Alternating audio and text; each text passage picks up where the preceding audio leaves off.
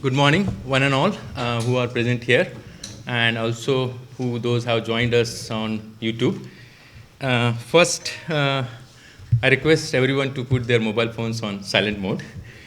I extend my warm welcome to one and all to the first international symposium on secondary aerosol formation and growth, hosted by Center for Earth, Ocean, and Atmospheric Sciences, and in collaboration with Finnish Meteorological Institute, Finland, and University of Hyderabad.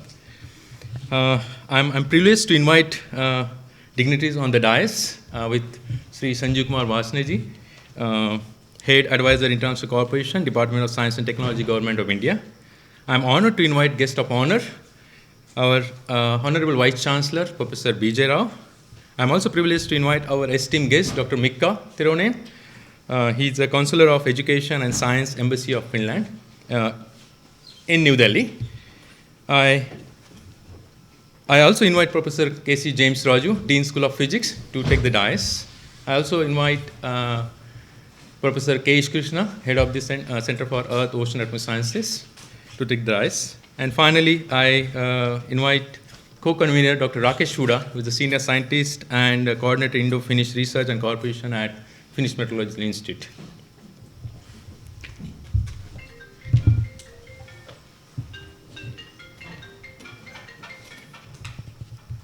So without further ado, now I invite chief guest with dignitaries to inaugurate the NANO 2023 symposium by lighting the lamp.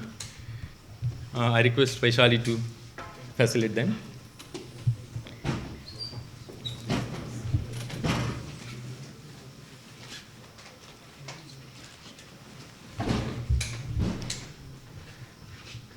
So it's a customary practice to light the lamp in India, which spreads positive vibes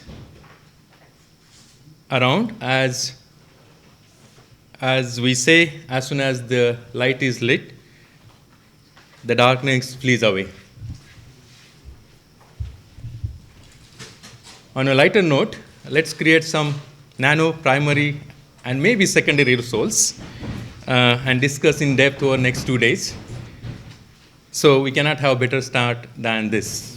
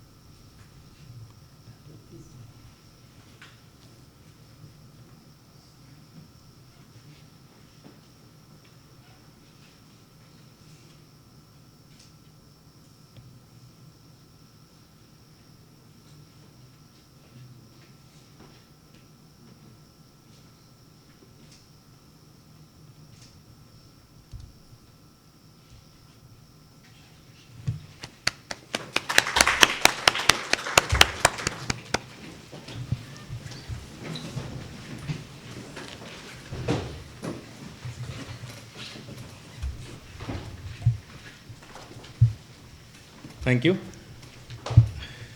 I now invite Dr. Rakesh to tell us about the idea behind the NANO 2023 symposium. Rakesh, floor is yours.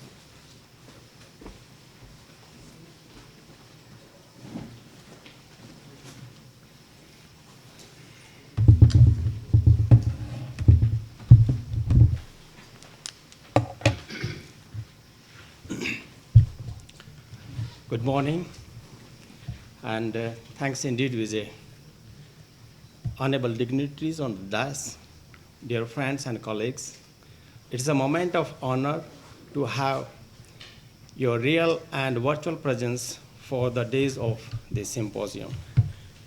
Here am assigned to summarize about NANO 2023, the purpose and idea about it. Friends, I will start to highlight that with growing concern for the governments and during COP discussions over the years, accounting the geopolitical situations, the demand for process-level understanding of the climate change problems for the ecological sustainability, to my eye, a sustained open discussion on the science and needed technological solutions of the envisaged problem are must to address on. We know sixth assessment report of the IPCC also emphasized on the process level understanding of the climate.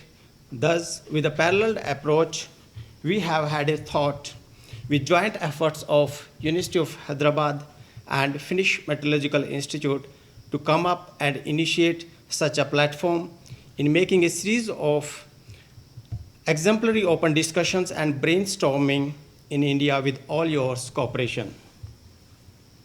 And I should not forget to mention here that in future, it could be from an institute of yours that I foresee. With this motivation, our first symposium on this topic in India is focused on synthesizing the current understanding of secondary aerosol formation and growth, and also to understand for disintegrating the primary emissions from secondary emissions. Also in attaining an equilibrium between on emissions reduction to account for climate and air quality with a win-win situation.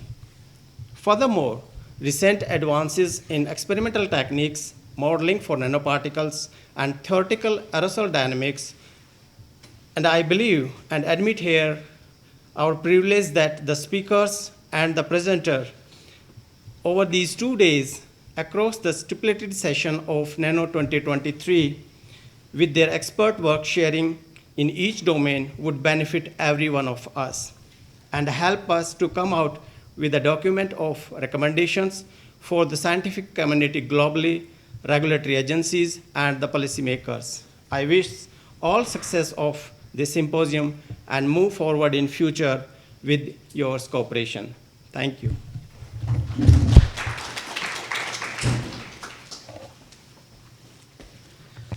Thank you, Rakesh. Yeah, indeed, we need to create sustainable environment. One way is probably improving our process level understanding of various climate processes. Okay, so now I invite Professor K. Krishna, head of the Center of Earth, Ocean, and Atmosphere Sciences, to give his remarks.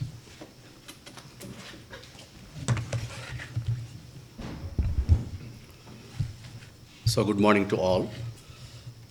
Professor B.J. Rao, Honorable Vice Chancellor, University of Hyderabad. Shri Sanjeev Kumar Varshney, Advisor, Head, International Cooperation, Department of Science and Technology, Government of India. Dr. Mika Teranen, Counselor of Education and Science, Embassy of Finland in India. Dr. Rakesh Huda is one of the conveners of this symposium. Professor K.C. James Ross, Dean, School of Sciences, the School of Physics.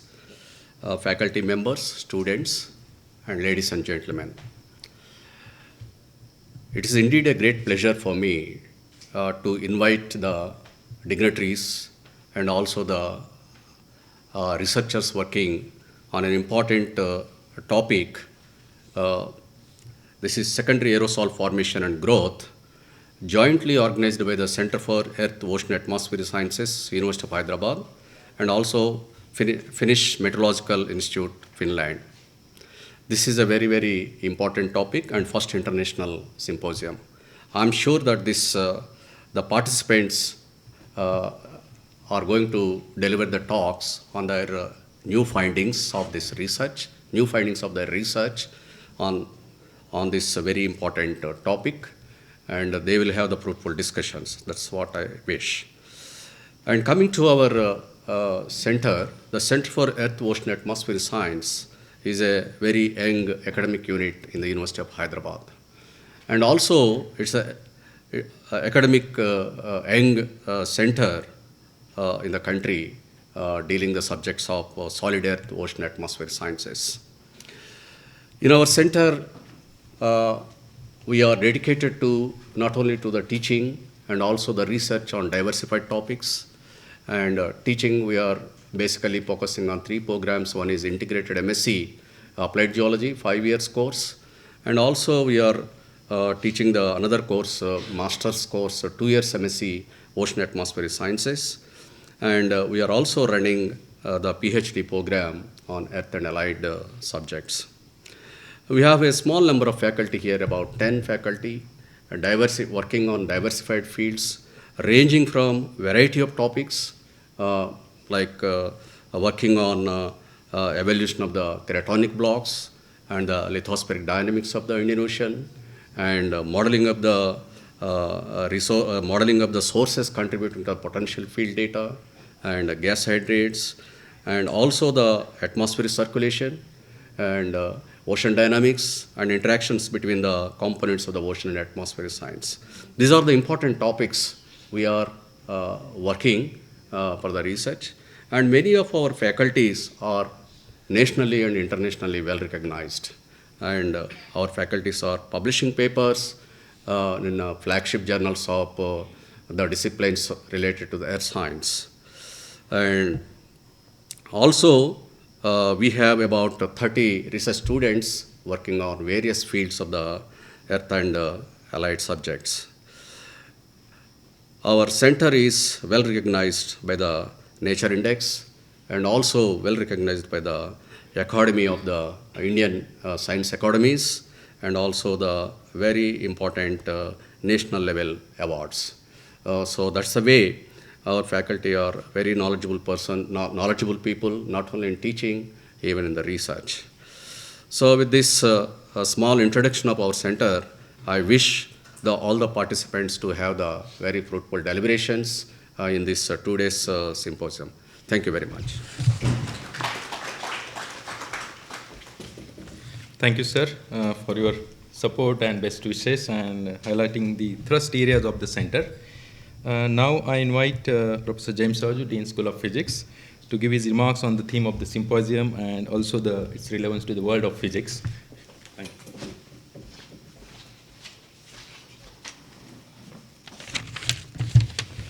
you. Respected dignitaries on the dais, invited guests, both offline and online, colleagues and students. It is indeed quite heartening to note that the first international symposium on secondary aerosol formation and growth is being held at University of Hyderabad with the Finnish collaboration. And as we know, it is a hybrid conference with many giving their presentations online. In fact, this is a very good format in which local participants can assemble in the same country, but these experts from other countries can join online. I think Dr. Varshney will take this to many more heights to facilitate very good interactions in various disciplines in India. Because we know that this is often, if it is a combined offline meeting, most of the effort will go into getting people together. But now, anyway, the information now we can come online itself, and therefore this is a very good format. Therefore, I think anyway, DST can really be more innovative in these aspects. We are really grateful to DST on this and this Finnish Academy and the Embassy on this great initiative. Center for Earth, Ocean and Atmospheric Sciences is with the School of Physics, and this topic is quite closely related with physics. In School of Physics, we got 3 centers of study. One is this Earth, Ocean and Atmospheric Studies. Another one is Center for Advanced Studies in Electronic Science and Technology.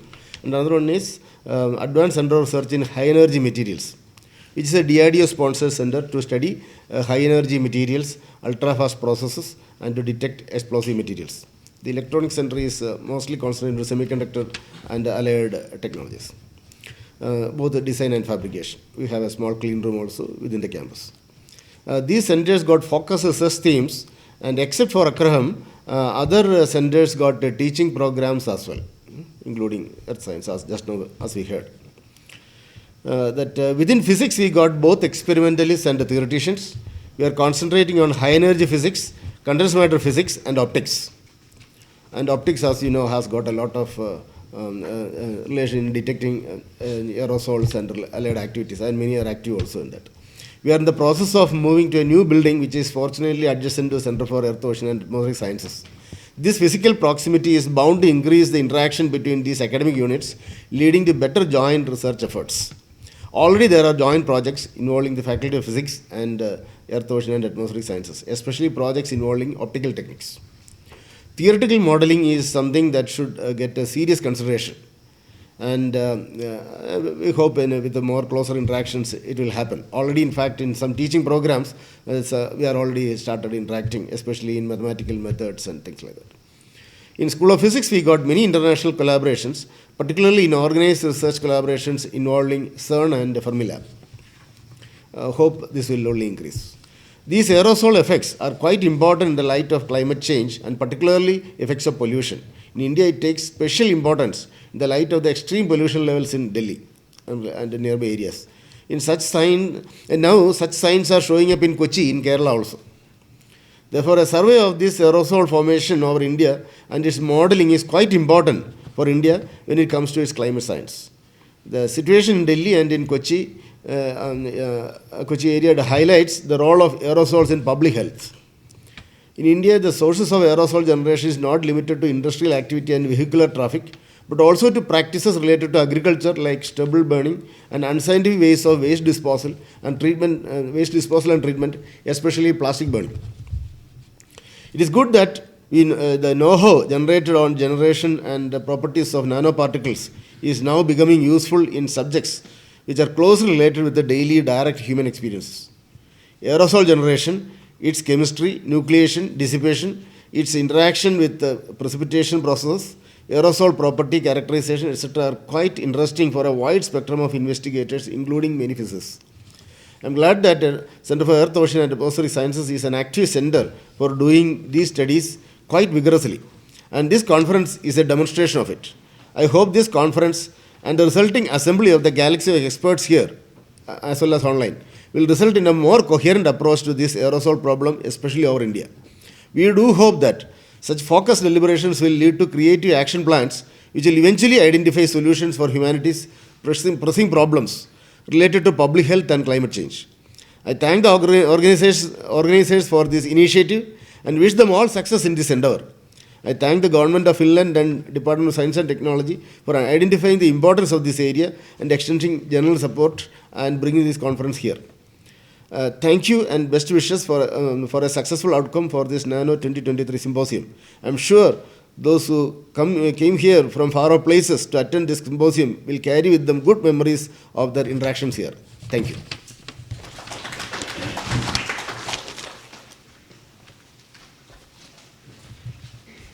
Thank you, sir, for your remarks on integrating innovative approaches to bring out experts on one table and have our deliberations, and also shedding light on the collaboration that we have between Center for Earth, Ocean and Sciences and School of Physics. And now I invite Dr. Mika Tirunen to give his remarks on India-Finland building strategic partnerships in education and science.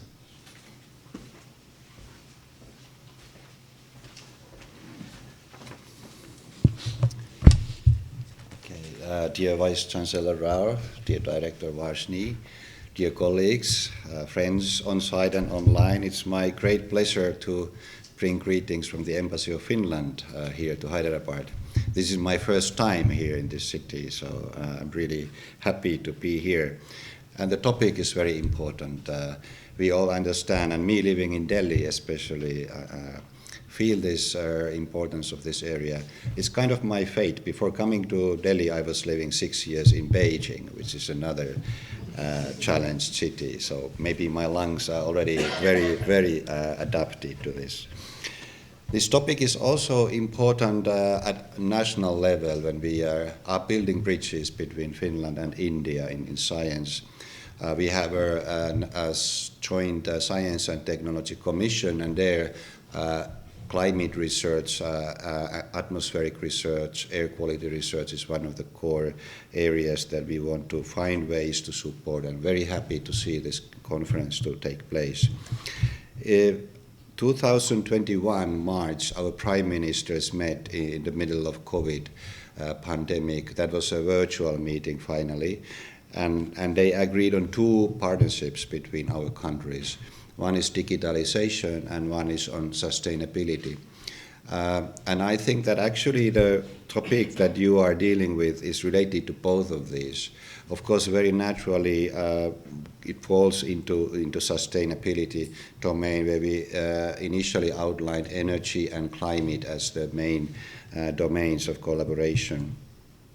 So the aim is to find ways to make matches between our scientists and to understand better each other and our strengths and excellencies in these areas. So I would say that in the first phase takes place what is actually happening now here, that scientists meet and talk, and if needed, also some agreements may be made between institutes to foster this collaboration. There is some funding also available, not huge amount, but some network funding that the Ministry of Education and Science in Finland is putting into the collaboration between the universities.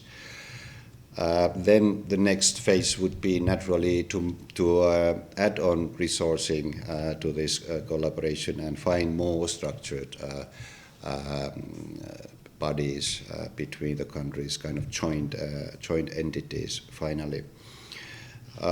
So as I said, I see that actually this domain, climate research, is very much related to other domains of research as well, like digital capacities. Another thing where we are working hardly with India is on quantum technology, for instance, high performance computing, where we are creating agreements in these very weeks actually between our countries. Climate phenomena are the things that need huge calculation power to make a climate prediction or climate change analysis and prediction. That is a domain where we really need to combine our strengths. Sometimes it's a surprise for me that how Finland, as such a small country, can excel in certain domains so nicely, and climate research is actually one of those domains where Finland is very strong internationally, very happy about that, and also in quantum tech. And we all know India is a huge country. You have huge brain power here. We are very happy to develop these things together with India. So I don't take more of your time. You have more interesting things to listen to and to talk about today. But very happy to follow this conference, and thank you for having me. Thank you.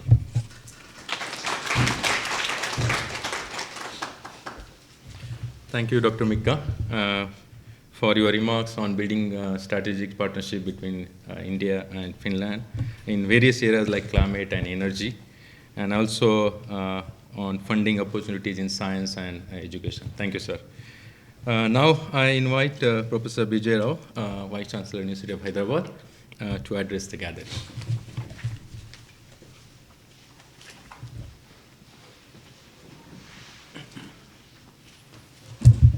Good morning to all of you.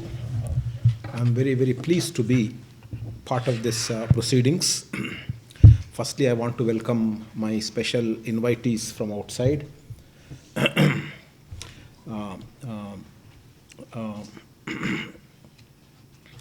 Our Mika from Embassy of Finland in India, Mika Tironen, and Shri Sanjeev K Varshney ji from DST, Government of India, and also Rakesh Hudaji, and my own colleagues from the campus, sitting both on the dais and off the dais. This topic, firstly, University of Hyderabad and Finland coming together on this very important topic is a very special beginning. This kind of topic choosing reflects that there is a quality of thinking behind it. Secondary aerosol formation and growth. I have not heard of this topic being discussed elsewhere in the country so far. There are many schools of environment in the country, but this topic was not discussed. And this topic is now being discussed between partnership between Finland and CEOAS, which is a small center, not an isolated self-standing center, but a part of physics school. So you can see the special strands that are coming together. We bring in physics here. For us, aerosol formation, primary as well as secondary, is a physics problem, first, primarily. So therefore it is part of physics, and that is the way one has to begin. And Finland, as Mika said, it's a small country, but small is beautiful in this world. Small can do very, very effective things. Nano world does extremely effective things that mega world doesn't do. Nano world is very different. So therefore, small is not a reflection of subcriticality, but it is a reflection of speciality. In that sense, I think this conference is positioned very, very well. It is a one-day conference, two-day conference, and I am sure a lot of deep science will get discussed in these two-day proceedings. But before I go into the secondary aerosol phenomenon, I want to emphasize that the challenges that we are facing now globally are much more complex than what we used to face maybe a few decades ago. All the important low-lying fruits in the garden are plucked. Now the fruits that are available are high-hanging, deep-hanging, intricate, and therefore will require only very deep thinking minds to solve them. And the problems seem to be increasing because the world is on a rapid growth model.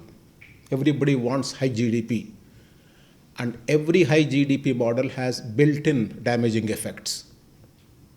So that means we're inviting damage while we are growing. So there is a built-in asymmetry in these growth models. Aerosols, of course, are the byproduct of this growth model. And growing is part of our nature. We have to grow GDP-wise and even otherwise. And damaging effects will happen. We have to control and sustain and become resilient. So these are the challenges not only in the environmental areas, but also in many other areas, in infectious diseases, in economy, in perhaps there are many other areas where we are actually facing very deep challenges. In fact, in education also. And when challenges increase, we need to increase the number of people who can think about these challenges and solve these challenges. That's the linear thinking model. More people should be facilitated. But in fact, less is happening. Every governmental agency is recruiting less and less researchers. Funding is getting downsized globally for basic researchers, basic fundamental research. So there is an inversion of the model. Problem nature is getting very complicated, but the required number of personnel, their resources are shrinking. This is the current status. In such a situation, how do we deal with all these interesting challenges? And we have to deal with them. I think one way of dealing with them, which applies to us also, is to take only deep problems. We should not spend any time on trivial problems, firstly. Trivial problems drain our resources and all our neurons. Take only very important problems. And secondly, work with people in partnership efforts. That's where I think CEOAS and Finland partnership makes so much sense. We should be a delocalized system. All electrons must be delocalized. No electron should be bound to a particular shell. Should be delocalized world so that people can work together on deep problems and solve. In fact, when resources get limiting, I think human mind does much more innovative things.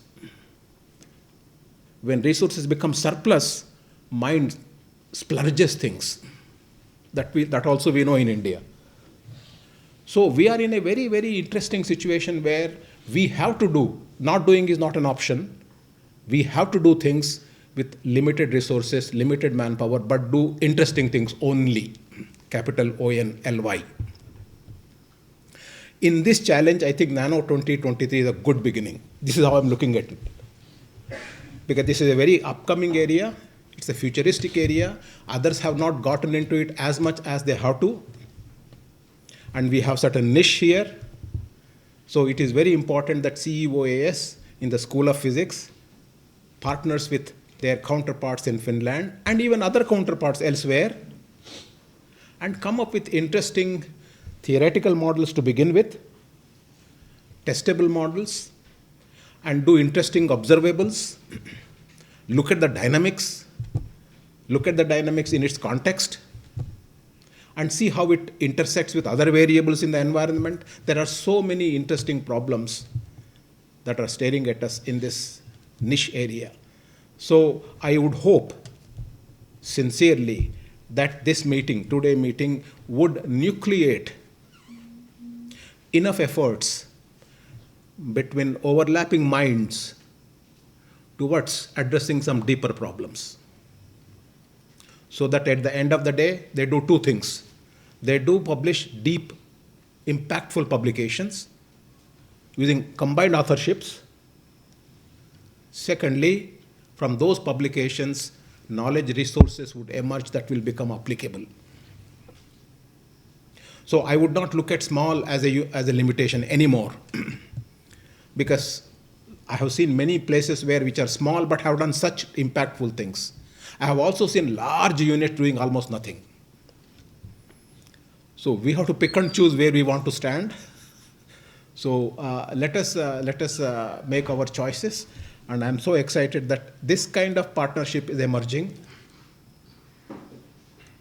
And this kind of partnership has to pave way for new models of interactions, where people should actually sit down together, think through science, and do things together. I do not want this two-day meeting to be just a meeting and going away. Many such meetings are happening in the country and globally where people come, wine and dine and go away. I hope this is not one of those meetings. I hope in these two-day meetings, people come together, sit down and do back of the envelope calculations and develop something. And at the end of the day, maybe 5 years later, they say, this idea was germinated in this meeting. So this meeting should generate some legacy of good things to happen in future. So this is my wish, and I hope things happen. Namaste and good morning to all of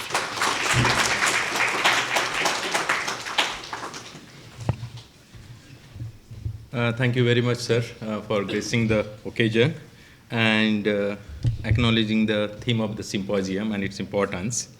As we say, the little things really count. They do really count. And also highlighting on major challenges and the possible solutions to address those non-linear problems.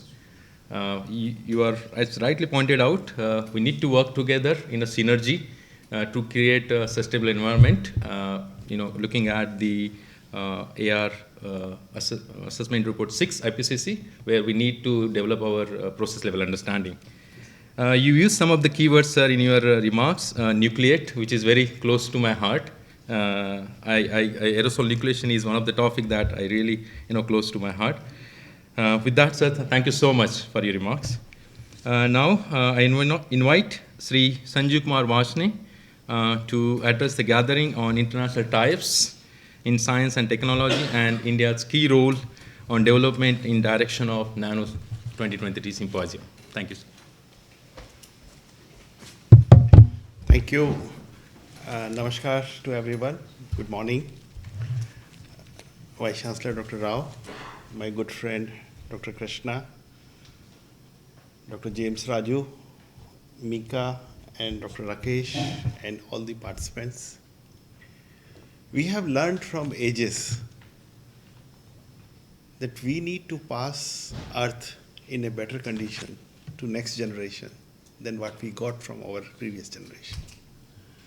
But every day, we are working in a way that planet is getting affected badly. What makes Earth unique? Air and water. And because of these two parameters, we have got life on this planet. And we don't know if anywhere else there is life. But this is our uniqueness. And what we see, that not only because of natural activity, but also because of human activity. In fact, more because of human activity, we are polluting the two unique features of the earth, both air and water. And we need to see how it impacts. Of course, some of the previous speaker mentioned, but first thing is lot of aerosols, lot of particulate matters, lot of polluting elements in our air. They affect our health directly. And here I would like to mention to this audience that Department of Biotechnology and Ministry of Earth Sciences, they have launched a joint program to study impact of pollution on human health. And this is probably one target this group could think of. Second thing, what I feel is a lot of data is there. In fact, I was talking to Mika this morning that when India was going for weather predictions, at one stage we felt that simple calculation we want to do, we require large-scale computing, supercomputing, and we asked for a supercomputer from US, CREX, which we were denied. And what Vice Chancellor says that when you are lacking resources, you innovate. And exactly that happened. When we were denied supercomputer, we produced India's first supercomputer, Param. And we started working on that. Today, size of the data has become quite huge. And we are now talking in terms of quantum computing. And time has come, I would expect that this group also get attached to the computer peoples, to the quantum peoples. Of course, physics will also contribute. And we could produce better models and application of quantum into studies of such things. Of course, aerosol has large impressions, climates it is impacting, and a series of extreme weather event have started increasing. We have got examples of Chennai or Mumbai where we get huge rainfall in a day, flash flood in several parts of Himachal and Uttarakhand, and drought. And if you see the pictures which we got from western United States yesterday, a lot of snowing. And this is a pointer that how human activities are affecting the health of the planet. And we need to have an integrated approach on this. And of course, we need to join hands with partners in different geographic locations to see what are the kind of challenges. In fact, I'm so happy and so thankful to Dr. James. He said that Cochin is also facing situation like Delhi, where everybody is asking, what is the AQI outside? So how we have reached that situation? I remember earlier we used to ask, what is the temperature today? Today, if you go out in Delhi, whether it is winters or it is summer, air quality is a major challenge. And we need to see how it is impacting upon several aspects. And we need to not only study why it is, but we need to work out solutions. We need to find out answers, how we can correct it. And collaboration, I feel, is a very important factor.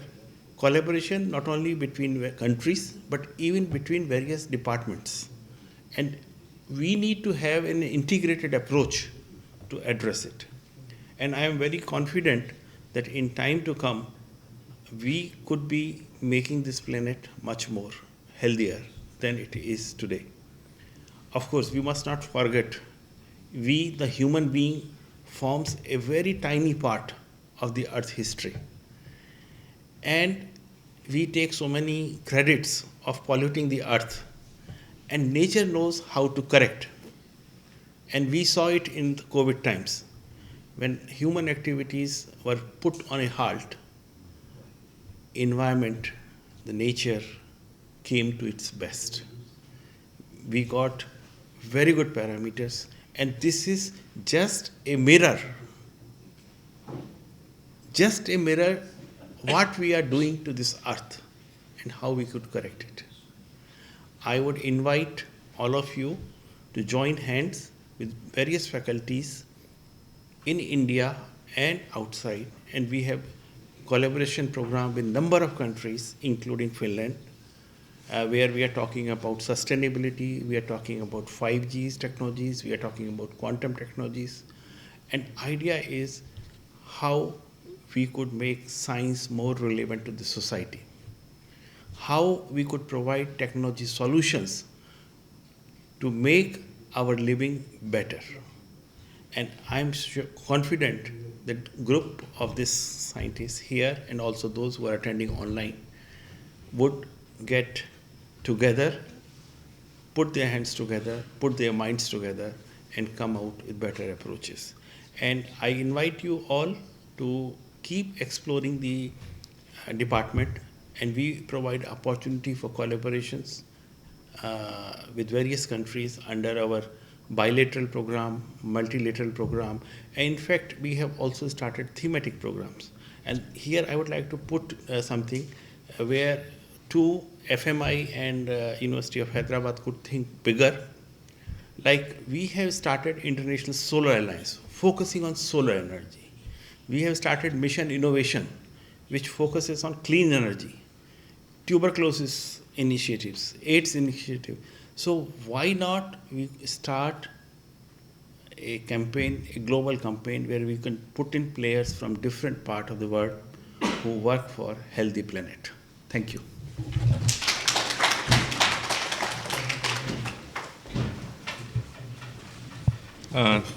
Thank you very much, sir, for gracing the occasion and for agreeing to be here for entire day.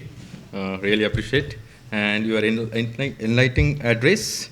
In your remark, you have touched upon several key aspects. Yeah, indeed, Earth is a unique planet, as we all know, and as you rightly said, we have to preserve, sustain its uniqueness for the future generations that are yet to come. You also mentioned about the air quality, and we are very fortunate to have Professor Tripathi with us. He is a nodal faculty for National Clean Air Program, which is launched by Government of India. So, of course, I look forward to all the deliberations that we'll have. He also talked about AI and ML and quantum computing. Indeed, we have, I think, initiated our efforts. We have colleagues who have already done some work on using AI, artificial intelligence, and machine learning. Thank you so much again, sir, for gracing the occasion. Now, we'll have a presentation of mementos to the dignitaries. Yeah, I request Honorable Vice Chancellor to present shawl and memento to our Honorable Chief Guest, Shri Sanjeev K Varshney.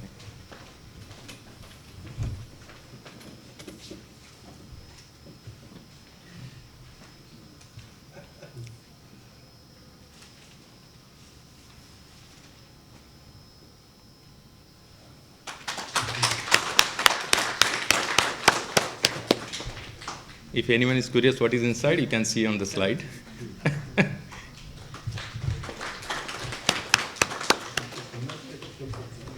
Thank you, sir.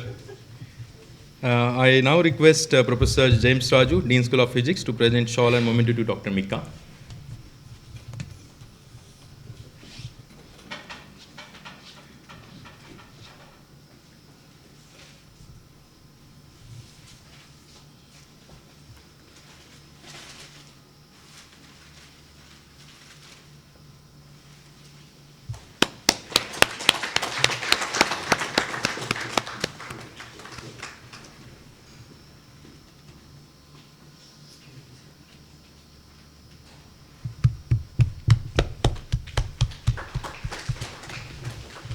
Finally, I request Professor K. H. Krishna to present shawl and memento to our Honorable Vice Chancellor, Professor Vijay Rao.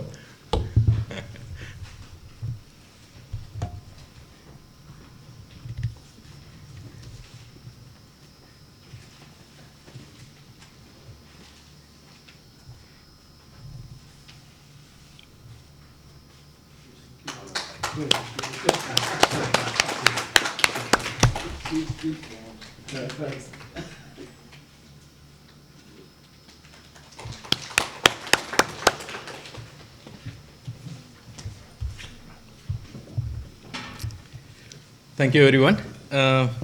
So we'll have now a vote of thanks and followed by our national anthem. I am really pleased and honored to be standing here on behalf of our organizing committee and technical committee and both the partners to do the vote of thanks and convey my gratitude and regard to the dignitaries, delegates, students, friends, and those who are joined online. First and foremost, I wholeheartedly extend my gratitude to the chief guest, Shri Sanjeev K Varshney, to have come all the way and agreeing to be the chief guest of the inaugural ceremony and gracing the occasion and with his enlightening remarks and agreeing to be here for entire day. And of course, his thought-provoking address to the gathering. I would like to thank the guest of honor, our beloved Vice Chancellor, Professor B.J. Rao, for accepting our invitation and addressing the participants with his motivational words. His kind support to our center's teaching and research activities has always been very encouraging. I know that he arrived last late night around 1 o'clock and I'm still here 9 o'clock. I'm thankful for that, sir. Thank you so much. It gives me immense pleasure to welcome and extend my heartfelt thanks to our esteemed guest, Dr. Mikka Tirunen, for gracing us with his presence and sharing Indo-Finnish bilateral cooperation and the ways to strengthen the relationship between the two countries. I am also thankful to the Dean School of Physics for being with us here today and for the unflinching support rendered to our center. I take this moment to acknowledge and thank our head of the center for extending his support and backing up with this particular event and in most of all the activities at the center, including teaching and research.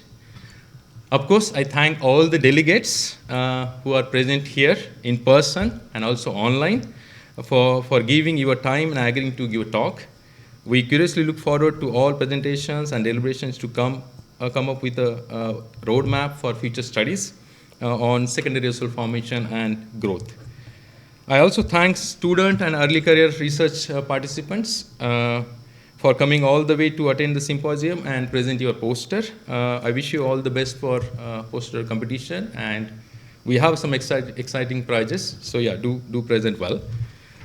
I thank our sponsors without whom this event would not have been possible. First and foremost, Institution of Eminence, University of Hyderabad, TSI India Instrument Private Limited, MG Analyzer System Pune, TESCON for supporting student travel and lodging, HGN Controls for supporting Best Poster Awards, and of course Ministry of Earth Sciences, Indian Institute of Tropical Meteorology, Pune. A sincere appreciation to the university administration, finance office, chief security and his team, central network facility, for making sure we are virtually connected with the world, and also many others within the university. I sincerely thank Finnish Meteorological Institute for being a co-partner in this particular very innovative event and organizing this symposium and extending unconditional support. I must personally thank Dr. Antti and Dr. Rakesh to be present here physically, all the way from Finland. My sincere thanks goes to faculty members and office staff of our centers for extending their kind support and encouragement as always. Last but never the least, I am so grateful to our organizing committee, Professor V. Chakravarti and Dr. Devlina Manitiwari for their valuable guidance and suggestion to making sure that we organize this event meticulously. I cannot overlook tireless efforts of the enthusiastic and hardworking technical committee members. Our strength, as we say as research scholars, yeah, they were my strength for last 2 months, and I'm sure they will be for next 2 days as well. Thank you very much, one and all. If I have missed anyone, thanking unknowingly, yeah, please accept my sincere apologies. So now we'll have a national anthem. I request everyone to please rise.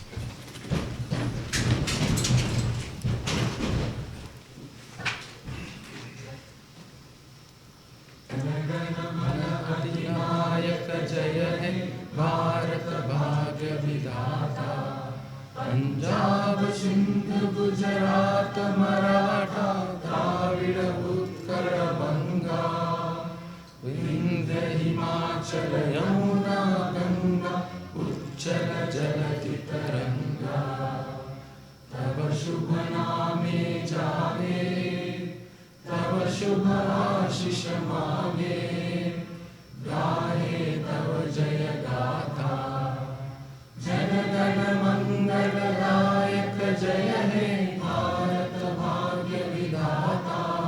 जय हे जय हे जय हे, जय जय जय जय हे। Thank you, Professor Marco Kulamala, for joining us and agreeing to give a keynote talk. So I will request Dr. Antti to chair the session.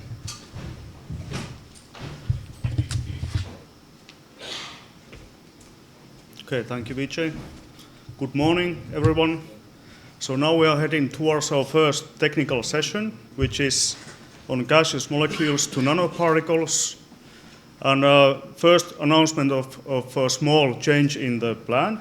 So instead of the last talk by Dr. Venkat Ratnama, we will have keynote talk from Professor Tripathi instead. But first, talk will be given by Professor Markku Kulmala from the University of Helsinki. And as you can see, Markku is now online. And Markku, please go ahead. Yeah, thank you very much, Antti, and thank you for inviting me, for organizers. And today I'm speaking about atmospheric new particle formation from molecular clustering to global climate and air quality. Next slide, please.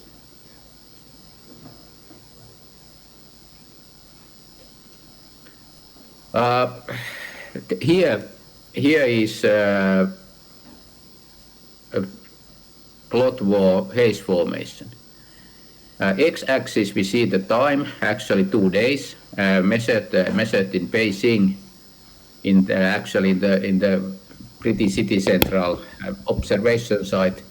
Y-axis we have diameter, and at the beginning we can say that we see it in 1 nanometer size, and going from 1 nanometer to 100 nanometer, we are able to see that how this urban new particle formation makes haze particles.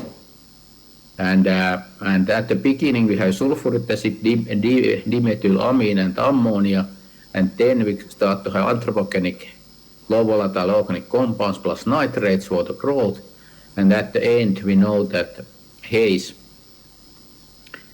in haze particles more than 80% is secondary mass. Of the mass is more than 80% secondary, and more than 61% of number concentration is from urban new particle formation. Next slide, please.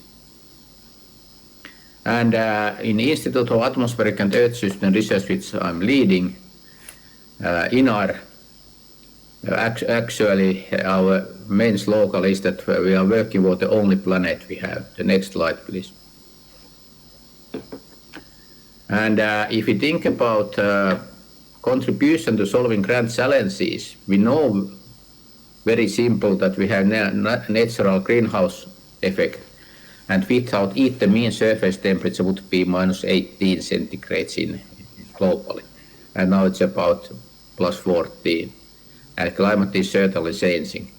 And what is happening? We have more and more population is moving to cities, we have urbanization. What do we need? We need good social network, we need fresh air, fresh water, good food, energy. But what do we get? Climate is changing, we have challenges in air quality, we have also challenges in fresh water and energy supply, food supply. We have acidification, deforestation, pandemics, chemicalization, biodiversity losses, etc. And all of those are interlinked. And actually to solve those grand challenges, we need all disciplines, natural sciences, social sciences, medicine, technology, etc. We need also science diplomacy, and we need plenty of comprehensive observations like this WMO activities or our own global SMEAR activities. And in Europe we have infrastructures like ICOS for greenhouse gases, Actris for aerosols, clouds and trace gases, and Telter for ecosystems. But also it's important that we go from ideas to implementation. Next slide, please. And if you think about current observations, both IPCC 2013 and IPCC 2021, observations are still fragmented. There are different people, different research groups working with greenhouse gases, aerosols, air quality, ecosystems, climate. And we actually need integrated approach and look this kind of global Earth Observatory, what I call also global SMER related things, where greenhouse gases, trace gases, aerosols, clouds, albedo are observed in a consistent way and also co-located way. And this integrated approach will give us the better understanding of feedbacks and interactions to reduce uncertainties and also mitigate and adapt effectively for climate change. Next slide, please. And we need this kind of multidimensional, multidisciplinary, multi-scale approach to answer grand challenges. Ground-based data, satellite data, and multi-scale models to really all of those working seamlessly, hand by hand, and have also clear and ambitious vision from deep understanding to practical solutions. And working with observations and modeling, and from observations to new theories, and from research to innovations towards economic growth and human well-being. Next slide, please. This is our station in southern Finland, SMER 2 station in Boreal Forest countryside. You can actually see it there almost in the middle of the picture is this about 130 meter high tower, or mast is like telephone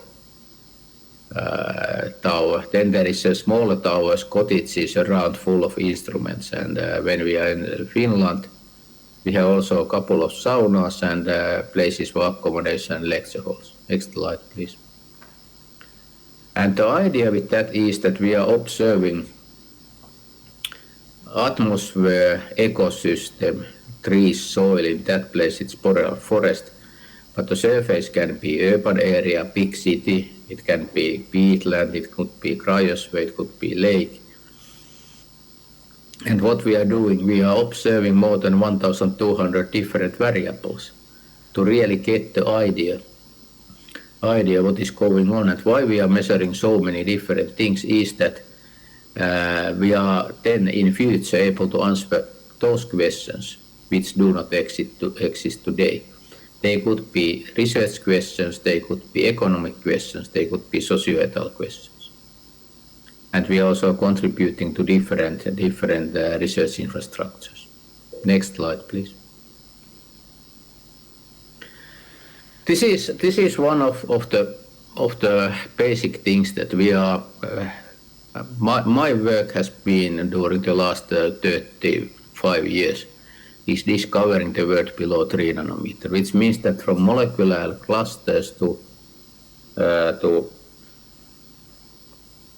new particle formation. And crucial point is what happens below 3 nanometer. If you think this y-axis in left-hand side, there is 1 angstrom, 1 nanometer, where we have gas molecules in this size range. Could be sulfuric acid, could be VOCs, ammonia, or oxidants like OH and ozone. Then we start to have molecular clusters, and we start to go to 3 nanometer to aerosol particles. And to understand these things, we need different instruments. We need mass spectrometers, atmospheric mass spectrometers. We need for physical size and number concentration. We need instruments to measure there between 1 and 3 nanometer, like particle size magnifier, PSM, or ion spectrometers like this nice neutral cluster ion spectrometer. And these instruments gives good capacity to understand what happens below 3 nanometer. Next slide, please. And this is about 10 years old, my science paper. There are actually, if you think about sub 3 nanometers, we have 3 different size classes. And something around 1 nanometer, they are typically small clusters and molecules. and they typically do not have any direct connections to new particle formation. The growth is very, very slow. And the key processes are gas-phase reactions, cluster formation, and evaporation. The second size range is critical size for clustering, where dominating species typically, at least in urban and high polluted places, is sulfuric acid and amines, and then a little bit stabilizing organic compounds. They are slowly growing, less than 1 nanometer per hour, and this defines J1.5. And this size is between let's say 300, 500 almost to 900, 2000 atomic mass units, around 700, 800 atomic mass units. Then group, the size range 3 is growing clusters. Organics start to dominate the growth. They are relatively rapidly growing, around 2 nanometer per hour. There is this kind of things like nano-curler theory works there, and this defines formation rate at 3 nanometer. And the main key processes in this second size range is cluster stabilization, and third one, activation of clusters for enhanced growth. The next slide, please. And if we think about the gas to particle conversion generally, first of all, the current view, which I have published also almost 10 years ago, is that we have chemical reactions and we make extremely low volatile products. Then clustering, barrierless nucleation, and then activation by precursors, other precursors than those who are participating in the clustering. And then after activation, multi-component condensation and growth. The precursors are typically SO2, VOC, NO2, etc. And instruments needed: PSM, ion spectrometers, chemical ionization, atmospheric pressure, interface, time of flight, and proton transfer reaction, time of flight, mass spectrometers. And this is good starting for these kind of investigations. And next slide, please.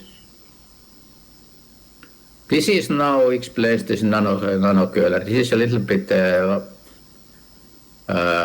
maybe not that easy to understand, but I try to explain. I cannot really use any cursor for that simple reason that I cannot share my screen.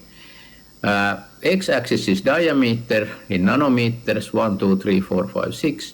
Y-axis is supersaturation in log scale, from 10 to minus 1 to 1 and 10 to 5, which is very, very high.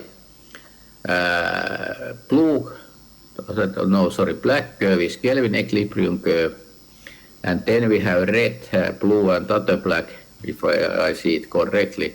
1.5 nanometer is seed particle, 1.7 is this blue one, and 2 nanometer is third one. And actually, this shows that how much easier the activation happened than this than go over Kelvin equilibrium curve. And this also shows some other things, since this green one and y-axis in the right-hand side is serval rate, and the bigger the particles, the higher the serval. And actually, what we can see that it's already increasing rapidly when we go to 2-3 nanometers or over it. At one point, and this slide shows two things. First of all, with nano-curler, you get activation, you get the next vapor to contribute to the growth easier than going over Kelvin equilibrium curve. And this means that we use curler theory, like in cloud microphysics, the similar theory, but we use now it for how to activate small clusters with organic vapors. And this is actually one of the fundamental things what happens very probably in the atmosphere in sub-3 nanometer. Next slide, please. And this is paper, also about 10 years old paper by Michael Ehn et al. As a particle size, also showing that how much we have sulfuric acid, where we have amines and ammonia, where we get extremely low volatile organic compounds when low volatile and when semi-volatile. And we go to, if we look at x-axis, we go to 1 nanometer size to 100 nanometer size. We also have relative contribution to growth and oxidation mechanisms. Anthropogen SO2 is oxidized to sulfuric acid via OH, and pre-K intermediate and biogenic VOCs start to contribute using also that OH as oxidants. And we can have also extra oxidants. And I think that especially in gigacity areas and big megacities pollution level, this kind of pollution cocktail, we start to have also these things much more. And this also connects these climate effects to secondary organic aerosol concentrations, etc. Okay, next slide, please. And actually, in pollution cocktail, there is this example of things in China. I believe that in India you have also pollution cocktails. And there are this left-hand side, the Nature paper, and the second Nature paper is to build a global Earth observatory. And this is more or less to show that this kind of thinking, that how we can in integrative way, in holistic way, start to understand the pollution cocktail and also other, and to meet the other global environmental grand challenges. Next one, please. And this is actually a very new thing what I now show to you. This is so-called growth rate mystery. And I have this manuscript in preparation right now. And the starting point here is that if you look condensable vapor concentrations in x-axis, which is sulfuric acid plus very low volatile organic compounds, and y-axis we have growth rate. And there are points in two size ranges, 2 to 5 and 5 to 25, clean and polluted conditions. And clean is in Hütel and polluted is in Beijing, and you see that growth rate varies, okay, it varies, but its variation is typically less than 1 order of magnitude, some extra points. But this x-axis varies almost 3 orders of magnitude. And this means that, and then we have here this curve where is simulated growth rates.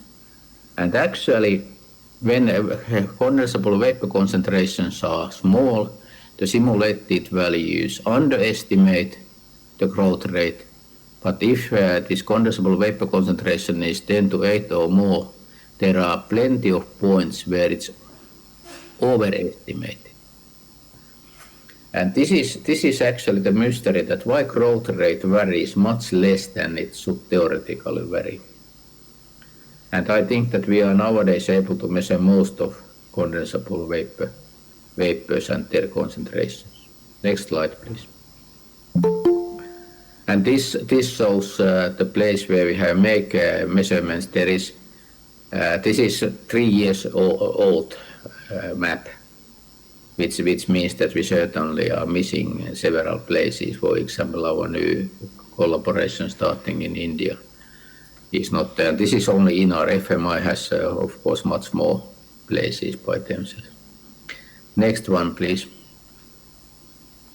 And some recent results. We have also been able to see that there is new particle formation in non-event times. And this has been published in Frontiers in Environmental Science in 22. Next one, please. And this shows more or less this basic idea. We have summed up more than 1,000 non-event, typically non-event times, and we are able to see the similar event which is in the middle of this picture now. And this means that we are able to get out also formation rates and growth rates in those cases. Next slide, please. And we have made this comparison in Hyytiälä, Finland, Järvsele, Estonia, Budapest, Hungary, and Budapest in city and near city background. And ratio of formation rate at 6 nanometers, say 6 from event and non-event times. And also ratio of this maximum values, ratio of daily values and growth rates in both cases. And actually, although growth rates, there are some difference, but they are within a factor of 2 in those places. And we can see that in maximum time J6 is much bigger, especially in Hyytiälä and Järvsele in background area. In cities, they are very similar. The next slide, please. And we are also seeing this, that how much particles are produced per day. And what we are seeing here is that Hyytiälä, which is the biggest background, we see this non-event difference, but we also see that although at Hyytiälä it's about the factor of 15 to 20, and in other places even less, and they are producing per day clear amount of new particles also in non-event day. We typically do not in normal event analysis, we typically do not see them, but yes, this production exists. Next slide, please. And then we have also looked at how the formation rate at 5 nanometer actually determines number, concentration, condensation, sink, and mass.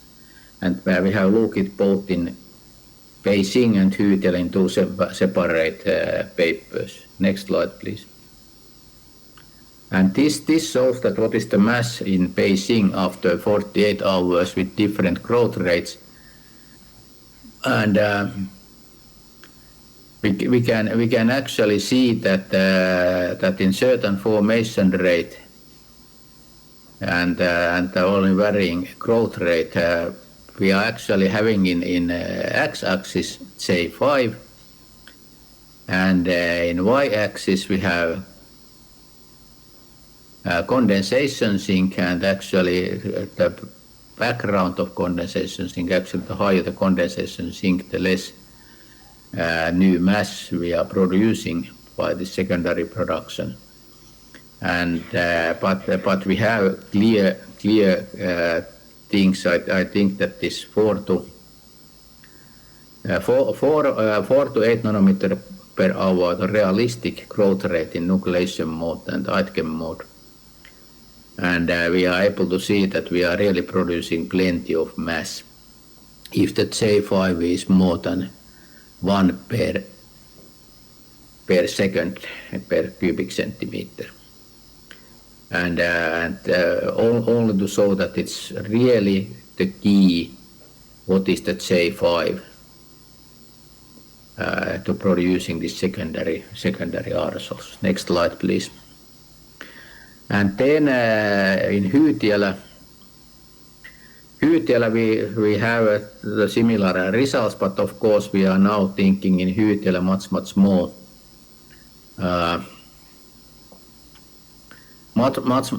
more this that how it producing CCNs, and if you look condensation sink background in typically in Hyytiälä it's around 10 to minus 3, and this actually means that we are able to produce the whole CS.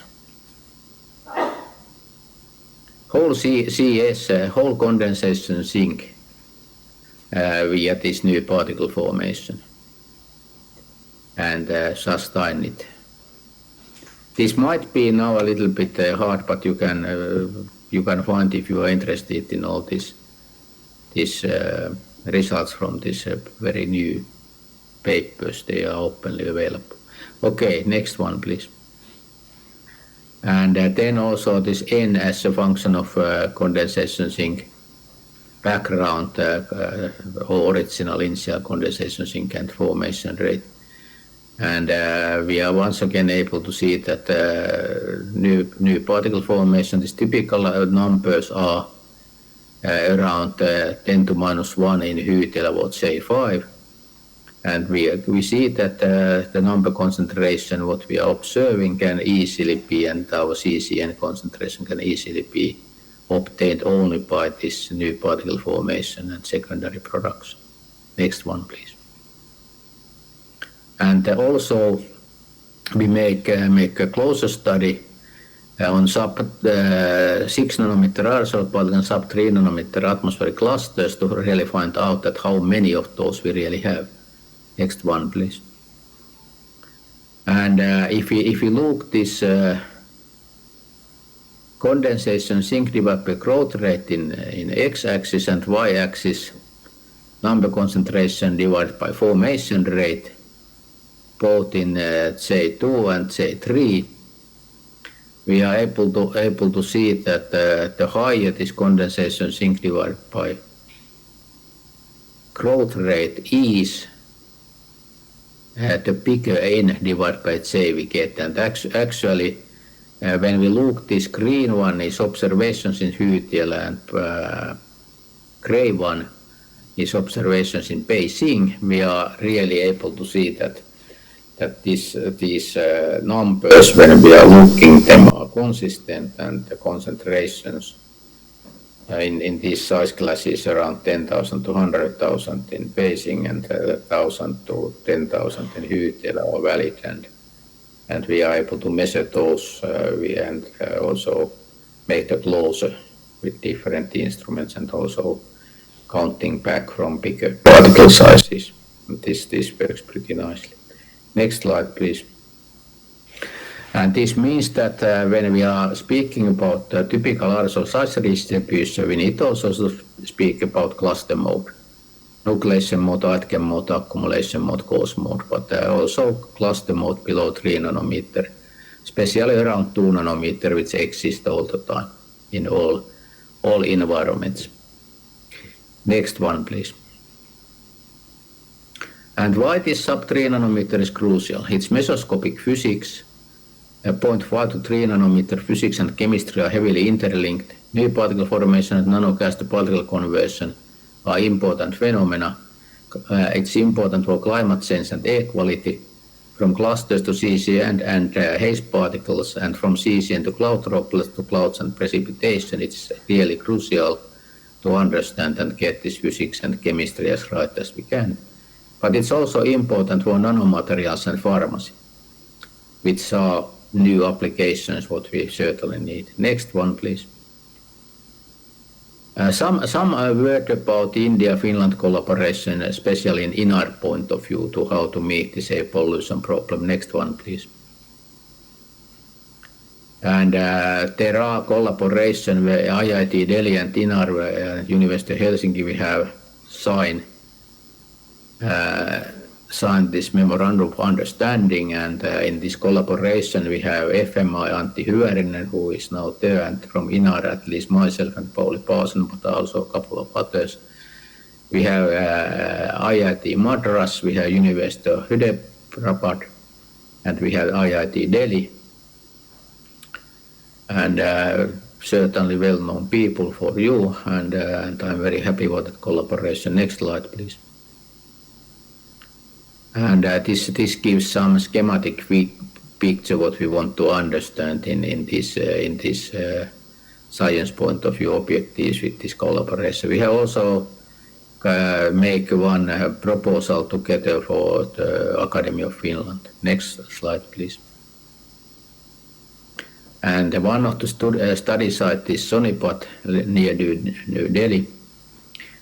And this is for in-artists with IIT Delhi, what we are going to make observations there, and hopefully together, of course, with the local and regional groups. It's the only way that we can do some useful things. Next one, please. And this is list of instruments, number, size distribution, PM2.5, black carbon, greenhouse gases, trace gases, meteorology, boundary layer things, etc. And hopefully able to get in some time also more mass specs in. Next one, please. And objectives is science to understand this secondary aerosol production and other secondary pollutants like ozone, capacity building and collaboration, which is important. Next one, please. And why we are interested in this new particle formation. This is a summary slide. We need to, if we want to fix this haze in right up corner in this bigger, we need to start in this nanometer size. If we really want to fix we need to start in nanometer scale. And the smallest particles really matter. Keep them in mind, but out of the air when you breathe. Thank you very much for your attention, and I'm happy to answer some questions. So thanks a lot, Markku, for a nice presentation. I think we have time for a couple of questions now. Any questions from the audience? Do we have a mic for the audience? Yeah.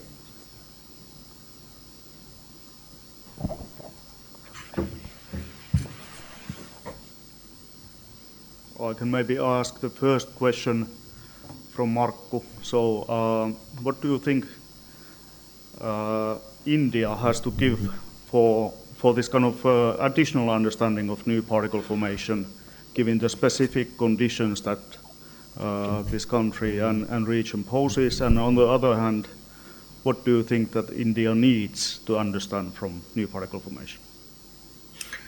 Yeah, also this the importance of new particle formation on haze and generally speaking, secondary pollution is the key, and that's why it's pretty important to find out also in these conditions. I mean that when we start to make comprehensive observations in Beijing, we learn a lot, and India has a different climate. It has certainly its specialties. For example, due to big population and also due to climatological situations. And I would not be at all surprised if we get something out when we start comprehensive observations what we do not know right now.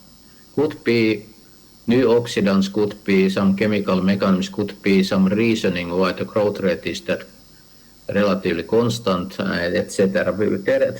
There are possibilities, and this is the main reason why I and Inar, we are nowadays very interested and keen on this collaboration, and we really hope that we get results out of this. Please, ma'am. Hello. Thank you for your talk. It was very interesting. My name is Soumya. I am from UC Berkeley. I work on ammonia, and throughout your presentation, I saw ammonia on slide, but I'm really interested to know that your work, experience in China, Beijing especially, there is also a lot of problem with ammonia, high concentration, and now you're going to collaborate with India, and especially in IGP region. So what's your thoughts on, how this high concentration of ammonia is going to play a big, role in NPF and in general the PM formation? Yeah, exactly. This is very good point, and ammonia is certainly one of those key compounds key molecules which participate both in clustering of these very small ones around 1-2 nanometer and also the growth after that. And with high ammonia concentration, it's then very probable that we have no ammonia limited cases, and this in principle enhance, but not forever, but enhance somewhat this production.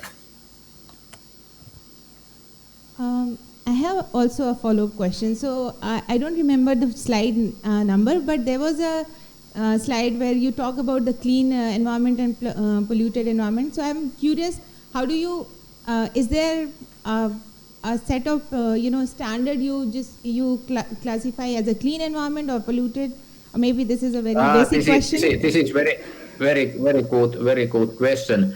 The point is that the clean environment is in practice Hyytiälä, our boreal forest in Finland, in this example, and the polluted environment is Beijing city center.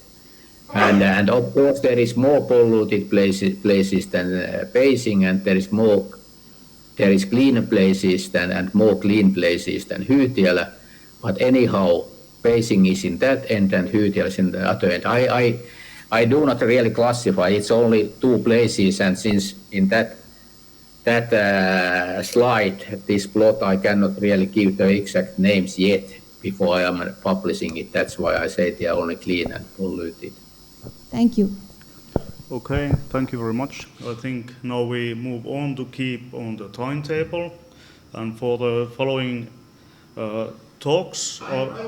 Please go ahead. Thank you for questions, and I now need to leave also to go to other meetings. But thanks a lot, Antti. Thank you very much, Markku, for joining us. Thank you. So for the following talks, I would kindly ask to stick in the 20-minute timetable. I will give you a point at when you have 5 minutes left, so then you can decide how many questions basically you want to answer afterwards. So the next talk is by Dr. Anand Srinivasan from BARC Mumbai, Aerosol Dynamics, Modeling of Particle Metrics and Applications to Air Pollution Studies. Please, Dr. Anand.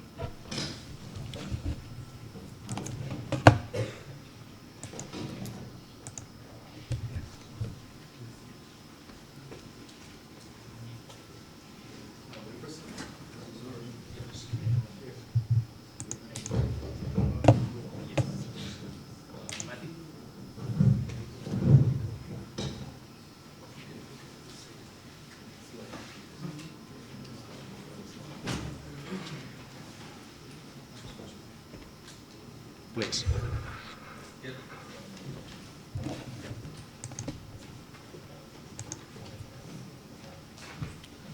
Yeah, very good morning to everyone. First of all, I thank the organizer for giving me the invitation to present this topic on aerosol dynamics, modeling of particle metrics and application to air pollution studies.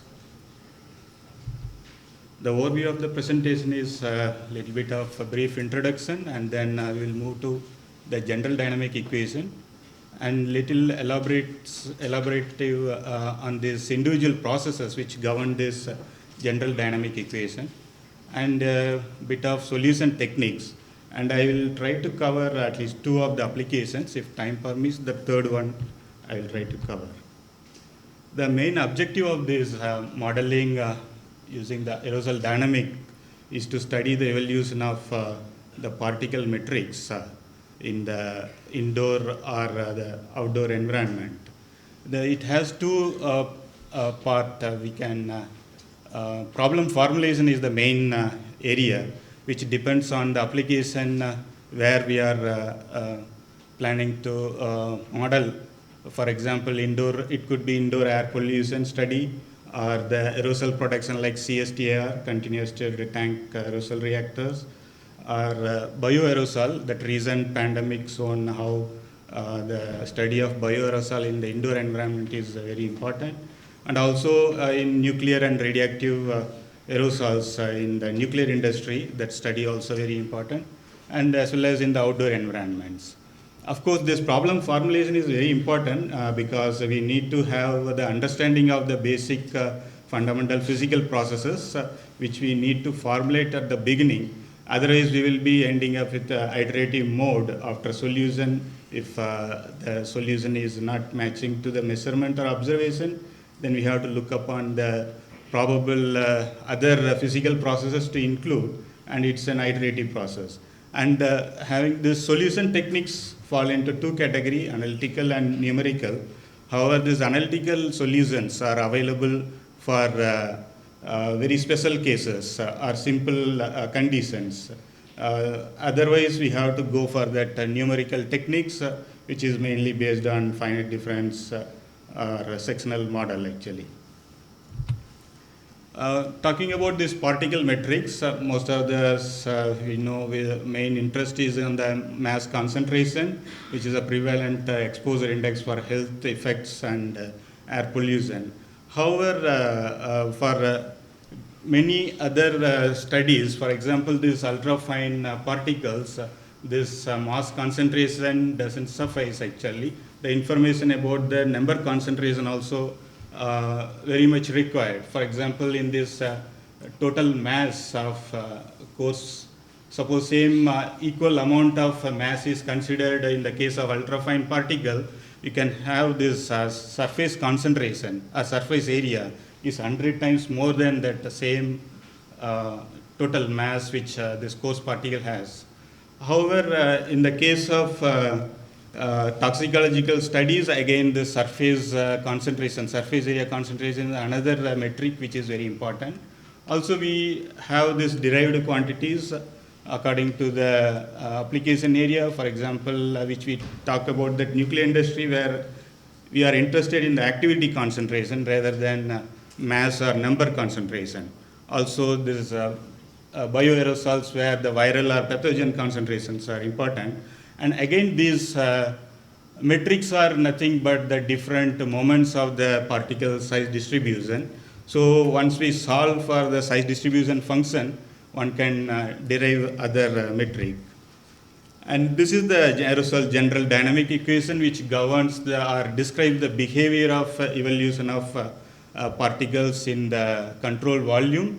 And it is governed by many microphysical processes such as condensation, evaporation, coagulation, or sometimes the source term is maybe direct particle emission or through nucleation. And also the removal processes are very important, which is due to the deposition on the surfaces by gravity and other turbulent diffusion. And this is advection and diffusion are the transport processes. They are not microphysical processes.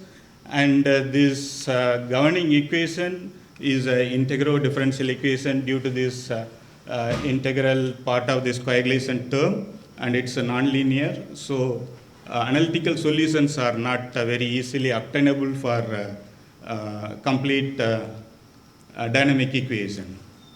So we have to go for numerical methods, and for example, the source term, it can be a direct particle emission. One can quantify if you have the measurement values, one can directly input. Otherwise, if it is through vapor to particle conversion like nucleation process, we can have this classical nucleation theory for homogeneous nucleation. However, in the case of external environment, we have various different nucleation parameterization schemes are available for different scenario. And our recent community aerosol dynamics model includes roughly around 12 parameterization scheme, and how this different scheme gives different nucleation rate for the same sulfuric acid scenario. It's given here. We are not going into detail. Then moving to this next microphysical process, that is a condensation or evaporation. It is a number conserving but mass changing process. Here again, based on the size regime, that is defined by this Knudsen number, particle Knudsen number, which is the ratio of mean free path of gas molecule to the particle diameter. We have the condensation or evaporative flux for continuum regime and free molecular regime. This is easily obtainable. However, we can see that at the they are not applicable in the other regime actually. Once you have this continuum, it cannot be applied for free molecular and vice versa. So the transition regime Fuchs using the Fuchs dividing sphere model, we have this flux matching theory at which the flux from the continuum regime is matched to that free molecular regime flux, and this at a certain distance delta. And this delta is obtained by Fuchs by fitting Sarney's neutron transport numerical solution. And this is the very famous Fuchs-Suttigin formula. In fact, just to inform, Sarney is from BRC, who worked on, theoretical physicists worked on this neutron transport problem, where they had the clue to connect these two regimes. And this formula nicely connects from free molecular to continuum regime. And next, moving to the coagulation process, this is again opposite to condensation. Is a mass conserving but number depleting, because we lose a number after the coalescence or collision between the two particles. And the main important point in this handling this coagulation process is to obtain this second order rate constant, which is termed coagulation coefficient or coagulation kernel, which is determines the rate of interaction between two particles. And here again, similar to that condensation, we have formulation for continuum and free molecular. Just to note that for the very many times we consider this is a constant value, and it is a good approximation for the initial early stage of coagulation. However, when the process progresses, one need to have this size dependent coagulation coefficient actually. And similarly here for transition regime, we have the Fuchs formula, which nicely smoothly transit from a free molecular to continuum regime, and this kernel can be used to model the entire size regime, and this is the mainly due to the Brownian motion and sometimes termed as thermal coagulation coefficient. Now, whatever the coagulation coefficient we have seen before are for spherical particles, but if we happen to be a fractal or the particle with fractional dimension, there need to be a correction, because the coagulation rate will be different and it will be much higher, where the collision radius is considered as the fractal radius, which is again given by this relation due to the individual spherule and the fractal dimension. And also for the ultrafine particles, we need to consider the effect of van der Waals and viscous forces, where they get modified, the kernel gets modified, and in this plot we can see the red one is the spherical, no van der Waals or viscous force, and if you see this fractal is the blue one, which is a order of magnitude difference in the coagulation kernel. At the same time, when we add these van der Waals or viscous forces, again there is a difference occurs at that higher sizes also. So similarly, based on the problem, one can add the other kernel due to the external forces, due to turbulent inertia, turbulent shear, again to account for the electrical effects, and gravitational coagulation in terms of for the cloud physics, where gravitational coagulation is very important. And of course, in the coagulation, we have these multi-component aerosols, where it extends to other domain, where if you have, for example, radioactive and non-radioactive particle, it can form in for different ways, and again, it increases that computation to next level. And coming to the last removal processes, where gravity and turbulent diffusion are very important, we have the standard formula, and mainly we need that removal rate or the settling velocity in these removal processes, which if we account, then we could get the solution. This is just to illustrate there are simple cases we have the analytical solution, for example, constant kernel monodisperse. Also, if it is pure condensation you have, but most of the time we couple all these processes, we will not have the analytical solution, then we have to move for numerical approach. This is the sectional method is a very widely used general method, and where the size domain is split into different sections, and it goes logarithmically to cover the entire size regime from nanometer to micron size. And this is a very well efficient algorithm, and it is largely used by the Aerosol community. And the simpler version is the nodal method, where the particles in the entire section sits on a single node actually. It's an approximation of that previous sectional method, and this is also now widely used for these are mainly for the coagulation. Once we handle the coagulation, rest of the processes are using the finite difference method one can handle. So it is only for the coagulation purpose. So to give an example, if you have coagulation and a dilution problem, one can write the difference equation and it can be solved easily. And going to that application, we are studying this evolution of ultrafine particle matrix in indoor spaces due to various combustion sources. We were motivated by this study by Daniela et al., where they have measured total mass and ultrafine mass, as well as this total number and ultrafine in the sense 300 nanometer above. But they have the different evolution between the ambient as well as this PM.3 and PM2.5. So this made us to study what are the roles of coagulation and indoor air exchange rate on this particle matrix, because this is roughly around 10 power 6 per cc or 10 power 12 per meter cube. Definitely the coagulation effects will be need to be taken care, and our study shows that they are having different behavior. For example, this is the total and ultrafine number concentration evolution, this black curve. Both are same because ultrafine numbers are mostly dominating, so both are follows. But if you see this mass concentration, ultrafine is totally different than this total actually. This study further invited us to study the effect of ventilation rate, and this is the graph which shows the ventilation rate versus the number concentration. It is scaled with and without ventilation.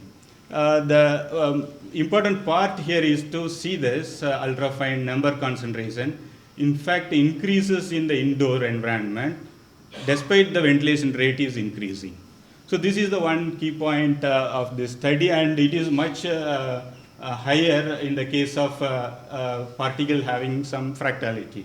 So this is the one main important study, and the reason being because the removal process or the ventilation rate equally removes all these bigger size particle. That means it is removing the sink for the ultrafine particles. So they survive in the environment, and this giving the reverse effect. Okay. And moving to this recent work on this aerosol mediated transmission risk. This question, once the pandemic started, that a lot of question arose whether really it is airborne transmission is possible or not. That was the first question in the starting of the pandemic started. But there are a lot of theory only by droplet transmission and fomite only it can transmit, where airborne transmission is not possible.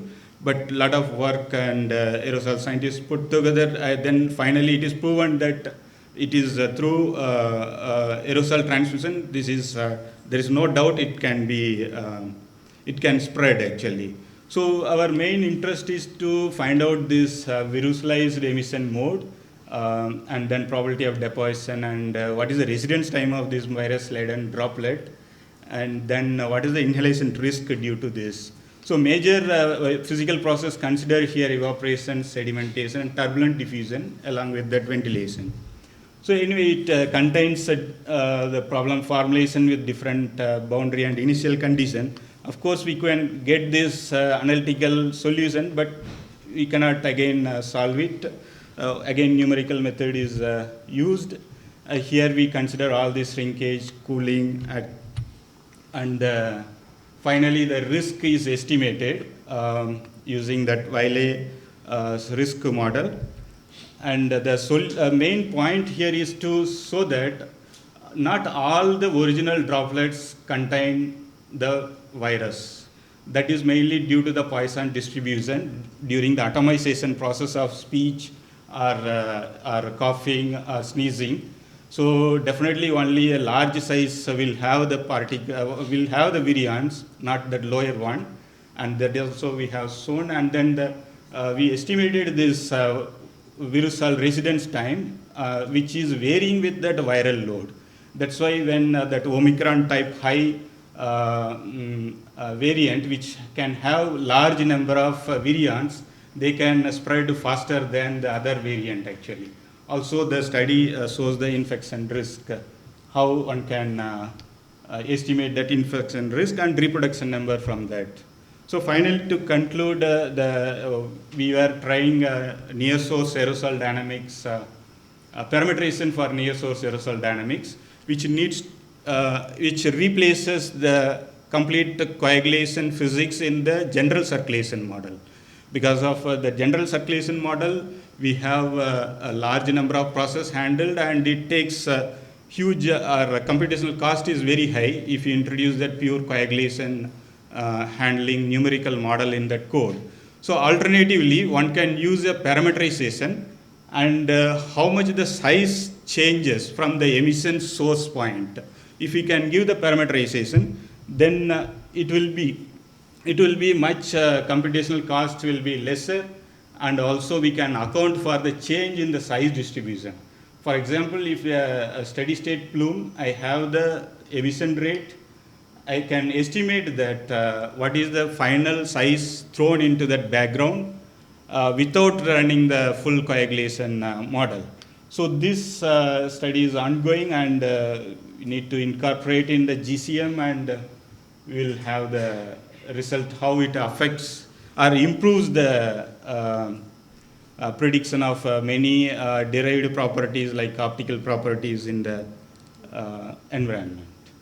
So to conclude, we have this ultrafine particle study for indoor environment, which is a useful concept for describing these metrics. Also the bioaerosol or the pandemic recent added new dimension to that importance of modeling. And then this provides a recipe to incorporate the subgrid level parameterization in the general circulation model. And thank you for your attention. Also the slides from Maya are gratefully acknowledged.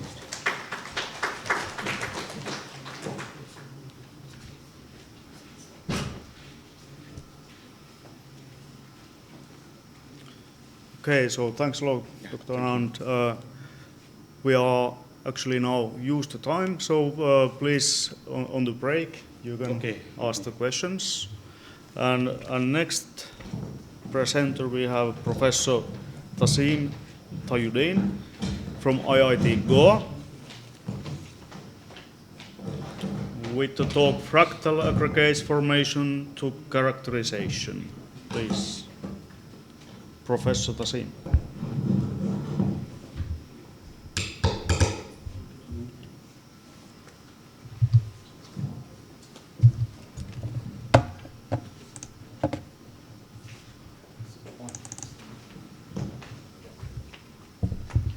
If you want to use the pointer. Next slide, previous slide. Sure. And this is the laser pointer.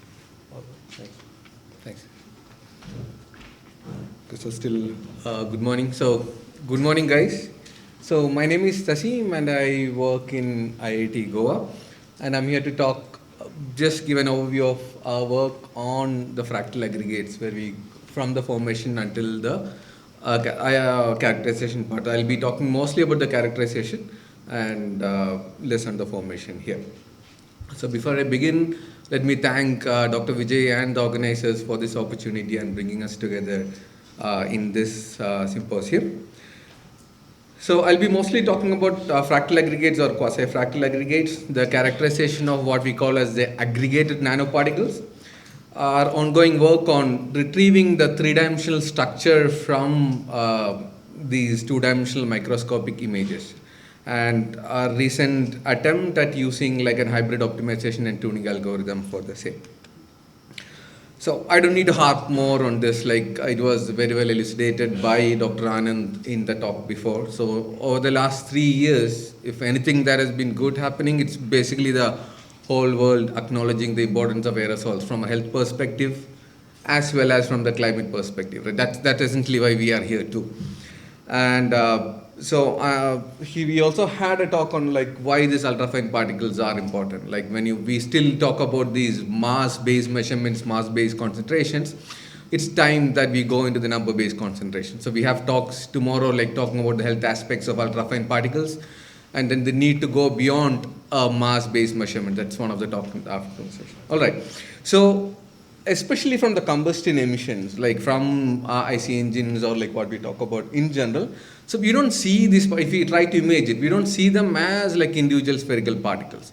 So because of these processes that Dr. Anand had talked about, like the coagulation part, when they move around due to diffusion and when they collide and subsequent adherence together, they have these weird squiggly shape, what we call as fractal aggregates. Okay, so the shape of them can move from like nearly spherical to something which is still convex to like more complicated structures which are completely concave in shape. All right.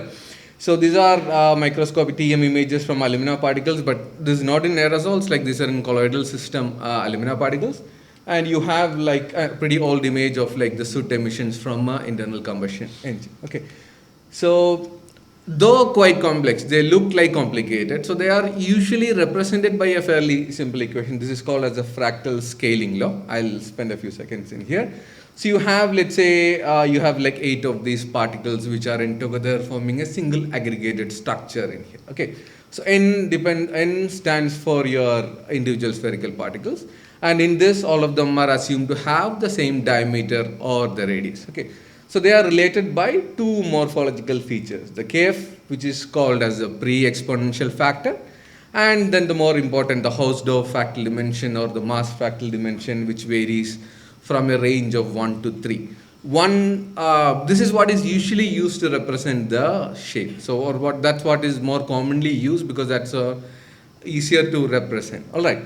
So the fractal dimension of 1 represents that it's more linear, and a fractal dimension of 3 represents a much more closed structure. So we are usually aware of like around 1.78, 1.8 fractal dimension. That's what we see in all these diffusion limited clusters or what we see in colloidal particles. Right.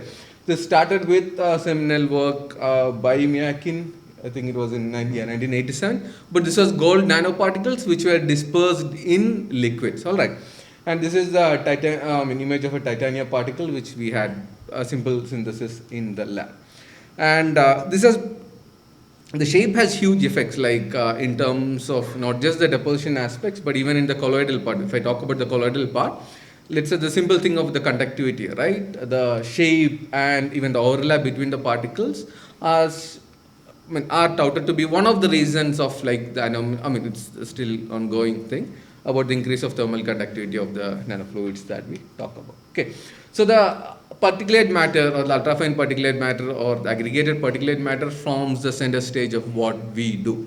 So we look at understanding the transport properties of these particles. Examples being the CFD simulation of how the particles move about, let's say in indoor environment or slightly outdoor too. So recently we are along with Dr. Anand, we are working on like to understand how these, in case of like a small release in an indoor workspace environment, how these move about in with also ventilation rate and things like that. All right. So we also like, as is common, like an aerosol group, we also work on the aerosol air quality monitoring around the state of Goa. Okay. And also like we have collaborative work going on combustion emissions. So we are working on like ways to reduce in some aspects, like we are working on metal nanoparticle combustion and things like that.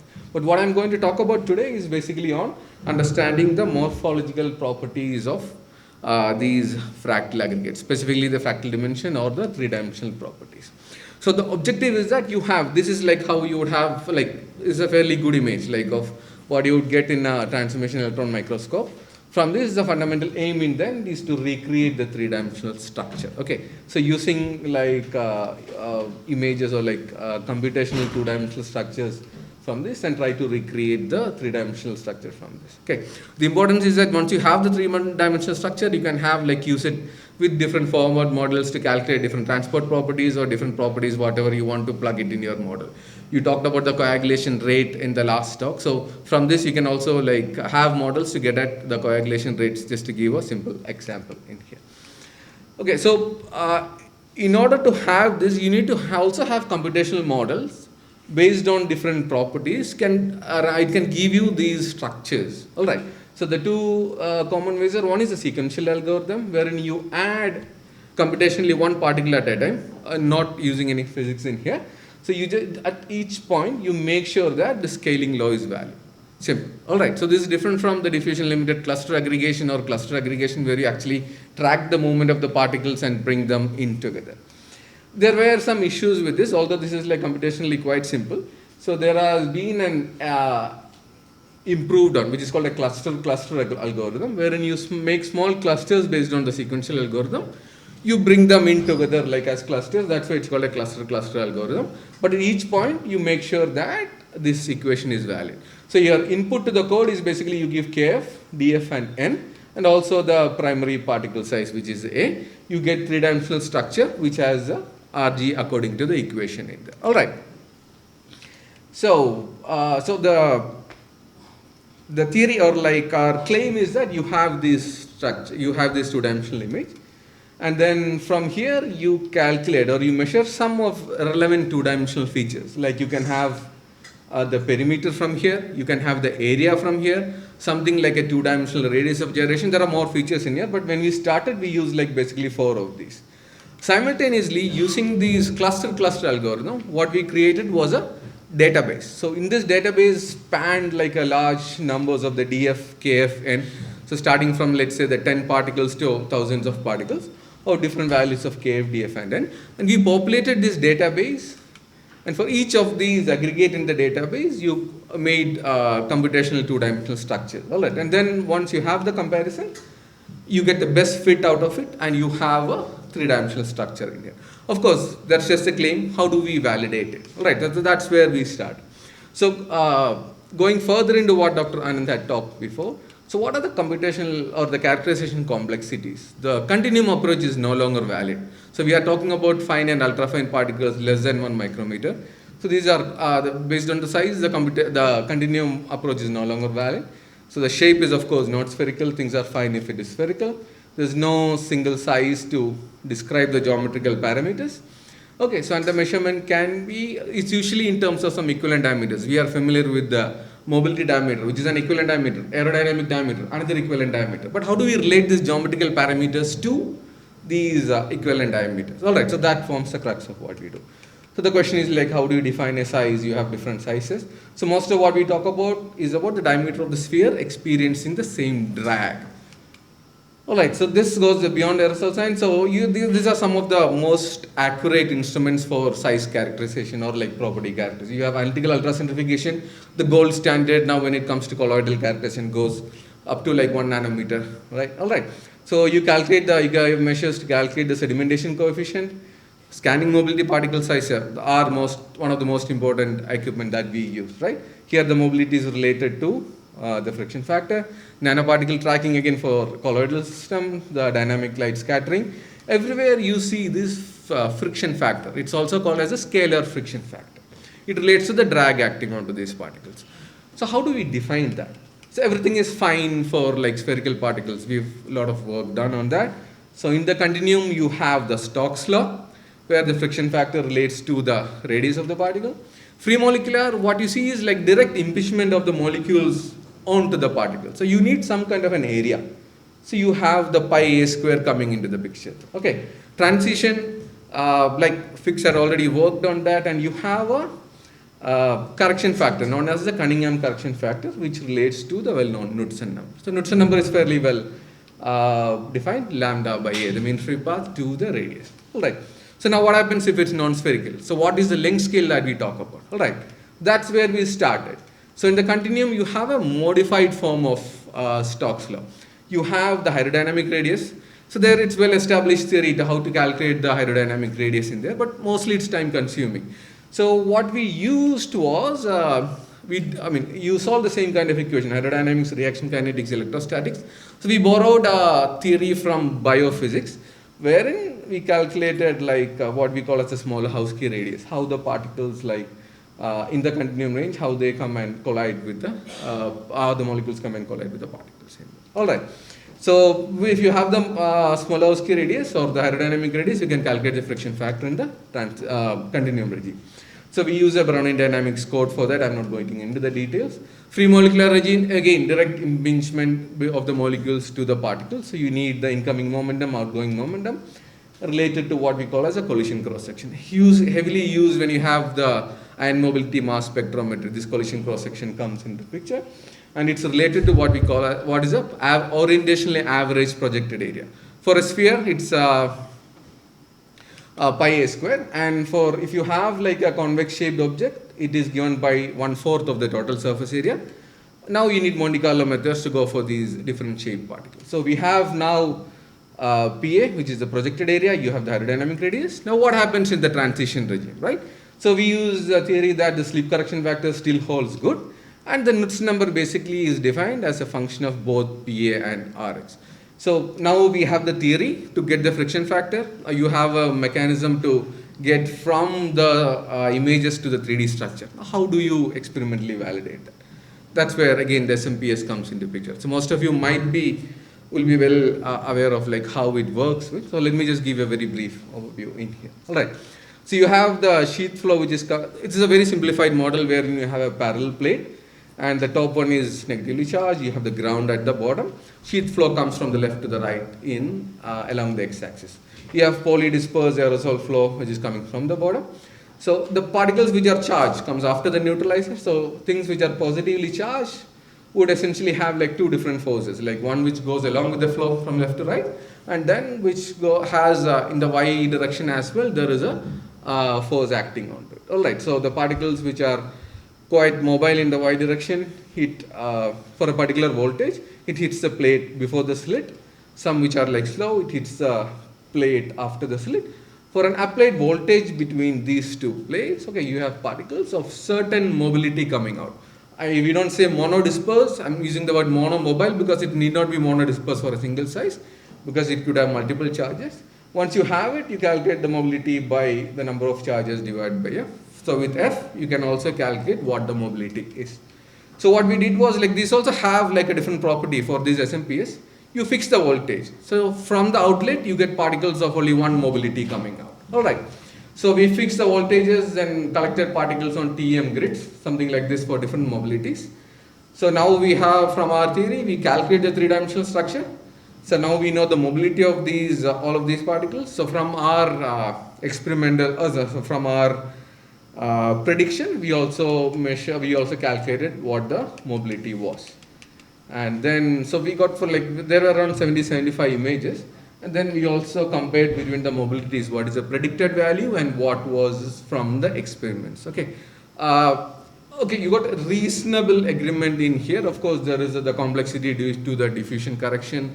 Then you have the complexity due to the multiple charging in there. So this is where basically we stopped. So recently when we looked at it further, we thought about how to change the database. So the database issue is that it depends on how well your database is populated. You need like huge number in there. So to take out the database from that, we used a combination of a tuning algorithm with this FracWall, which is open source available right now. We didn't use the in-house code for that. Then you had an optimization. We used a particle swarm optimization. So you had an input image.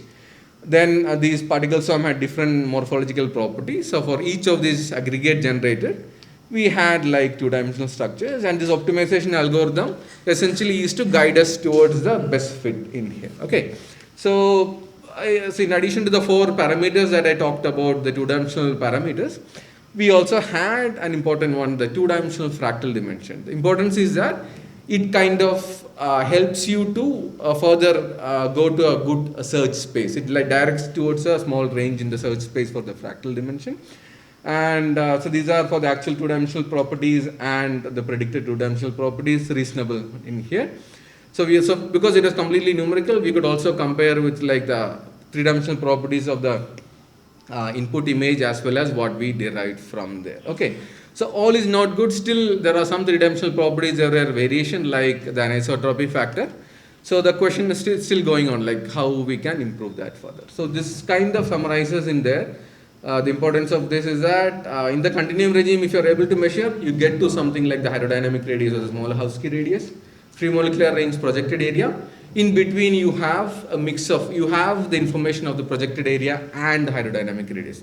This was widely used for cylindrical structures in colloidal particles, where we were, because you have two different measurements, one in the continuum, one in between transition, we could get at the average diameter and average length of cylinders or nanocylinders dispersed in liquids. Okay, and my colleague went one step better. He went like with some more analysis, went for the complete length and diameter distribution from there. Okay, so we are looking at the prediction of aggregate structures from microscopic images. So recently, combined use of a particle generation algorithm, the FRACWAL, and a swarm intelligence, we used particle swarm optimization. So the importance of morphology is that it can give insights on the formation mechanism, especially from the combustion emissions and the origins, like how it was like when it started as a spherical particles in there. But the question that still we are looking at is like, can they be uniquely represented with just these two, the fractal dimension and pre-exponential? That's not the case. So we need to go beyond that. Like we need to find something which can get it like more, we can add a degree of uniqueness to it. Right now there are like multiple aggregates which can have these same properties. That's the direction that we are looking at now.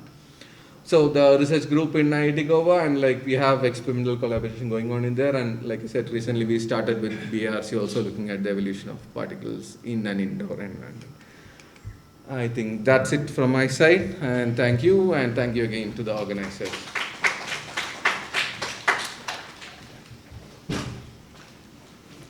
We have time. Thank you, Professor Tassim. Now we have some ample time for questions. Yep. Thank you for the nice talk. I just was trying to understand, most of the vectors what you showed, they were metal oxides or metals? Sorry? They were metal oxides or metals like alumina or gold or... So it means in atmosphere we have variety of species.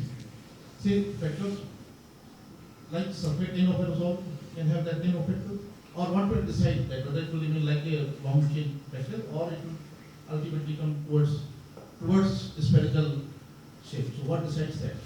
Is there any role of composition here? Composition, I'm not. So the composition could play a role in like if there is a collision where they're going to stick or not. So like it's going to be reaction limited or like just limited by the diffusion part of it. So there definitely the composition will play a role. One more thing is that if you have hygroscopic particles, they will attack more in water, and that will pull the things together. So chemistry can play a huge role in here. Yeah, I agree with that. But you are not looking. No, right now no. But like since we have like a very vibrant like chemistry group in here, that's something we can definitely look at. But right now there's titanium oxide was synthesized in the lab, so that's all we have. All this whatever I showed was like titanium dioxide particles. So whatever you have done so far, whether it will remain fractal or it will become more like the cluster and moving towards kind of spherical shape. So is there any time involved in that? Or time part, so what you mean is like some kind of a restructuring happening in there, right? Initially when you are forming it is fractal, but with time, more fractals are coming together and forming a big, when you are condensing then it is... Yeah, so I think one of the recent interactions with like Dr. Vijay Kumar also, he was mentioning like once it's like when it becomes completely dry, whether things can open up or not. So the chemistry part I haven't looked at it yet. I should agree. Thank you.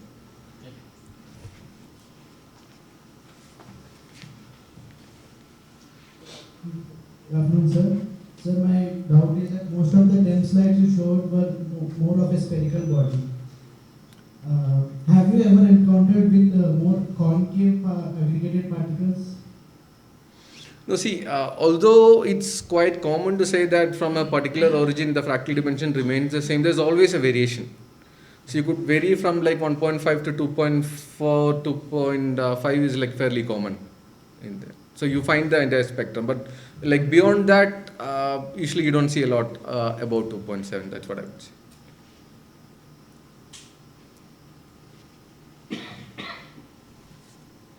More questions? Maybe I have a question. So your equations and calculations, so what are the size ranges that you can apply them to?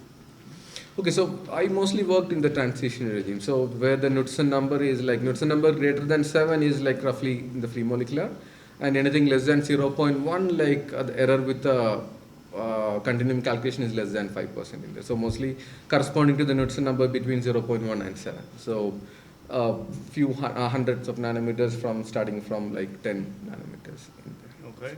So what are then? So the primary particles that I showed like would be like around 5 nanometers for the titanium that we talked about. Right. Would you be interested, or have you calculated the fractals of soot, for example, or is it mostly metals? No, so soot is definitely, that's where most of the work is done at the moment. Like the soot, how these even additives change the soot structure in there. So that's definitely something. But with the soot, I think there is also this like what Professor had asked before. There is a outer layer also of organics also comes into there. So that might make it a bit complicated to get the images, but that is the direction we are going into. Soot is where I think we are looking into right now. Okay. Any more questions? Well, I can see no more questions. Thank you. So thank you again.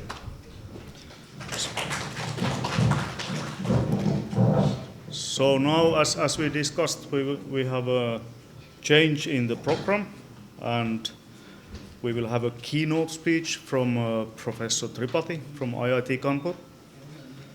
Rapid nocturnal growth of nanoparticles in Delhi. Very interesting talk.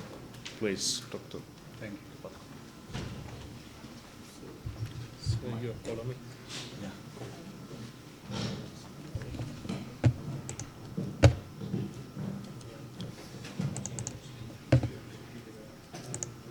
You can use this one.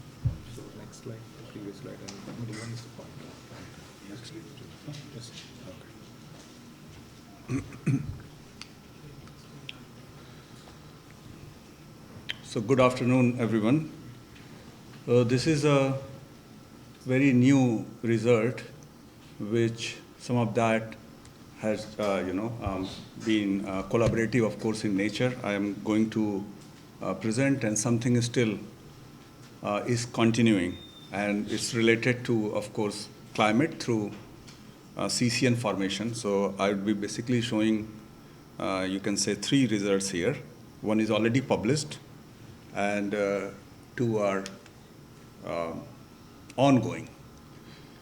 So this work has been generously supported by several government agencies, for example, Central Pollution Control Board, RITES, which is a Government of India subsidiary, and we have a PSA-approved Center of Excellence at IIT Kanpur, which is supported by several philanthropies.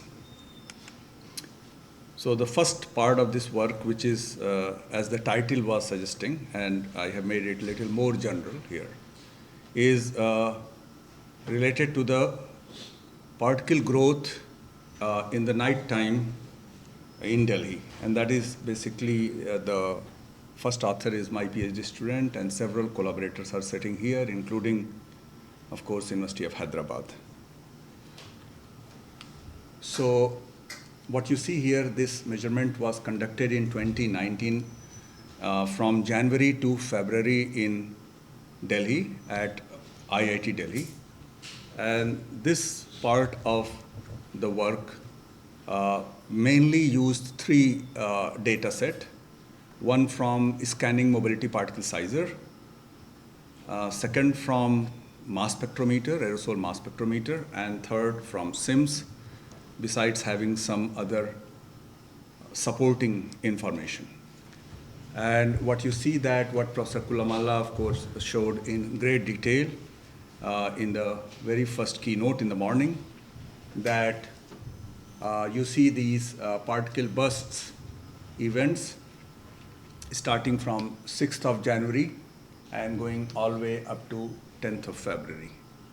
And we have mainly looked into one particular day where we found that the growth was extremely strong.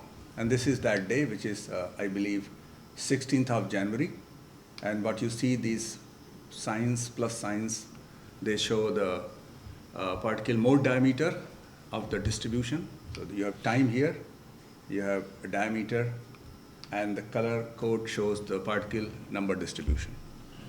And you also have these growth rates, which are mentioned at different segments or cross sections of this evolving size distribution. And what you see that you have growth going as high as 30 nanometer per hour, and which is what was the most surprising thing, and that is what is investigated in this particular paper. So just to give you this growth rate in perspective here, what you see in this plot, you have the growth rate, and that is compared across global sites or global characteristics sites, where you have these urban polluted, urban, rural, and remote, and this is mainly based on the data from this study. And these growth rates are computed for different size bins of the particles, that is very small, 25 to 40, and then 40 to 60, 60 to 100, and then of course greater than 100. And what you notice that these dark squares actually give you the mean growth rate, and that shows that it's way higher than any other growth rates observed at all those 4 typical characteristics locations across the globe. So again, what you see that in 40 to 60, we observe growth rate as high as 30 to 35 nanometer per hour. And what you see in this plot here, again, you have the growth rate, and this is shown as a function of condensation sink, which basically gives you an idea that how much the particles or the vapor can be removed by the pre-existing particle surface area. And this is again compared across these 4 locations. And these ones are from this study, that is 1 and 2. And 1 is for all that where the particle growth was happening, and 2 is for only which were happening from the evening hours to early morning. And again, what you see that they are kind of highest amongst all the data points which is plotted here. So this is what then we'll be looking at in detail, that what are the factors, what is the chemistry behind that very high growth rates, hitherto unseen across the globe, which is driving this in the Delhi's nighttime atmosphere. Okay? So we start with mainly looking into the particle chemistry. So what you see, these are the 2 pies, which shows that what are the particles primarily composed of. And this is for that non-growth days, and this one is for the growth days. And these colors are mainly followed by what you see here, the scheme. But primarily what you notice that growth days are signified by very high amount of organics. Okay, so the green one is organics here, and you see that clearly organic is dominating when you have extreme growth events that are happening in Delhi during that time. And that is what is not only as in the summary results shown here, but if you also notice in this the time series, exactly same color scheme is followed here as well. You have different chemical composition, as a function of time for different days. And these yellow shades show the days where you have very high growth rates.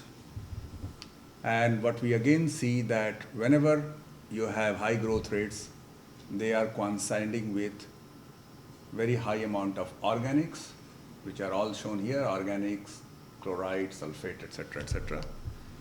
And then, as we know that organic part of it, we can also get the factors for them, and these factors are shown here. Mainly it shows that very highly oxidized organic aerosols. The second one is semi-volatile. Third one is hydrocarbon-like organic aerosols, which are primarily attributed to traffic. And then these two are mainly attributed to different kind of biomass burning. So what we see that during all these growth events, we have high organics, which are in green, and they are also basically contributed by the organics which are emitted from these two factors, which are biomass burning related factors.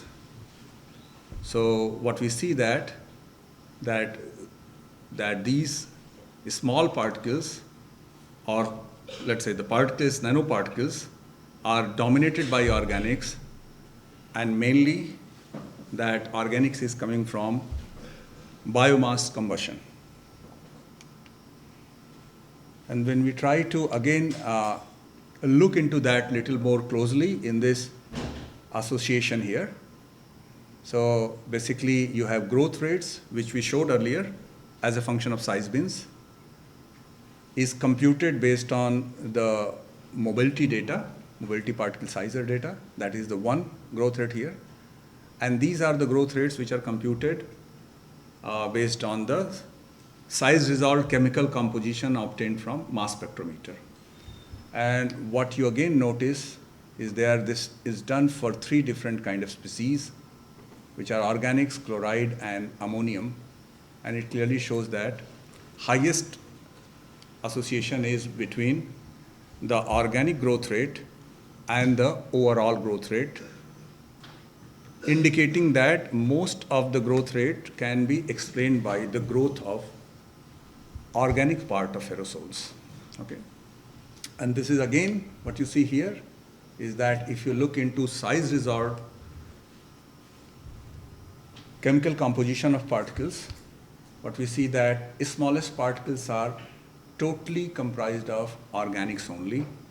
And as we move to larger particle sizes, gradually you have some contributions from ammonium. And this was also kind of shown by earlier study led by Professor Sachin Gunte, that in this size, above than 100, you have more secondary inorganics which are contributing, but this part was not known, which was found out in this paper.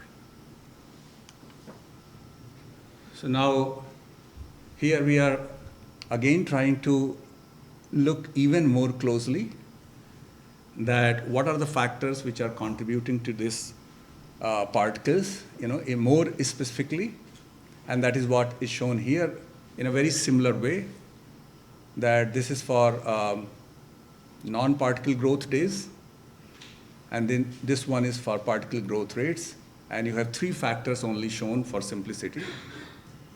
One is this traffic, another is the oxidized organic aerosol, and third is this biomass burning organic aerosol, which in a way indicates that you have some local or non-regional contribution from different kind of combustions that is happening. And we clearly see that if you look at BBOA, this definitely again is mainly contributing to the nanoparticle composition.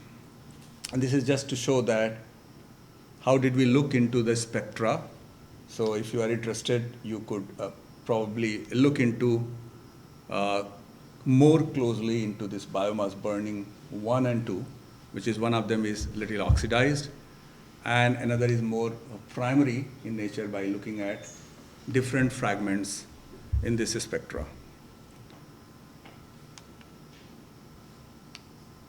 So now next, what we have done here is that we also have tried to look into the vapor composition, because we have until now established that what is there in the particle, and now we are looking into the vapor composition, and this was done by looking at the SIMS data, and this SIMS belong to the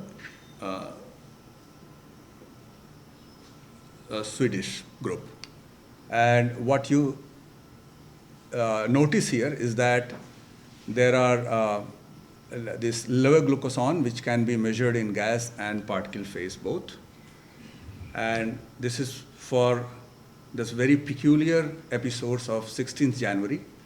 And what you notice that both gas and particle phase are in same phase. So they are both, because of biomass burning, you have particle phase levoglucosan is also increasing, as well as the gas phase. But after about midnight, you have substantial contribution of levoglucosan into the particle phase, and because of that, because of preferential partitioning, this one goes down, and you have most of the particles which is growing due to these kind of biomass burning related condensable vapor, which is preferentially condensing on particles. And this was also substantiated by a thermodynamic modeling that was done on this data. Okay, and this is just to give you an idea that if you want to look into the overall composition of the vapor phase chemistry, and that gives you a good idea that during non-event days and event days, what is the difference between these two. And this is basically the final slide on this study, which just shows you, based on this SIMS data, that how this nighttime biomass burning factor and all factors minus biomass burning, they are related to each other. So what you see that when the particles are growing, that nighttime biomass burning factor, which is derived based on the SIMS vapor phase data set, when it is growing, what we see that all other factors are decreasing. So in a way, what we have been able to demonstrate here is that you have two very distinct growths which is happening, one for the particles less than nanometer, 100 nanometer, which is primarily driven by this biomass burning related factors and mainly contributing to the organics, and greater than 100 nanometer, it's mainly driven by secondary inorganic aerosols, and which was shown earlier also by this previous study which was published about 1.5 years back. And now what we are going to do is to switch to another site in Gangetic Plain, which is Lucknow, which is capital of Uttar Pradesh. And you would find that very similar kind of data and the analysis what we have seen in Delhi is emerging out from Lucknow as well.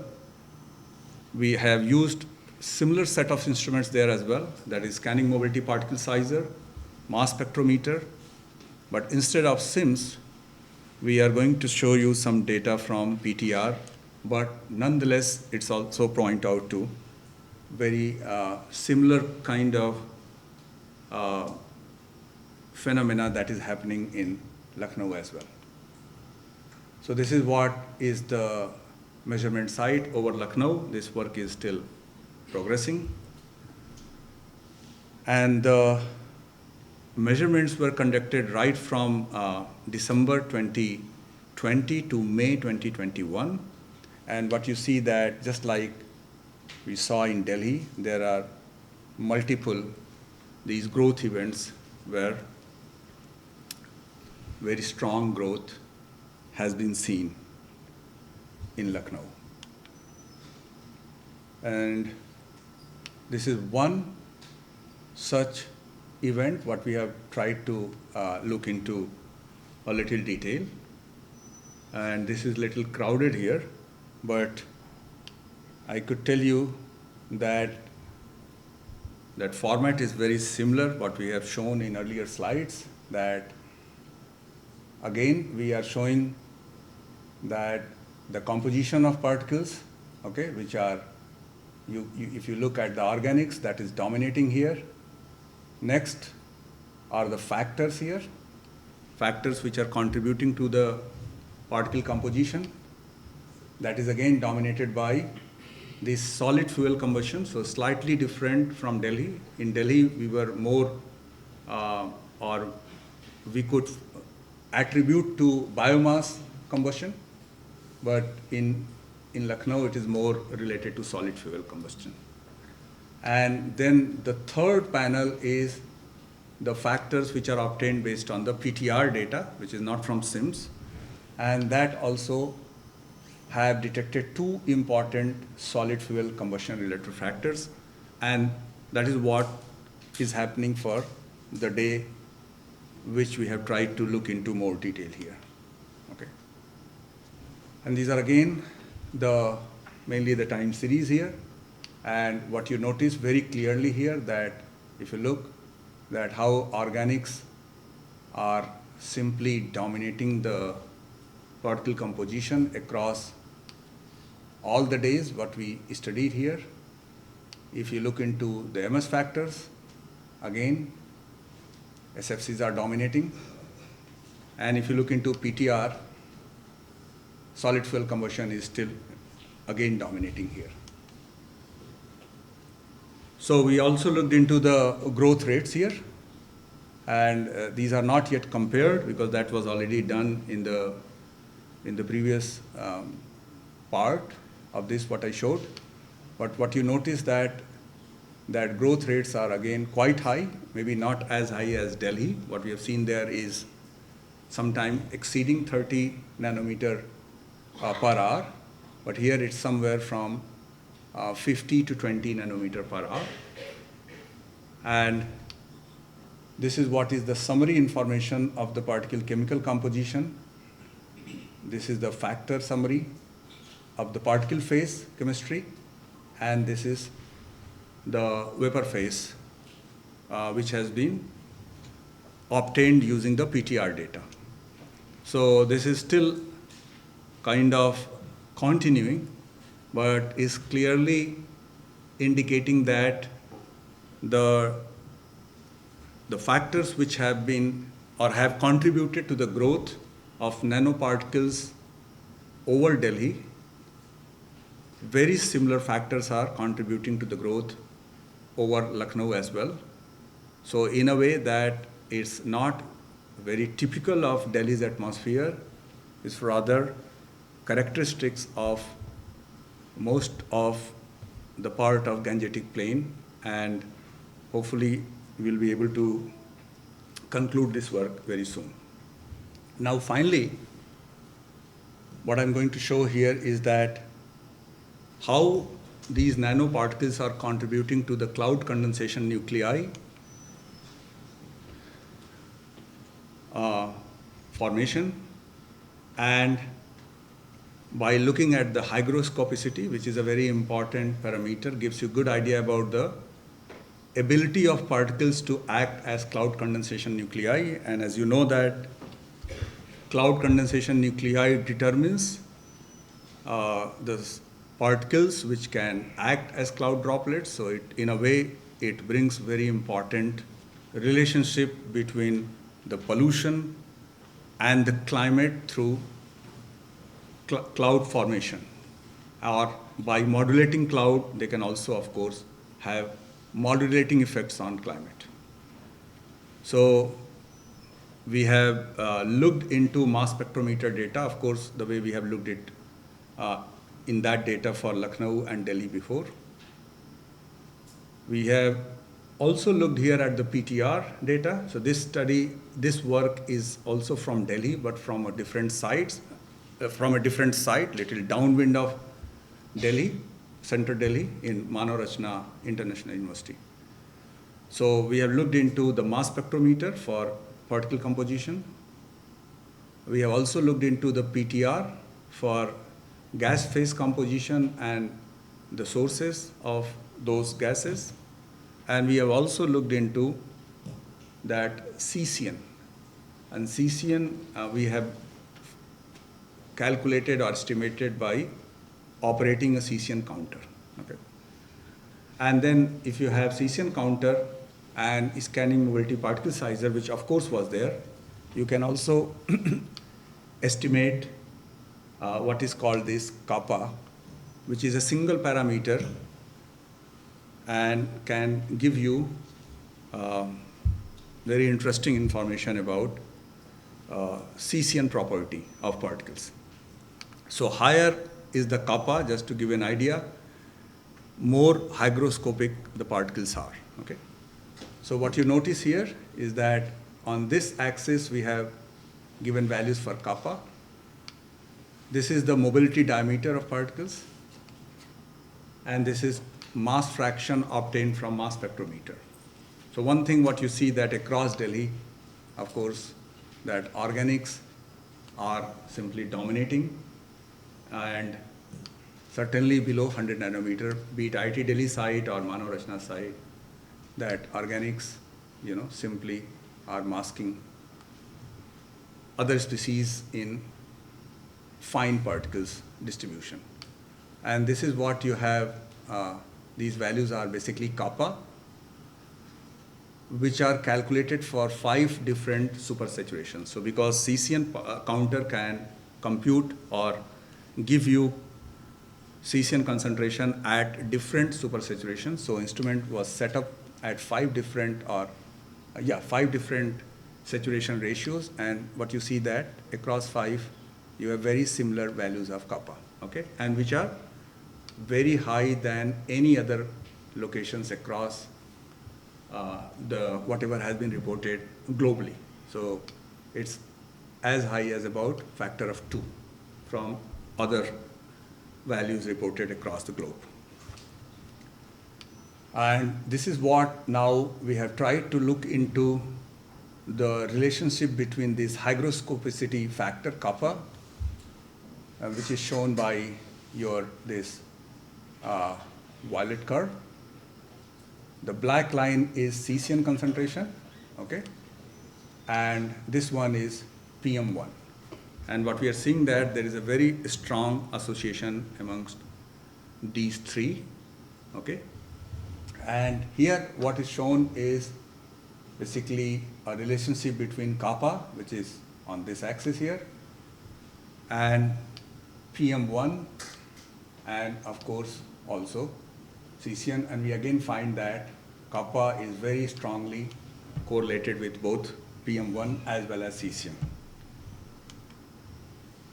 So next we try to understand that what is the composition of these PM1 particles which are driving kappa and cesium, okay.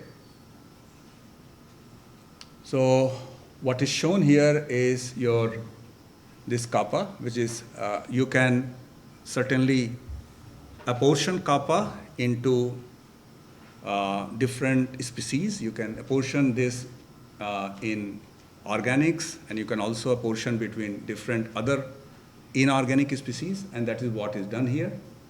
And what we notice that you have a very strong relationship between kappa and this fraction of particles or fraction of chloride and ammonium in the aerosol. So that also shows that, well, one part of kappa is certainly driven by these secondary inorganic aerosols, okay? And that probably have different origins that I will discuss in subsequent slides, okay?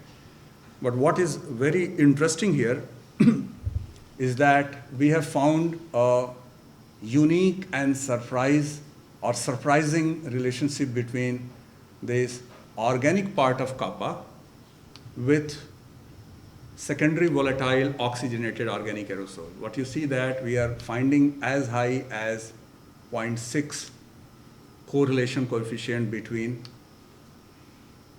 kappa, which is mainly driven by organic part of aerosols, and this particular factor which is semi-volatile in nature, and that has not been shown before. And generally what people find that organics have less contribution to the hygroscopicity, or they provide not so good CCM.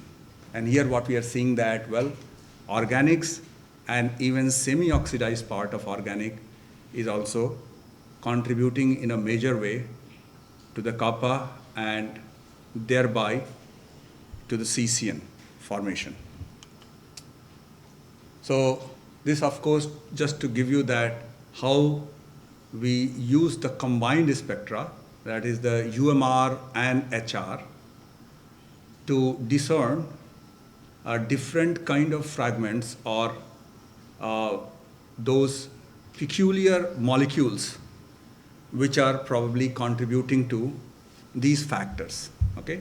And if you look into this UMR spectra, because up to here you look at HR, but if you look at UMR spectra, what you notice that in these SVOA2 and SVOA1, you have some very distinct large molecular weight compounds. And we looked into also their molecular formulas, and they were kind of indicating that some oligomerization is happening in the particulate phase during this study period.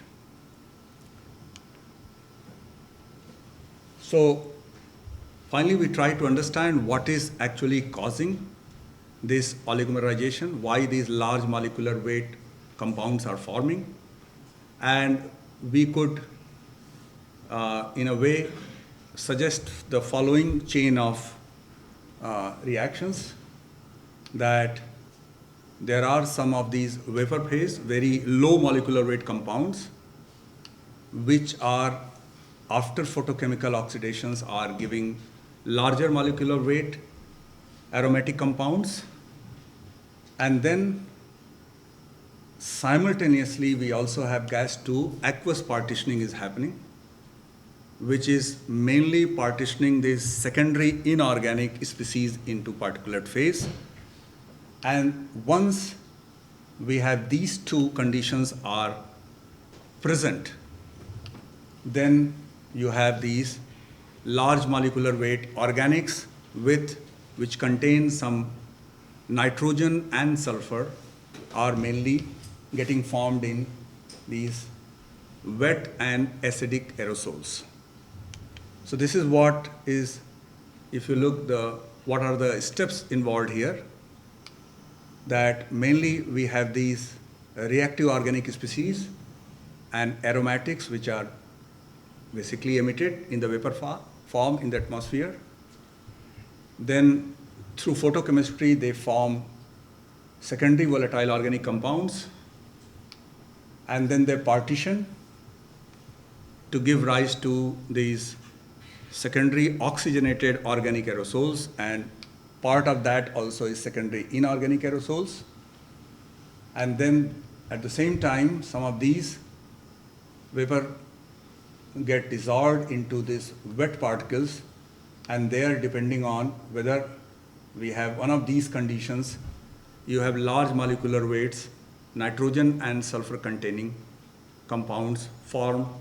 And this, of course, is a kind of a cycle which gets formed, and that is how you have more and more molecular weights is gained in the particulate phase, which has partly contributed by sulfate nitrate or sulfate ammonium, and partly it's coming from large molecular weight organic compounds, and both of them actually is making these particles kind of very efficient cloud condensation nuclei, and that of course could have not only important climate effect, but in a way, because they are very hygroscopic in nature, certainly compared to other places in the world, they are also driving the haze formation.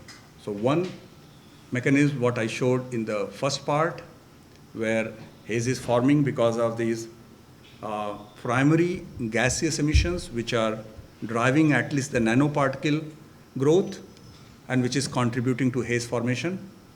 And second, some of them in a way are making these particles very hygroscopic, and once they cross some threshold, then of course the uptake of water becomes or goes into the free limit, and then these particles can become larger and kind of, haze, or even they could become droplet, and that also can lead to the haze formation.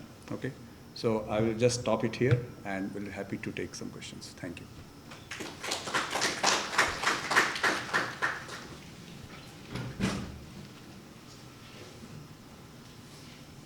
Thank you, Professor Tripathi, for the very nice talk. Now, time for some questions still.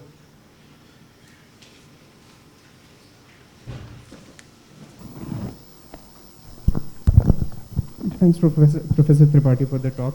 I mean, this was very interesting and ingenious, the nighttime growth part. But I mean, I don't think you have seen the paper in 2020. I wrote this paper, but it was not cited, so your group may have missed it. Basically, we look at all the season and the size distributions, and we see that only for summer and the monsoon period, we actually see daytime new particle formation. At the nighttime, we see exactly what you see, this rapid quote-unquote growth. But I say growth in quotes because you don't really discuss meteorology here, but I'm wondering, like, if meteorology is increasing everything, including accumulation mode particles, then you would have like more rapid coagulation happening, which is what we were saying, that, it's a very rapid coagulation. But then in that case, don't you think it would selectively appear that there is a growth, when in reality everything is increasing, but just that because there's so much more surface area now, so the smaller particles, the coagulation sink itself has a diurnal profile. So you have much more rapid coagulation scavenging for the ultrafine particles. So it would appear that there is kind of this growth. So because for the new particle formation periods, we saw the usual 5 to 10 nanometer per hour growth rate. But yeah, we also saw this very high, if you can call it growth than that before that. But it's really interesting that how you tie with chemistry. But I was wondering if you can think about it, like discuss it in the context of meteorology as well, because in Delhi, as you know, we have very rapid inversions. Yeah, thank you. Both meteorology and the magnitude of coagulation sink have been discussed in this paper very explicitly. I suggest you read it.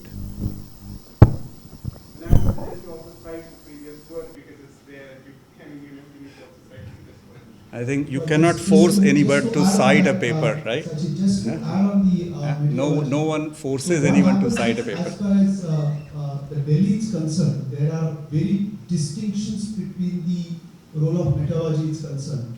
So if the wind is stagnant or your meteorology is kind of within the zone where the particles or any sort of an entrainment is not happening from any outside, it doesn't matter. So I believe that their paper clearly tells that you may kind of look into the role of meteorology, but it is not governed by the meteorology. We have published a paper in JGR India last year where we showed that it matters only if there is some sort of an entrainment is there. And as far as I understand their paper, it is a clear-cut indication of what is happening within the inside of it. No, I'm talking about the role of meteorology, right? So when within it is more of a confined kind of a box, it just doesn't matter what meteorology is.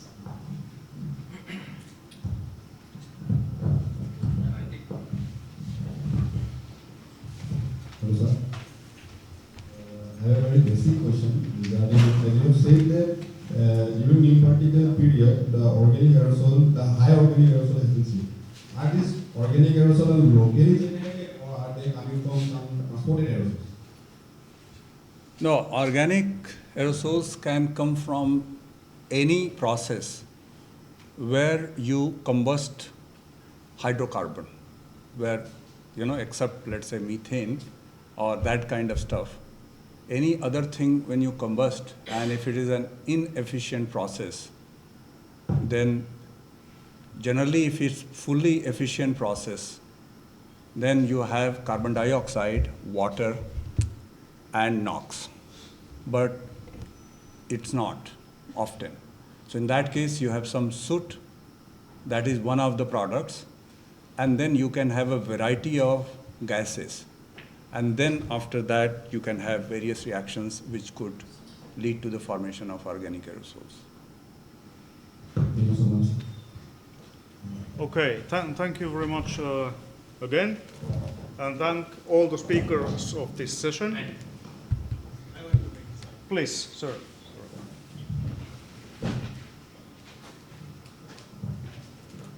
I have a general statement to make, not only to Dr. Tripathi, but to all these speakers, that I appreciate the science you are doing, but since this meeting is aimed to develop new cooperation, I would appreciate each speaker to come forward and say, this is where I am looking for collaboration. And also, because this is attended by a student also, we should tell how it is affecting human life, and that would make it more meaningful. And I guess we can use lunch and dinner's time to have informal discussions.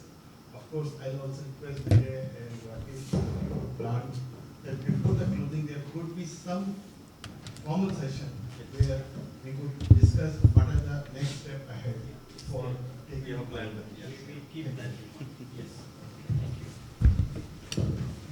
Okay, so let's thank all the speakers once more. It's very interesting session we have, chemical nature of nanoparticles. That is one of the key missing link in terms of nanoparticles. So we have a first speaker, Professor Roy Harrison from University of Birmingham, UK, who will be talking about origins and associated chemical composition of nanoparticles. Yeah, Professor Roy, over to you. Thank you. Well, thank you very much, and thank you for the invitation to speak to this meeting, and good morning or good afternoon to you, depending on which part of the world you're in. May I have the next slide, please? This gives just a brief overview of the content.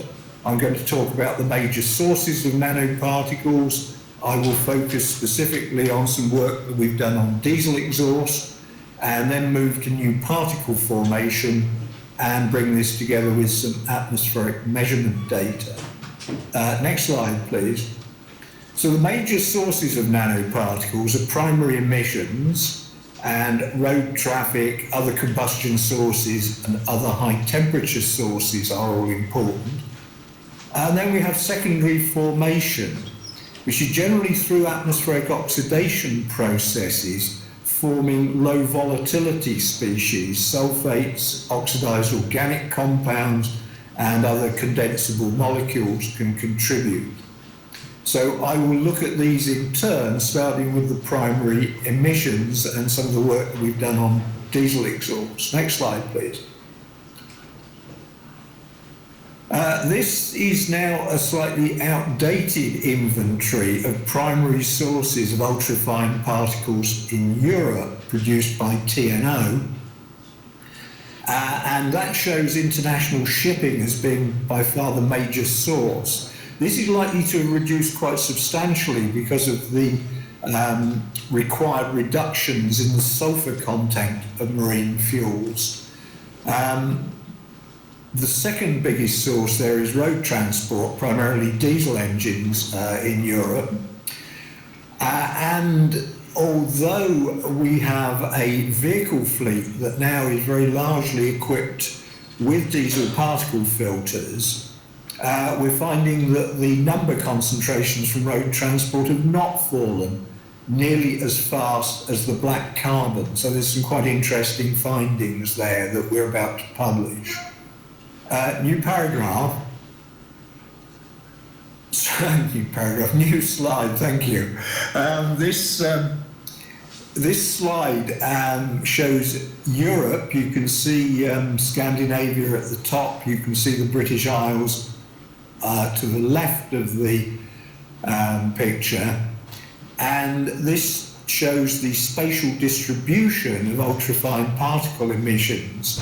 And what you can see very clearly are the major cities, the major road links, but also the major shipping routes through the Baltic Sea, North Sea, English Channel, and round the coast of Spain and into the Mediterranean, very much highlighting the importance of shipping as a source, but also of roads and cities. Next slide, please. And we can learn a bit about the sources from the diurnal variations in particle number count. And particle number count is a very good surrogate for ultrafine particles or nanoparticles. The number count is dominated by the less than 100 nanometer fraction, typically accounting for 80 or 90% of the number count. And here we see in red the diurnal variation for Delhi, green is that for Beijing, and the yellow and blue are respectively a roadside site and a background site in London. And this tells us a certain amount about the sources. In Delhi, we see a quite major peak associated with the morning rush hour, which we also see but less pronounced in London. And then in the evening in Delhi, I think probably because that's the time when the heavy-duty vehicles, the trucks and so on, are allowed into Delhi, we see a big peak in particle number count. That's the red plot for Delhi, which we don't see so markedly in the other cities, although Beijing has some similar regulations for certain areas of the city regarding access of vehicles. We do see a peak there. But note this peak in the middle of the day in Beijing, which is to do with secondary formation, which I'll talk about later. Next slide, please. And next slide. So this is our work on diesel exhaust, and many of the particles associated with emissions from diesels are actually made up from semi-volatile compounds. So if we take the box on the left, we have hot exhaust gases with high vapor concentrations. These mix with cold air and particles formed by condensation. And as the air moves away from source, those particles can in fact evaporate and the vapors oxidize, and that helps to form secondary particles. So diesel emissions are very important in this regard. And diesel particle filters are not very efficient in suppressing this mechanism of particle formation, although they do cut out a very high percentage of the primary graphitic carbon particles. The next slide shows the processes where the top graph shows the temperature of gases emitted from the tailpipe, and the x-axis is the time after emission. So we see those temperature cooling as the tailpipe gases mix with ambient air. And the lower part of the graph shows in the darker line the ambient vapor pressure, which initially exceeds the saturation vapor pressure, and particles form in that region as the gases dilute. They can then subsequently evaporate as they dilute more, and the ambient vapor pressure falls below the saturation vapor pressure. And we have seen this in London, that the particles can evaporate as they move away from roadside. Next slide, please. So we've done a lot of work on characterizing emissions from diesel engines using a sophisticated test engine facility and devices like the Combustion DMS 500 or scanning mobility particle sizes to characterize the particle size distributions. And we've also collected particles for chemical analysis. And the next slide shows the main method that we use for chemical characterization, which is two-dimensional gas chromatography. And the graph on, the diagram on the right of the slide shows how the first column in the two-dimensional chromatography doesn't achieve a complete separation.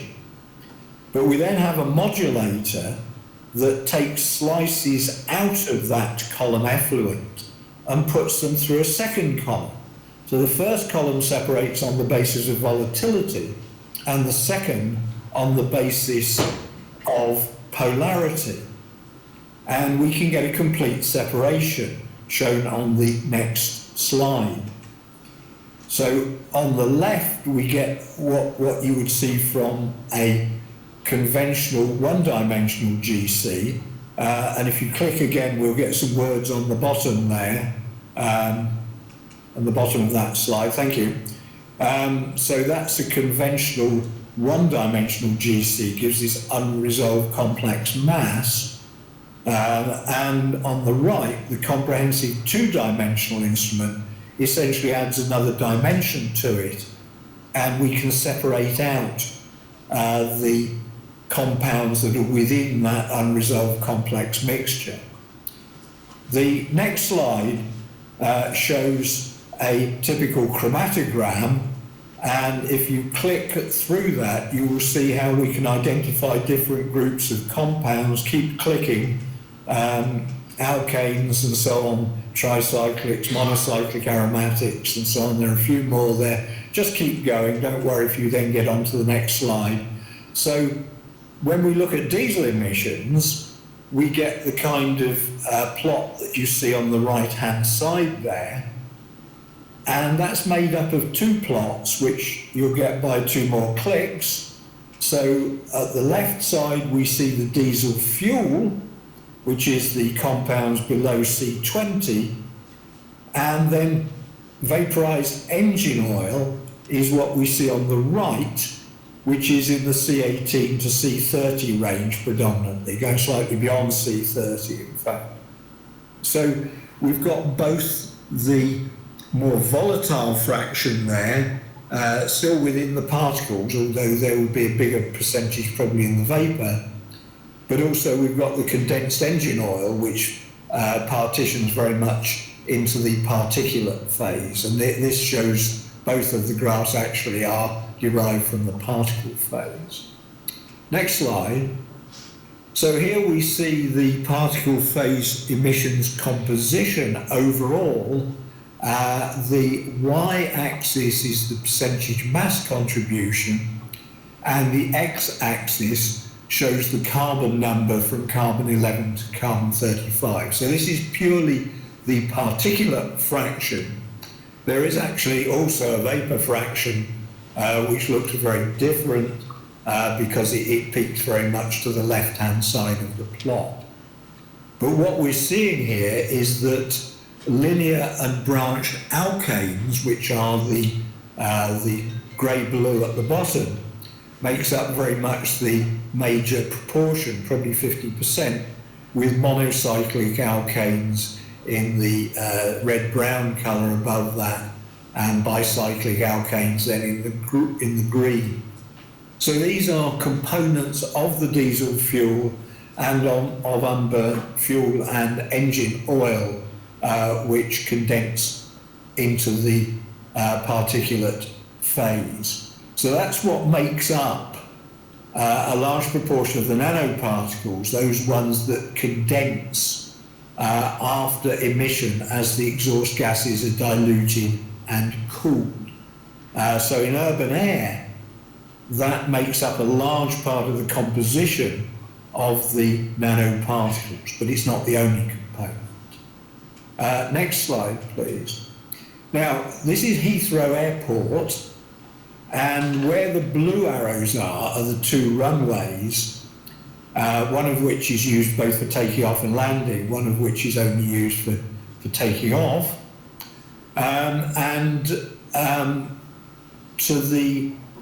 Just to the right and above the top arrow, you see LHR2, which is a monitoring station, and down to the bottom left, you see Oaks Road, which is another monitoring station.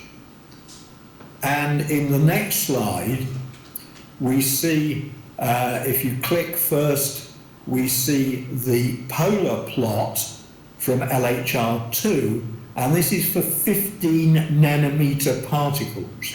And you see it dominated by moderate wind speeds. The distance from the centre is representative of wind speed and directions from the runway to the LHR2 site. The next click gives you the data from the Oaks Road site, which is the one to the bottom left.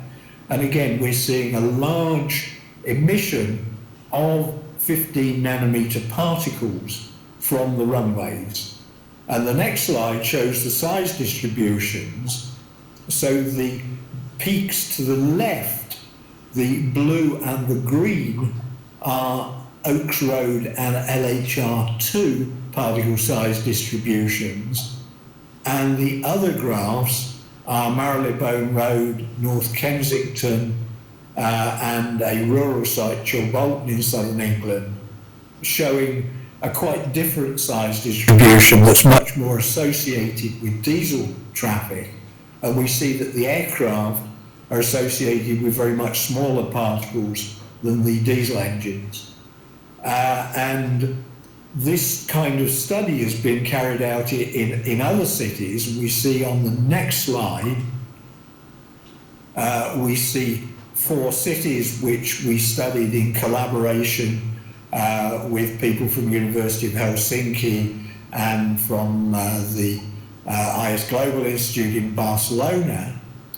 And if we move on to the next slide, we see, having applied positive matrix factorization to the particle size distributions, we see polar plots from Barcelona, Helsinki, London and Zurich, moving from top to bottom. And they all cities from central urban sites show peaks in nanoparticles in the direction, or from the direction of the airport. So in London, despite the fact that Heathrow Airport is right on the boundaries of the city, the emissions from the aircraft at the airport are seen affecting the size distributions in central London. So that's another combustion source which is important as a source of nanoparticles. And the composition is not as well studied as for diesel particles, but is broadly similar to that of diesel particles. The fuel is of similar volatility, and the lubricating oils are comparable. Next slide, please. And this shows, for different aircraft types, the calculated emission factors. And although there's too much detail for you, let me just summarize it in saying that the emission factors are bigger for the larger aircraft, but if you normalize them by the number of passengers, they're a little bit smaller for the larger aircraft. But we can actually, from the ambient data, estimate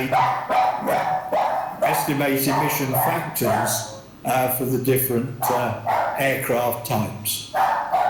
Next slide, please. If we move on to secondary formation of particles, we work in polluted cities, Beijing on the left, right through to the Antarctic, and there's a surprising commonality in mechanisms of particle formation in those different environments. Next slide, please.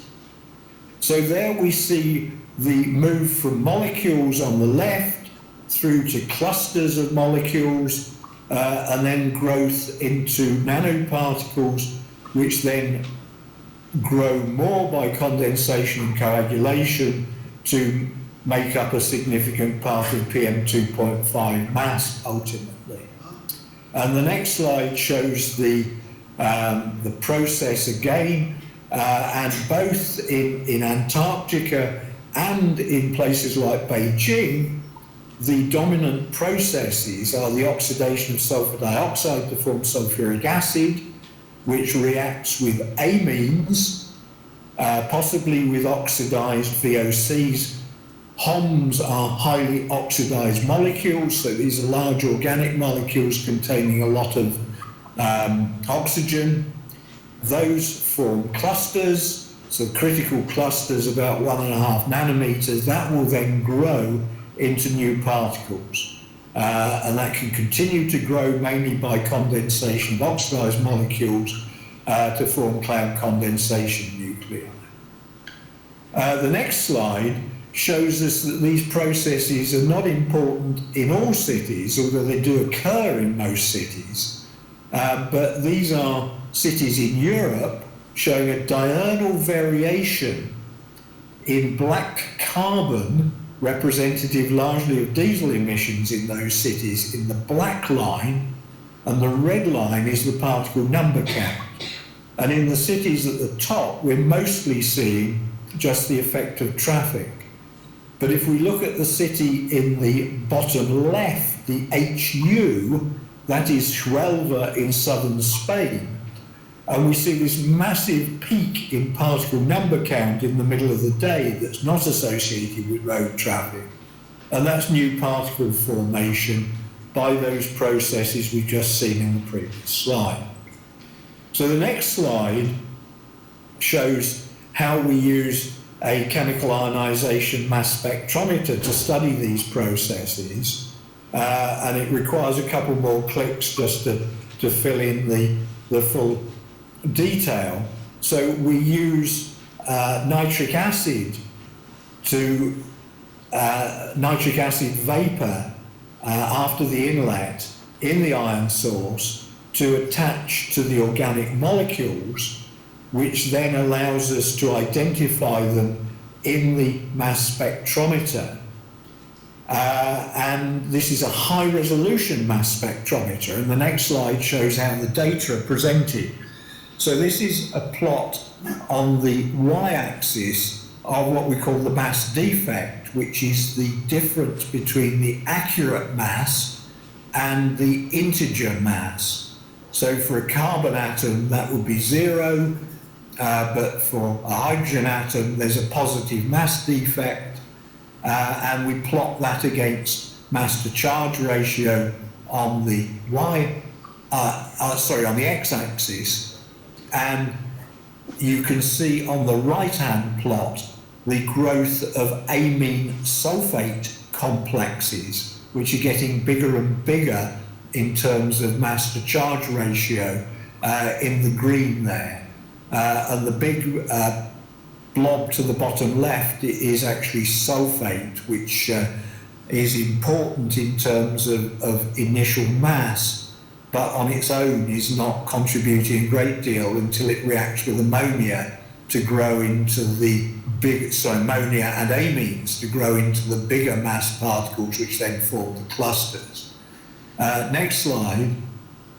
That shows the organic species in volatility classes. So UL VOC is ultra low volatility, going through to VOC. So this is the vapor phase, and the ultra low and extremely low, the ELVOC, and to a small extent the LVOCs, condense onto the sulfate amine nuclei to form the larger species of particles and go on to grow into nanoparticles. And if we look at the next slide, we get a breakdown of concentration of species, and again this is still the vapor phase, as a function of the log of saturation vapor pressure. And the species to the left of that plot, which are those with the higher carbon numbers, will condense into nanoparticles. So there's a lot of oxidized organic matter within the nanoparticles. And in the next slide, we see from a numerical model that we put that distribution of volatilities into, we see the makeup of 1 to 3 nanometer particles in the left-hand bar, 3 to 7 in the middle, and 7 to 25 on the right. At the bottom, the light green labelled other is mainly sulfate and amine and ammonia species. Above that is the ultra-low oxidized VOC compounds, the ultra-low volatility. above that the blue, the extremely low volatility, and above that the LVOC, the low volatility compounds. So those oxidation processes of organics are critical to providing the mass that then grows into these nanoparticles that we see. And then my next slide, which is the penultimate slide, shows a now rather old measurement study, but there are very few measurements of the chemical composition of ultrafine particles in the atmosphere. And this shows the two sites in California. It shows that organic compounds make up the biggest proportion of ultrafine particle mass. That's the top line there, 67%, 62% at the two sites. The second biggest is actually metal oxides. That's probably mainly trace elements, impurities in fuels, but also possibly metallurgical plants. These high temperature emissions from industrial activities will form nanoparticulate metals. But then the next biggest at 8.6% and 12% is sulfate. And that again very much confirms that we've got this mixture of primary and secondary components. The organic compounds are contributed both by the primary emissions and the oxidized organics in the secondaries, and the sulfate obviously is secondary formation. So we see those sources dominating the composition. And my next slide is simply to thank you for your attention, and I'll be happy to answer a couple of questions or so if there are. So thank you very much.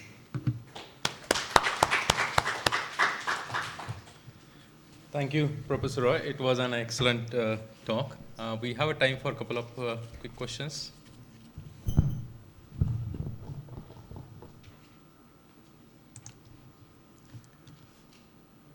Yeah, I have a very quick question. From the point of view of nanoparticles, especially they can be, for example, vehicular emissions, they can be as small as 7 nanometer or 8 nanometer. In your opinion, would they favor condensation by organic matter more or inorganic matter more?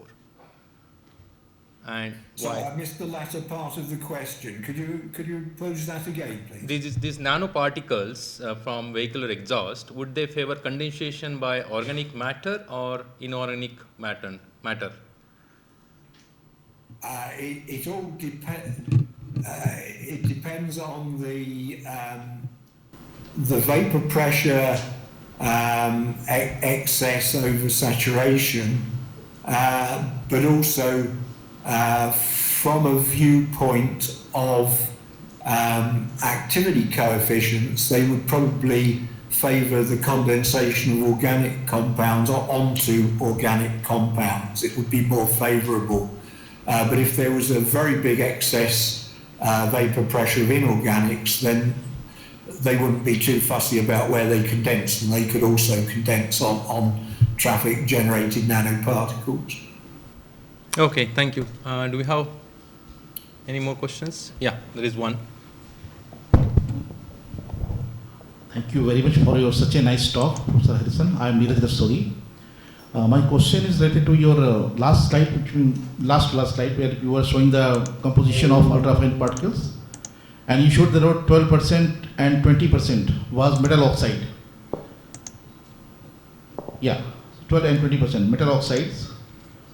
So would you like to suggest which metals you expect and how they are expected to vary from place to place? Oh, that really is a tough question. There will be some, there may be some surprises here. There'll be some calcium, for example, because it's used in fuel additives. There'll be zinc, which is used in fuel additives. There will be some nanoparticulate metal from non-exhaust emissions, say brake wear, very heavy braking can cause nanoparticle emissions, and that will contain zinc, copper, barium, antimony.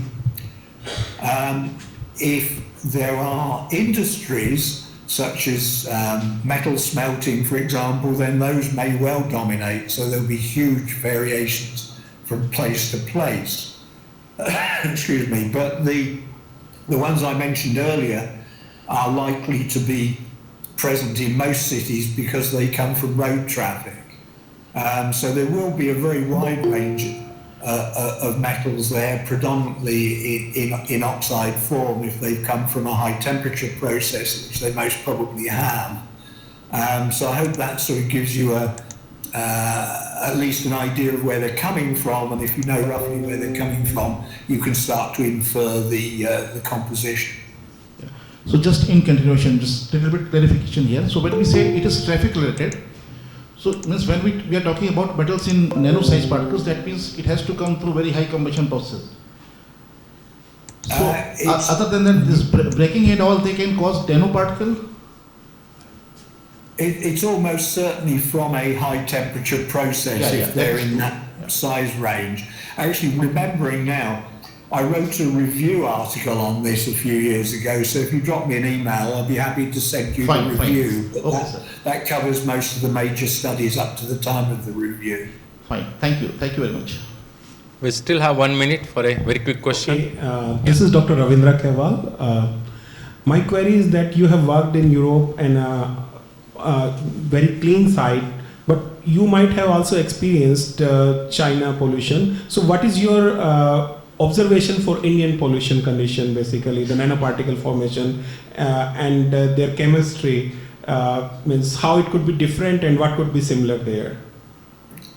Well, our work in Delhi and that of others who've worked in Delhi suggests that new particle formation is not very favourable in the Delhi atmosphere. It doesn't happen very frequently. Now, I cannot tell you whether that conclusion applies to other cities because I haven't worked in other cities in India. But I think there's a much, much larger proportion of the nanoparticles in the Delhi atmosphere are primary emissions. And you also have a lot of light industry, some of which is using high temperature processes, welding, machine, metalworking, and so on. So I think you've probably got a lot of more trace metal material there. You've got diesels there, particularly at night time, and you've got other road traffic sources which will emit nanoparticles, primarily carbonaceous. So you've got a very complex mixture there that I think would be a wonderful environment to do more research with it. Okay, yeah, thank you, Professor Roy. Let's thank Professor Roy once again for an excellent talk. Thank you so much, Professor Roy. That's a pleasure. Bye-bye. Bye. Our next speaker is Professor Claudia Moore from PSI, Switzerland. She will be talking about field studies of particle composition and growth using advanced AMS. Yeah, floor to you, Claudia. Yeah, thanks a lot, and I'm glad we could resolve the technical issues, and thanks so much for inviting me to speak here. I'm really happy to do so. I also kind of added a second title slide just to kind of highlight a bit that the work that I'm doing here is mostly from where I was at Stockholm University, so I changed to PSI very recently, a month ago. So the work I show here is mostly from my time at Stockholm. And of course, there's also a lot of colleagues and co-workers involved in all the slides that I will be showing, and I'll try to highlight their contributions as we go along. So I thought about, for this talk, to focus a little bit on our work on nanoparticle growth, given the topic of the conference. And this is a very simple schematic, probably nothing new for most of you, but we put this together with Taina Liuti from the University of Eastern Finland and with Ilona Ripinen from Stockholm University a couple of years ago, when we wrote a little perspective on nanoparticle growth. And I just used this slide to kind of introduce my talk, and what I have been focusing on over the last few years is really trying to add understanding to the process of what are the mechanisms, what are the compounds that contribute to the growth of mostly newly formed particles in the atmosphere. Of course, one can argue that also primarily emitted nanoparticles grow eventually to sizes where they can become important for, say, cloud formation, or like add a lot of mass when we're talking about air quality, haze formation, and so on. So our focus here is really on the particle growth. And also for most of you, I guess it's very clear, and I'll try to talk a little bit about that as well, how challenging it actually is, especially when we're looking at the chemistry of those very small particles. We have very little mass, so when we use analytic methods, we need mass, we have very little mass. We have several phases involved. We have the gas phase involved, the particle phase involved. So all of that makes it very challenging to understand the growth of particles. And in the same paper, we also looked a little bit, we added a little bit of this historic perspective, and this now focuses very much on the growth of nanoparticles in the boreal forest, where I would argue we have this is maybe one of the systems we understand the best in terms of the measurements that we have. And as we go left to right, I don't want to spend too much time on it, but essentially from the 90s, where one knew there must be something that is growing the particles, to adding knowledge on, okay, sulfuric acid plays an important role, and then a bit later figuring out it is actually organic compounds that are very important in this environment to understanding particle growth or contributing to growth, and then a bit more recently where with the new instruments, especially the mass specs, we are now really able to get the molecular composition of the organic compounds that contribute to the growth of those particles in the boreal forest. And I think the next slide, or the one after, talks a little bit more about that. Here I quickly want to introduce the method that I am using the most, or have been using the most recently, and this chemical ionization mass spectrometer, where an inlet that is called the filter inlet for gases and aerosols, this figure of things, is coupled to it. And I'll just briefly outline what this instrument can do for those of you who don't know it. It adds also a bit of understanding then when I show you the data a bit later. So basically it is a chemical ionization mass spectrometer, so it separates individual molecules, measures their abundance, and we get mass spectra. That's the topmost panel. Then we can use this molecular composition information to also calculate the volatility. We can parameterize volatility using different parameterizations that are available in literature by now. People have developed a few of those. This was mostly started with the work from Neil Donahue. So what one then gets is basically this distribution that is shown here, where the compounds are organized in the kelvins of their volatility or saturation vapor pressure. And then with the Figaro, and that is maybe a bit special, we can kind of semi-in parallel measure the gas phase and the particle phase. And the particles are measured by depositing them on a filter and then evaporating them. And from the evaporation profile, which is shown here by this Tmax, so the maximum absorption temperature, we can also get a bit of a handle on the volatility. And here the compounds that were measured are mapped on this number of oxygen, number of carbon atoms. So this is one of the instruments that I have been using the most. And when this one is used in combination with other mass spectrometers, so with chemical ionization, we are selective, so we might want to add different instruments together to be able to measure the full suite of compounds that are in a certain place. Then one can actually get to an overview like this. This is a very recent paper from Wei Wang, where she used a suite of chemical ionization mass spectrometers in the boreal forest to really get the full picture of the gases, of the vapors that are around from the VOCs directly emitted to all the oxidation products. And this is then shown here. So we have on the y-axis the oxygen to carbon ratio of the compounds.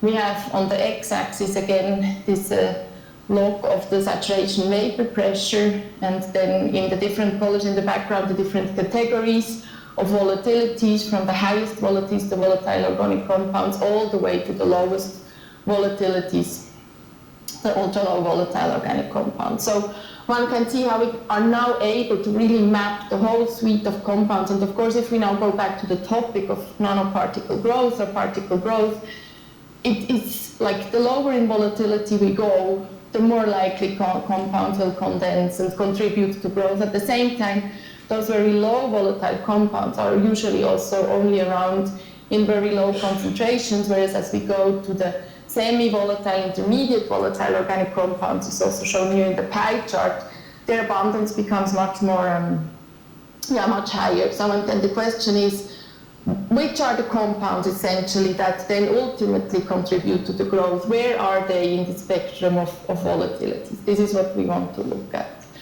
And I'm showing you a bit an older work of mine by now already. So we did that a few years back by now, but I think it's still a good introduction to also a bit more recent work that I will be showing you.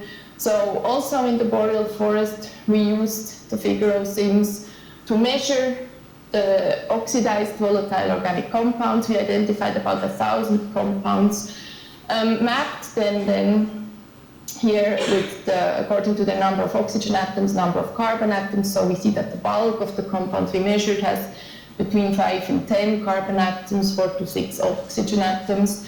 And then again, we used the parameterization, again, the one based on the one from Ian Donoghue, to come up with the volatility distribution. So we grouped the compounds according to their volatility, the gas phase compounds, and then you can see that it goes from the semi-volatile compounds all the way to the extremely low volatile organic compounds. And this is what we then used, and now again this goes back to this complexity that I mentioned in the beginning. Now we measured the vapors, right? But then to understand what those vapors do and how they end up in the particle phase, what they do there, it's very helpful to combine the measurements also with the process model framework. So here we used, or I should say my colleague Taina Eliuti, she used this MAPNOC, this model for acid-base chemistry in nanoparticle growth. So it looks at the dynamics of condensation and then also to some extent at particle phase chemistry.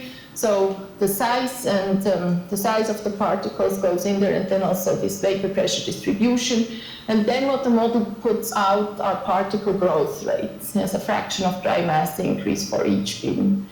And this is what we got then. So you can see here the measured size distribution on the left-hand side with different model runs put on top. And you can see that we got quite an okay closure between the measured and the modeled evolution of the size distribution, or the measured and the model growth rate, using our vapors as input. So with that, we can conclude that more or less with the vapors that we measure from the semi-volatile to the low volatile range, we can explain particle growth in this boreal forest environment. And so what this graph here shows, also the model output then in terms of which are the groups of organics and sulfuric acid and ammonia that contribute to the growth at the different diameters of the particles, and also their average molecular formula to get a bit an idea of what are the compounds that contribute. And of course it's highly dominated by monomer oxidation products. And this output then we also used as input again in a thermodynamic model, and we also compared that to thermodynamic measurements at that site. So we looked at this comparison between the modeled and the measured volume fraction remaining after thermodynamic, just to get a bit of a kind of confirmation that what the model output is in terms of the nanoparticle chemical composition can also be confirmed in another way by a measurement. So from this we could kind of conclude that with our measurements and the model we can explain nanoparticle growth quite well in the boreal forest.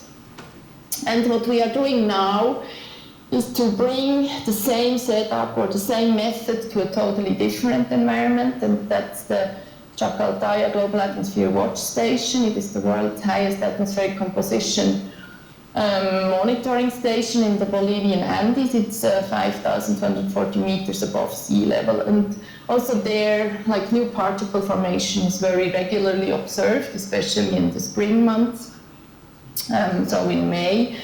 And of course there we have a very different environment from the boreal forest, so we are very high up in the Andes. And what is shown here in this kind of overview that we published very recently is that we are impacted by many, many different air masses. So we can have air masses from the Amazon, from the Pacific Ocean, also influence from the nearby city of El Alto La Paz. All of this adds to the mix of compounds that we measure in this environment, and that can ultimately contribute to the vapors that are around, to the composition of the particles, and so on. And of course, we also have a bit this interplay between being in the free troposphere and between being influenced by the boundary layer and the pollution. So in a way, this is a very complex place to also try to study and understand the growth of the particles that are formed there very regularly. So those are now some results that I show from this particular measurement station. So it is very similar to what we did in the boreal forest. So we have again the measured size distribution in the background.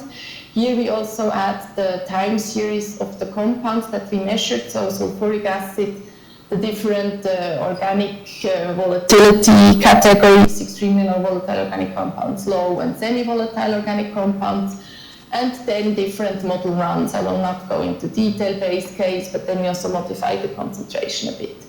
And you see overall, again, the model manages to capture more or less the evolution of the particle size quite well. However, what we also observe, and that makes the whole story a bit more complex, is that at the same time or a bit later, so we sit at the top of the mountain, the sun is coming up, we start to have to build the oxidation products of the precursors that can lead to new particle formation and growth. We also, with the elevation of the boundary layer, also have the pollution from the city, so the influence from the boundary layer coming to the station. So we have this kind of interplay between new particle formation, the growth, and addition of the polluted boundary layer. And for us, the question is a little bit, how much is now this boundary layer responsible for can we already say nucleation or just the growth? So this is something that we are now trying to work on. And this is an example here where we do the exact same thing, but then you see around noon this sudden increase in particle diameter, also larger particles and concentrations, which is the impact of the pollution. And of course, this makes the modeling of the growth rate like much more difficult, let's put it in this way. So this is now a bit of an overview. Again, like on the left-hand side, you see again the modeled growth rates for all the cases in Jakarta. And then on the bottom, at the bottom on the y-axis, you see the measured growth rate, and then we compare this very similar to the boreal forest. And again, we are more or less in this range of a factor of maybe plus factor of 2 and so on in terms of how well we can predict the growth. But what you can also see, and now this brings me a little bit back to the previous slide, when we have this change in air mass, or when we observe this advection of the pollution, we end up with these extremely high values of growth rates. And what we are currently trying to understand is if we can really talk about the growth rate here, or is it more that we just also add a lot more larger particles and more pollution to the whole system. So what we are currently working on is maybe separating a bit the data sets into growth rates when we don't have this clear kind of change in air mass or this increase in pollution, and when we do have it, to try to understand the mechanisms there.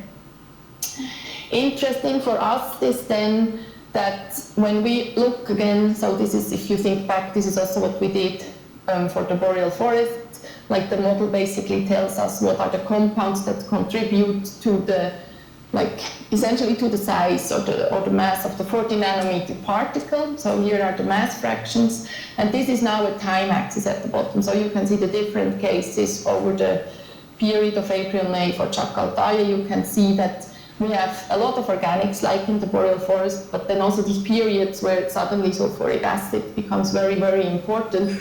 And this was really interesting for us because this is actually when we have high volcanic emissions in the region that are transported within through the three troposphere, mostly impacting the station. So that is also kind of check for us that the model actually works, and interestingly that we seem to have this interplay between organic compounds of natural or anthropogenic sources and then the sulfuric acid from the volcanic emissions contributing to particle growth.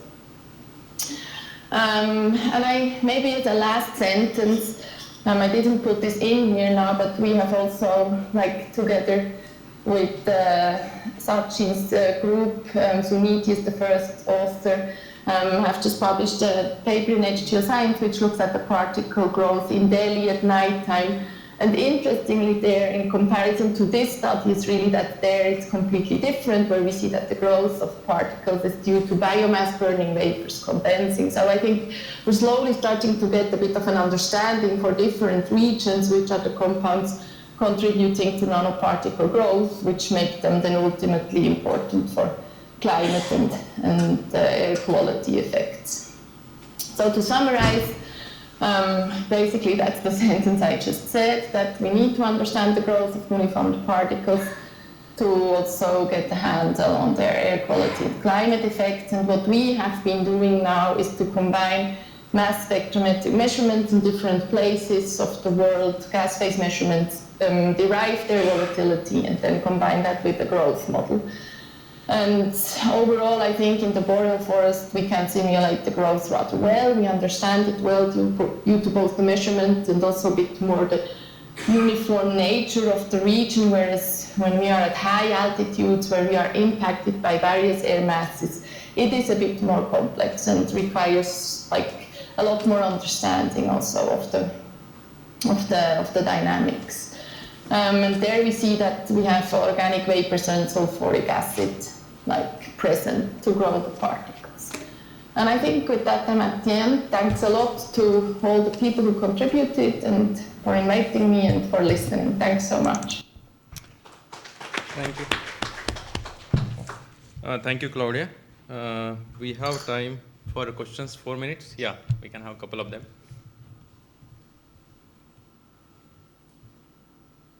Yeah, let me ask you one question, Claudia. You made actually the right point. The composition of nanoparticle is site-specific, but I would also add that it's not just site-specific, it's also atmospheric condition or maybe season, you can say. So specific. So results from one site or one season may not be applicable to the same site, same season, or other site and the same season, and vice versa. So I don't know, what do you say, what do you recommend basically, how we should address this problem?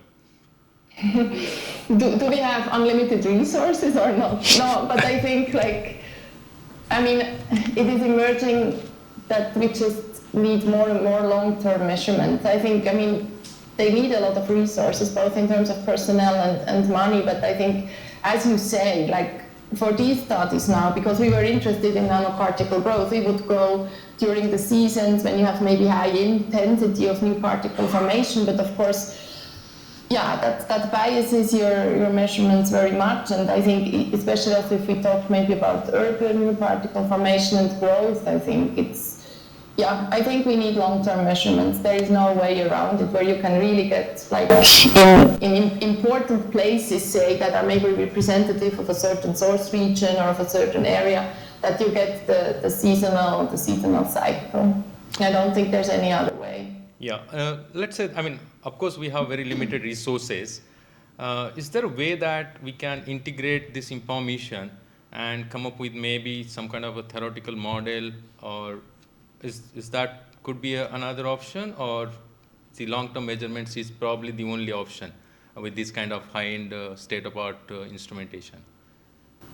Yeah, that's a good question as well. I mean, in a way, we are already kind of integrating our measurements by kind of limiting them almost to their volatility, right? So I'm thinking, but then assessing the volatility is also inherently challenging. But I think if we have a certain idea of, say, particle size distributions and the general volatility of compounds, I think we could get already quite far. But also that, I think, needs a bit more dedicated studies so that we really represent volatility well or parameterize it well. Okay, great. Do we have any more questions? Okay, if not, let's thank Claudia again. Thank you very much. Our next speaker is Dr. Lubna Dada, PSI, Switzerland. She will be talking, her title of the talk is very exciting, Simulating New Particle Formation in the 26.1 meters cube cloud chamber. So, right, over to you, Lubna. So, good afternoon, everyone, and good morning to the ones listening from the west side. So yes, I'm Lubna, and I'm a scientist currently at Paul Scherrer Institute, and this work has been a compilation over the course of 7 years, actually, where I have been first at the University of Helsinki doing my PhD, where this work has started. So, as the title says, we simulated new particle formation in the cloud chamber, which I will introduce to you in a bit. But in this talk, I will focus only on the anthropogenic part of what we have simulated, although we have also studies where we have simulated biogenic and pure biogenic, as well as a mixture of biogenic and anthropogenic. So if you are interested in those, you can reach out to me. But today I will be focusing about new particle formation in anthropogenic and specifically in polluted megacity environments. So to start, why do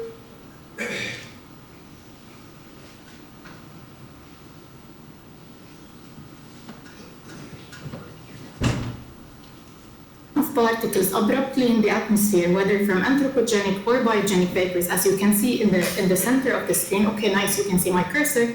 And the initial clusters are formed between 0.8 and 1.5 nanometer in size in the presence of sunlight mostly, where oxidation happens and the molecules become heavy. And this is where the competition starts between the growth or the losses. So if these particles or these clusters are not lucky enough, they will be lost to the available sinks in the atmosphere, whether it's deposition, coagulation, or even rain in terms of wet deposition. In other cases, when these particles or initial clusters are lucky enough, more vapors will condense on their surfaces, growing them further to form what we know as an atmospheric banana.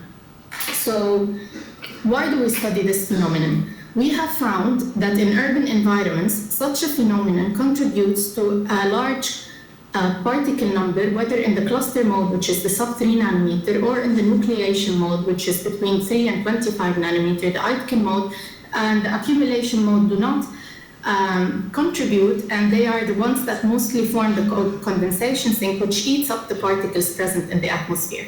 So what you see on this slide is to the left is what we see in Beijing, which is on new particle formation event days compared to haze days. We have up to 15 times more particles in the atmosphere compared to the days where we don't see any new particle formation events, specifically in the smaller size ranges. This phenomenon is also observed in India, and here I show a slide from Hyderabad, and I thank the colleagues for providing this slide, where we see also an increase in particle concentration in all modes on days where new particle formation events occur compared to the days where no new particle formation events have occurred. So while this is in Hyderabad, there is a similar observation in New Delhi. If you're interested, you can speak to Shazad Kani. I think he is available in the audience with you. To continue, we want to know where these particles come from in megacities, where we can say that they defy all rules of atmospheric chemistry due to the increased condensation sink available. So how do these particles still form, although there is a lot of pre-existing particles that eat up the gases that form the particles and the small particles themselves? So here again, I show two distinct locations in megacities where we can see that sulfuric acid drives the particle formation. So what I show here is a plot on the left from Beijing with the sulfuric acid concentration on the x-axis and the particle formation rate of the 1.5 nanometer particles. And you can see a very nice correlation with sulfuric acid, which is known to be the #1 vapor for new particle formation in the boundary layer. And a similar observation is also observed in Hyderabad by colleagues, where we also see that the particle formation rate increases with sulfuric acid. So the particles that are darker in shade here are the ones with lower sulfuric acid concentration compared to the ones here with a higher formation rate and higher sulfuric acid concentration. Okay, so the particles are formed in the presence of sulfuric acid and with the help of stabilizing vapors such as amines and ammonia. But what grows the particles further is organic vapors. So it's very nice that Claudia had the talk right before me to introduce the different volatility of organic compounds. So this might look like a little bit complicated plot, but what we can see here is that we compared two different size ranges. So the yellow bars are the ones where the particle sizes did not exceed 30 nanometers in Beijing, and the blue bars are when the particles exceeded 30 nanometers in size. So this is the difference between a new particle formation events which grow and the ones which do not exceed 30 nanometers. And what we see here is that the particles that exceed 30 nanometer are on average higher concentration in all different volatilities of organic compounds. So what this tells us is that the organic vapors do play a role in particle growth. However, we don't know the exact mechanism by why this is happening, and that's why we go to chamber experiments, because we know the overall mechanism based on correlation plots that we plot in the atmosphere, but the exact mechanism together with the oxidations and the small reactions that happen are still to be experimented. And since we can't just take the atmosphere, put it in a box and increase the temperature to see what will happen in a few years, or if we stop this type of source emissions, what will happen to new particle formation, that's why we go to chamber experiments. So I will here introduce the cloud experiment, which is what you can see here is a 26.1 meter cube electropolished, super clean chamber located at CERN, so the European Center for Nuclear Research in Geneva in Switzerland. So what you can see here on the left side is the chamber itself, and you can see the set of mass spectrometers surrounding it, which exceeds 6 in the most recent campaign. And besides mass spectrometers, we have particle number measurements, gas phase concentration, and so on. The chamber is super clean, which enables us to control the gases that go in. We measure them, and on top of that, it allows for molecular identification of what is happening due to the minimum contamination levels. And what you see on the right side is the light system. So in order to simulate daytime and nighttime, we turn this on and off. And the chamber is also equipped with a high voltage cage, which when turned on eats the ions present in the chamber, so that we can also simulate the neutral mechanism of new particle formation. And what I show you here is the control room. So besides this chamber, there is a control room where we control the input and the output of the chamber itself. So, and we control the temperature, the relative humidity, and so on and so forth.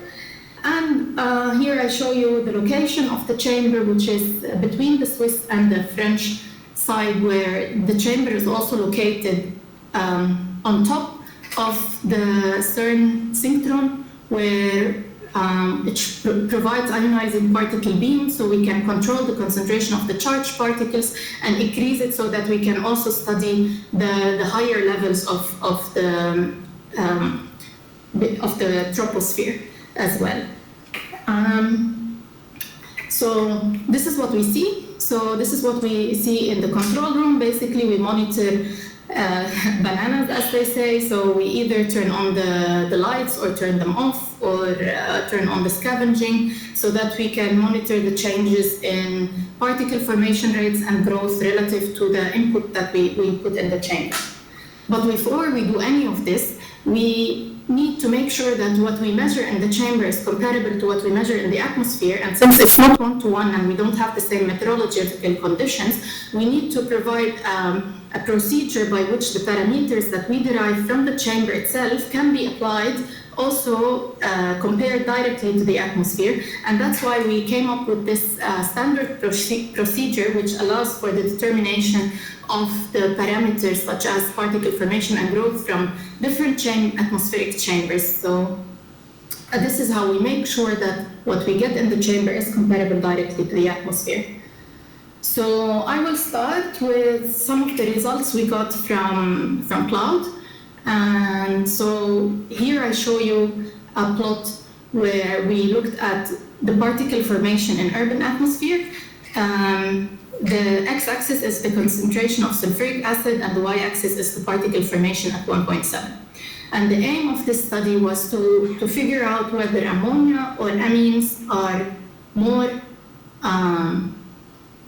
active in forming particles. So now if we compare the dark blue with the light blue, the difference is the addition of ammonia only for the dark blue and the addition of additionally dimethylamine. And you can see a 2 order of magnitude change between the dark blue line and the light blue line. The other observation that we see here is that the triangles compared to the dark blue line are higher, and this is because of the addition of organics. While if we compare the light blue line compared to the addition of organics, I'm not sure you can see this, but here you can see my mouse. Okay, so now if we compare the dark filled points with the non-filled ones, we don't see really an increase. So the addition of organics, where these like these filled points, compared to the ones that are not filled, there's not so much of a difference. And this shows that organic vapors do not contribute much to the particle formation in the presence of dimethylamine, but do contribute almost 1 order of magnitude when dimethylamine is not present.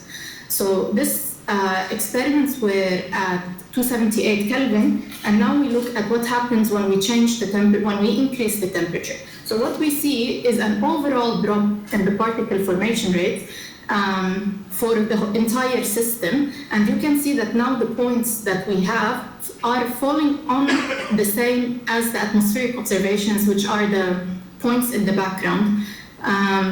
So our experiments are atmospherically relevant and replicate what is happening in the atmosphere. So again, what we see here is that in the presence of dimethylamine, the organics do not really contribute much to the formation rate, and the same observation is in the presence of only ammonia, where organics do contribute to the growth. So if we want to put this in a simplistic view, let's look only at the blue points here. What we see is that in the presence of only sulfuric acid and ammonia, in case we add organics, we are now here. So there is an increase of almost 1 order of magnitude in the particle formation rate if we add only organics without dimethylamine. Now, if we add dimethylamine to the system of sulfuric acid and ammonia, we have a 2 to 3 orders of magnitude increase in the particle formation rate, and the addition of organics is only incremental.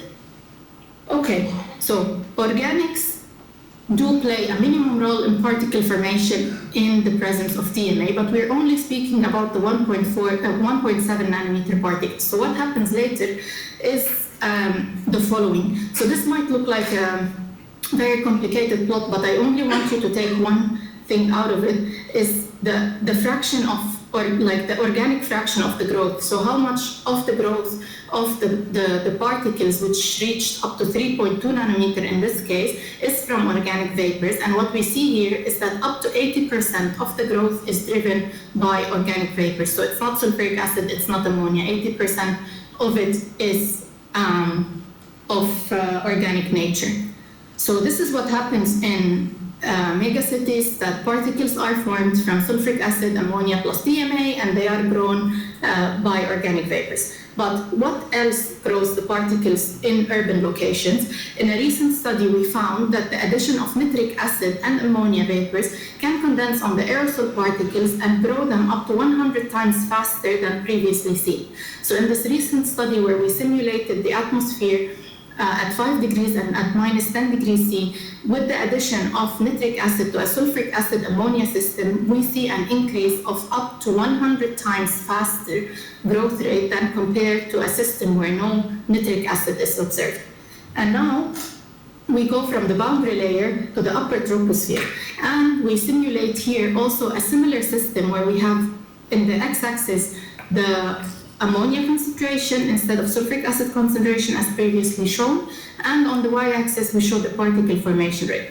And here what we want to show you is that the red line is only sulfuric acid ammonia, and this black point is only nitric acid ammonia. But now when we add the mixture all together as sulfuric acid ammonia plus nitric acid, we observe a much higher particle formation rate than either of the systems separately. So we show the synergistic role of the sulfuric acid, ammonia, nitric acid system. And this shaded area here simulates the Asian monsoon upper troposphere. So what creates smog and grows the particle further is expected to be a mixture of these three gases. Okay? And in our most recent study, we show that also particles, or let's say if we don't want to call it growth, let's say the increase in the overall diameter mode of the particles increases also in New Delhi in this recent study by Suniti Mishra that was published a couple of days ago. We show that the growth rate of the bigger particles, which are around 100, up to 100 nanometer in size, is higher than other locations compared to whether it's urban, polluted, rural, or remote locations. And if you're interested in this study, you can listen to Professor Tripathi today at 4 o'clock on what happens in the nighttime in Delhi. So maybe too much information, but these are the main things to take from this talk. So first of all, the chamber experiments do allow us for replicating the atmosphere and having a detailed molecular and chemical study of understanding what happens in the atmosphere in terms of new particles and growth. And the sulfuric acid is the main driver of new particle formation in urban environments, in addition to amines and ammonia, while dimethylamine enhances the particle formation rates compared to ammonia alone. Decreased temperatures do favor particle formation, and that anthropogenic vapors enhance particle formation rates and participate in up to 80% of the particle growth beyond 1.7 nanometer. And in the presence of nitric acids, the particles are capable of growing 100 times faster than in the absence of nitric acid. And finally, that sulfuric acid, nitric acid, and ammonia vapors together synergistically produce much higher formation rates than the combination of the other two, of any of the other two compounds, causing smog in cold temperatures around polluted megacities. And with that, I am ready to take your questions. Yeah, thank you, Lubna. Yeah, we have plenty of time for questions.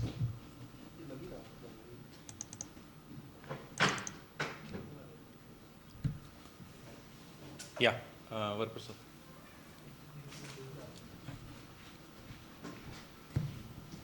Hi, Lubna. Thanks for a nice talk. Antti Varinen from Finnish Met Institute. Can you tell us what are the sources of DMA in environment?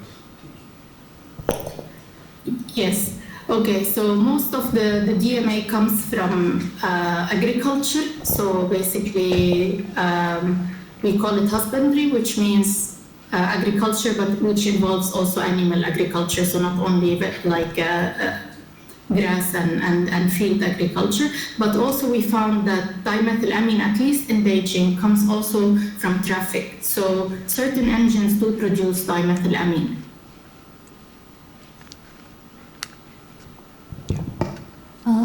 It was a very nice presentation. Actually, I have one doubt actually. Why you went for 12.1 meter cube of chamber size? Why it is not lesser than that or more than that? Is there any specific reason behind it? Oh, that's a nice question, but the only thing I can tell you is that I was not part of the building of the chamber. I was probably 7 years old when this started, but the idea is that the bigger the chamber is, the more possible that you have minimum contamination, so that you can replicate also the time span in the atmosphere. If you have a very small chamber, the chances of sticking to the wall is higher. So the best is that you have a big volume to surface ratio to minimize this and to minimize the losses to the wall, so that you can replicate, for example, the condensation sink in the atmosphere rather than having a small chamber. And the contamination could be much less. So in our case, for this cloud chamber, what we do is that we wash the walls. We literally wash the walls to remove sticky vapors like ammonia. So this big is part of the volume to surface ratio to minimize losses and minimize the contamination in the chamber, I would say. Yes, Neeraj. Yeah. Hi, Doctor. Thank you for the nice talk. I am Neeraj Rastogi. Part of my question is already asked, since I wanted to ask the source of dimethylamine. Second part of the same question is, so what is the mechanism, how this dimethylamine enhances the formation rate by factor of 2? I'm sorry, I lost the last part of your question. Okay. After so mechanism. I'm asking you, third point is dimethylamine enhances particle formation rates. Why? Means what is the mechanism? What it does, which ammonia or other component can't do? You mean in the presence of sulfuric acid? Yeah, means you said in presence of sulfuric acid, dimethylamine, it can enhance the particle formation rate. Yes, exactly. Why? Means what is so specific about dimethylamine? Okay, so basically sulfuric acid is one of the least volatile vapors available in the atmosphere. So with the increase of the concentration of sulfuric acid and ammonia together, they form a cluster, and once this cluster exceeds the delta G or the Gibbs free energy, it forms a particle. So it goes from gas phase to particle phase. And with the presence of more and more sulfuric acid and ammonia, they start to form clusters where they can, once it exceeds the critical cluster size, it is more susceptible of growing further by condensation of more vapors on the surface of this particle. Does that answer your question? That is correct. What you were saying about the ammonia and sulfate reaction and then why it is forming. Means I was asking, dimethylamine is, you are saying it enhances particle formation rate by factor of 2. You have shown in one of your slides. Yes. So why is dimethylamine? Why is dimethylamine better than ammonia? Yeah. Okay, I would say that dimethylamine sticks better to the cluster. So the evaporation rate of dimethylamine is less than ammonia itself. So once the cluster is formed, this dimethylamine cannot escape anymore in a way, and is attracting more and more sulfuric acid. Thank you. Could be that it's just acid-base reaction. Amine is a base, and yeah. In both cases, it is a acid-base reaction. That's true. Yeah. Hi, I have a quick question. Did you do any experiments regarding the susceptibility of particle formation with respect to DMA concentrations? Like if you are increasing it infinitely, whether it will help or it will have an indirect impact, like negative impact? We did these studies with increasing DMA, and it does increase the particle formation rate. I'm not sure whether any of this is published so far, but there is a limit. So after a certain amount of DMA, there is no further increase. I don't remember the numbers on top of my head, but I think that what we see in the atmosphere is around 13 ppt. So we're speaking about ppt levels of DMA and not really higher. I cannot recall on top of my head what is like when does the formation rate kind of plateaus with the particle formation and the DMA concentration, but I think it is in ppt levels. So you only need a dash of DMA to kind of do this increase in particle formation rate. Okay, and just another curiosity, like if you remove sulfuric acid, just and if you add like ammonia, nitric acid and DMA, whether you will see any NPA formation? We also did, I think, partially this study where we did not have any sulfuric acid, and I think the rates are comparable. So whether it's nitric acid or sulfuric acid with ammonia, if I remember correctly, the rates are approximately the same. It's just that the nitric acid concentration is in the atmosphere is not similar to that of sulfuric acid. So we don't only need to think about like the reaction whether nitric acid plus ammonia is equivalent to sulfuric acid plus ammonia, but also the concentration of both in the atmosphere. And that's why there is no place in the world where nitric acid is present in the absence of sulfuric acid, and that's why what is important here is the three together. Okay, great. Thank you so much, Lubna. Yeah, let's thank Lubna once again. Thank you. Yeah. Okay, our next speaker is Dr. Jonas from Aerosol, Finland. Jonas, could you please share your screen? Yes. Great. He'll be talking about using Aerosol A11 nano condensation nucleus counter to measure atmospheric new particle formation. Okay, so seems that I can only share my entire screen, but let's try anyway. Yes. If it doesn't work, then I can also share. Yeah. Yeah. Now you should see my screen. Yes. And now you should see it in presentation mode. Yes. Yeah. Okay. Over to you. Thank you. Very good. Thank you. So thank you for the organizers for giving me this opportunity to have a presentation in this seminar or event. Today I will be introducing you the Aerosol A11 NCNC and how it can be used to measure atmospheric new particle formation. So I am also starting with the plot that you've seen already. So this originates from Professor Katriana Lehtipalo's figure, showing very nicely the different size scales of nucleation from gas phase to particulate phase. As a challenge for instrument technology, of course, the size range, size where molecules can form critical clusters that can further grow to nucleation mode and onwards is in the range of 1 to 2 nanometers. So the detection efficiency of the instrument needs to be in that size range. Also, in that size range, diffusional losses in the sampling lines inside the instrument itself can be rather high. So the instrument design needs to take this into account. Also, choice of technologies is important here as preconditioning, like charging the particles before detection is super challenging in sub 10 nanometer region. So charging probability basically is way too low for these small clusters in order to be able to detect reasonable concentrations. And that is why we are using CPC-based technology. So with this technology, we can achieve very high sensitivity with no preconditioning. Our solution is called the NCNC, nano condensation nucleus counter, and it's a combination of two CPC-based instruments, a particle size magnifier and a, let's say, more typical full flow butanol condensation particle counter. This combination has already been used mainly in atmospheric measurements, also in different fields, more than 10 years.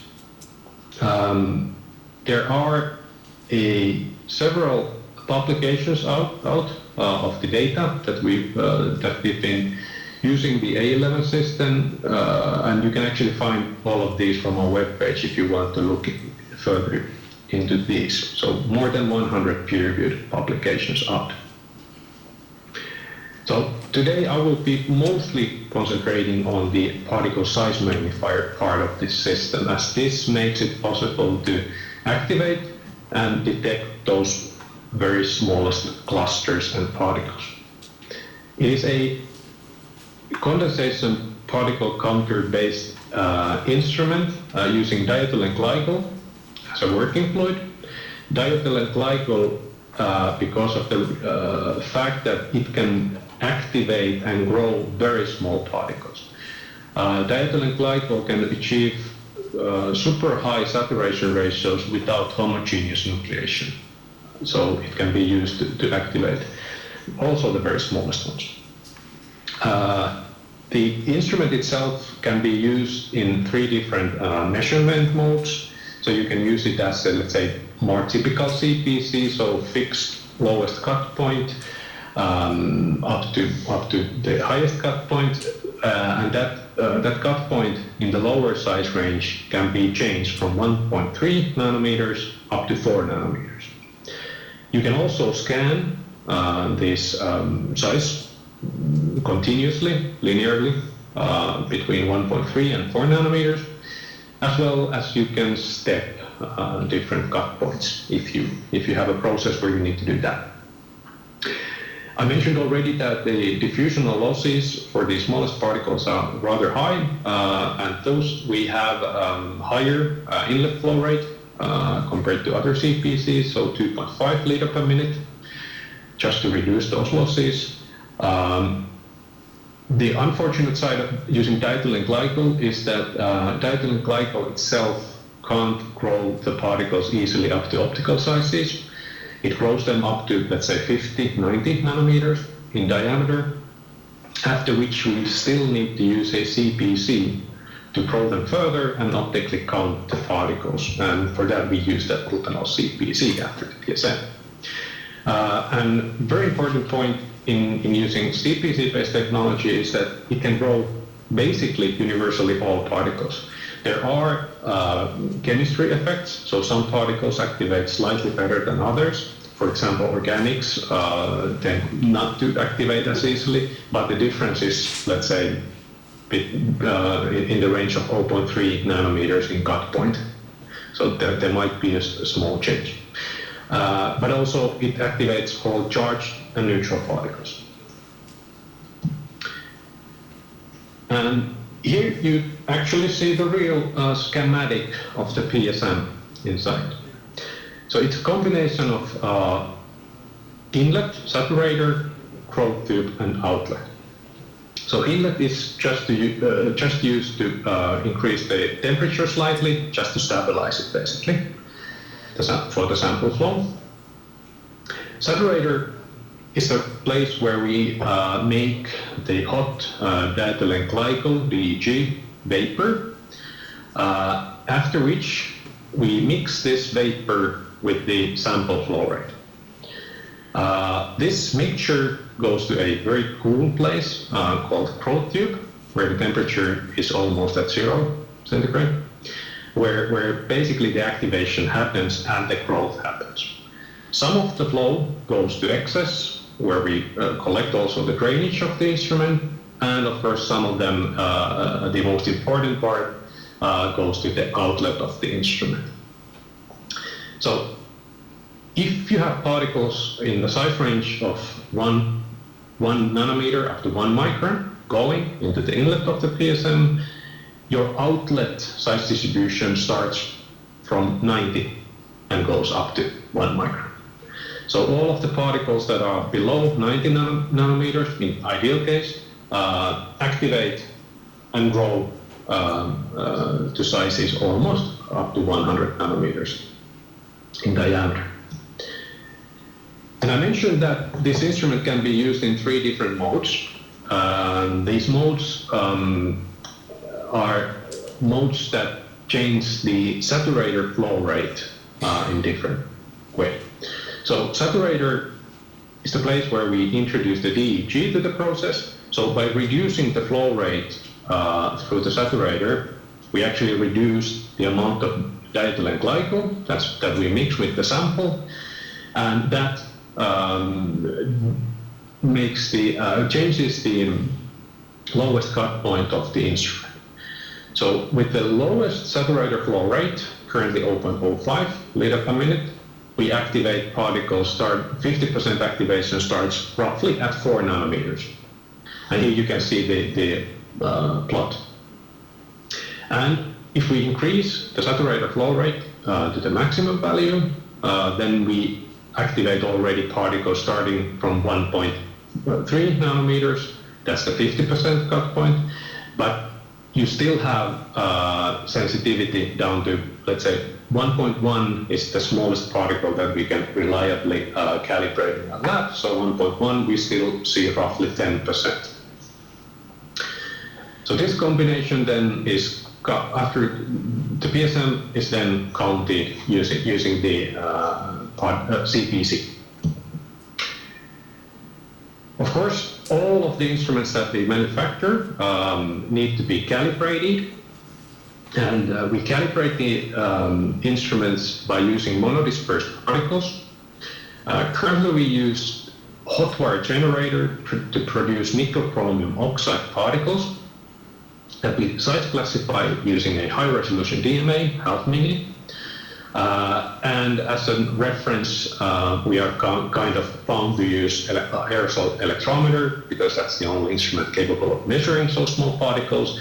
And because of the same issue, we need to do this calibration only using charged particles. There has been some studies trying to do calibration with neutral ones, but that's still, let's say, very challenging. But charged, we can produce highly monodispersed, and we can have a reliable reference instrument, namely aerosol electrometer. You can read more, from example, from Juha Kangasluoma's paper. This was, I'm missing actually the time, but yeah, that's the title of the paper.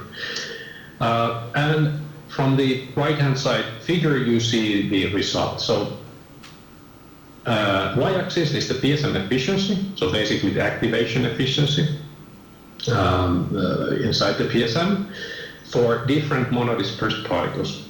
So for the 1.2 nanometer particle, it goes only slightly above 10%. But with the 1.3, 1.4 nanometer particles, we are starting to reach 50% activation efficiency, which relates to detection efficiency basically for the full instrument. And we get some sensitivity up to 4 nanometers. Although the sensitivity goes down when we go up with the size. Here you can see a plot by Runlong Kai, published 2018, where you have plotted the, let's say, onset saturator flow rates as a function of electrical mobility diameter. So changing the flow rate setting changes the electrical mobility diameter activated by the instrument according to this curve here. So with the very lowest flow rates, you activate the biggest particles. Highest flow rates, you start to activate the very smallest ones, down to 1.1 or so in diameter. And here you also see the resolution of the instrument with different size particles. If you want to compare this resolution number to, for example, DMAs, TSI nano DMA resolution for sub 2 nanometer particles is in the range of 2.7 to 4.4. This is from Jing Jiang's paper, 2011. And here we are in the range of 1 to 3.5 or so with the resolution. So it's comparable. Although, of course, with the high flow DMAs, high resolution DMAs, you can go to much higher resolutions. But then you have the problem of charging the particle. So this is what you end up if you scan with the instrument. Scanning the flow rates and basically scanning the lowest cut point is the most common way of using A11 in atmospheric measurements. The main benefit here is that you don't need to charge the particles. So the detection efficiency for even the smallest particles is still very, very good compared to, let's say, SMPS technology, for example.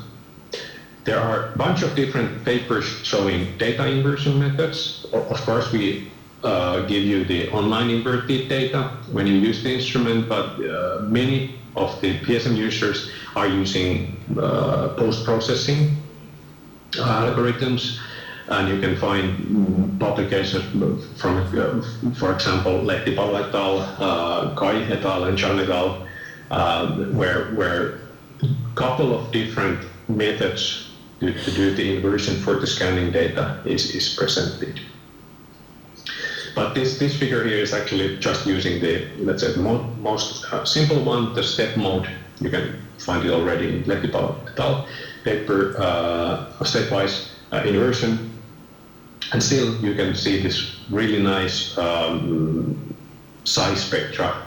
This is actually calibration data where I've been changing the size of particles going inside the PSM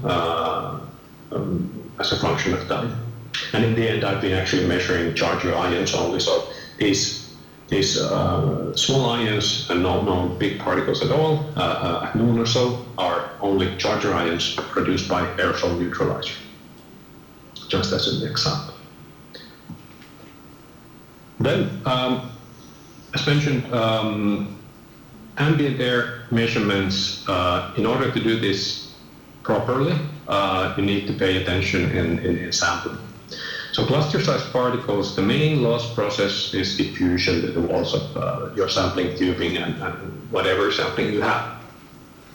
So the rule of thumb is that you need to have short tubing or high flows. Better to have both. On the right-hand side, you have a paper, figure from the paper by Kangasluoma et al. 2015 showing two different cases. Basically, this is one 50 centimeter tubing with either 2.5 liter per minute or 9 liter per minute flow rate. And you can see the transmission through that tube as a function of diameter. It is quite obvious that already with 2.5 liter per minute, you can't have too long tubing. 50 centimeters already loses, for example, 40% of 1.5 nanometer particles. And if you don't take this into account, you will underestimate your particle concentration. Also important is to know that turbulence will increase these diffusional losses, basically because the particles see walls more often. So the flows need to stay laminar the whole time. And also, as some nanoparticles are atmospheric ions, you need to use conductive tubing. Also, with other ultrafine particle measurements, we have this rule that you need to sample with the relative humidity below 40%. And that's also good to take into account. This is just one way to do it. So this is the A11 system, the PSM, the CPC, and at the inlet there is air modus nanoparticle diluter, which actually increases the sampling flow just to reduce the diffusional losses. It allows you to dilute. That's actually very often that we need to do that, for example, in highly populated places where you tend to have more pollution. It also dries your sample, and also you can switch on and off ion precipitator, so you can look into total number of all particles below 4 nanometers, for example, and also separately only neutral ones. So from that you can get the ion contribution also. And then there is a rain cover. That's actually quite a crucial point when you install your instrument. You don't want the rain to go inside your tube. And there's the list of things that you need to build up a measurement setup, measuring these small clusters with A-lab. And I will end by showing a couple of new publications, recent publications, starting with Takura et al. 2022, showing Baltic Sea cyanobacterial summer bloom producing new particle formation. So on the upper figure, you see combination of NCNC data with the NAIS data and the MPS data. You're familiar with all of these instruments already. So by using all of these, you get full-size spectra starting from 1 nanometer up to several hundreds of nanometers. This is a coastal semi-urban measurement station, actually very close by here, so Smera 3 station in Helsinki, Finland. So obviously this cyanobacterial summer bloom produces something that forms particles. Also the chemical composition was measured, and high iodic acid seems to coincide with the particle events, so it probably explains some of that formation and growth. But still, from this publication, they state that particle growth is still mostly explained by sulfuric acid. But on the lower picture, you see formation rates, and these J1.5 values you get by scanning the flows of A11 and measuring in scanning mode. And then neutral and the ion fraction is from NAIS. And then I will end with a example from Cyprus. So this is Mediterranean measurement site, and this is again a combination of A11 data with NAIS and SMPS from 1.1 to 736 nanometers. And the measurement station is in Cyprus. And you can again see these nice formations, particle formation events.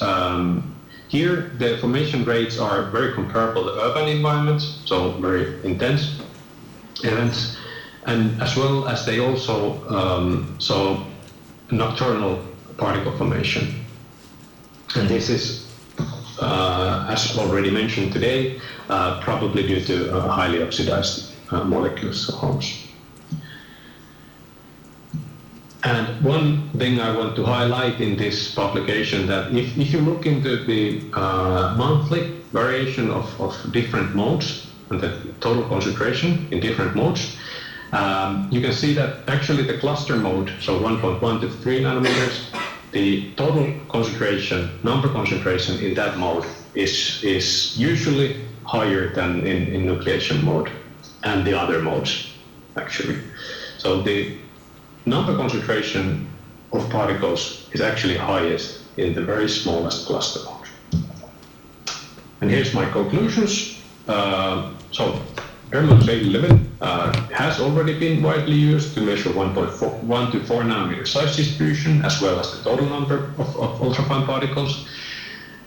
You can calculate and define the formation rates and growth rates from that data.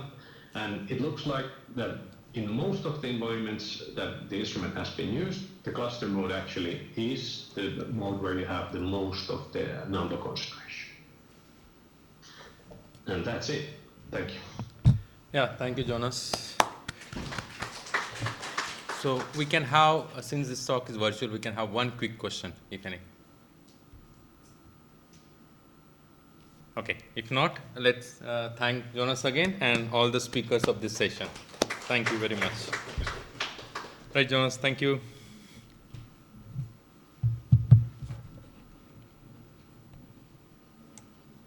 Yeah, so we'll now stop for tea. It will be a very short break. We have a next session starting at 4 o'clock.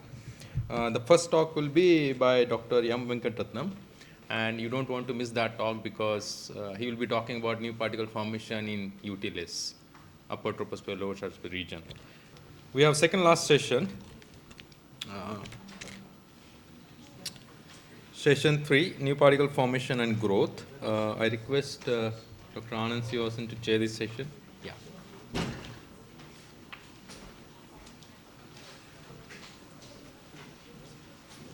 Thank you. Welcome back to the post-tea session.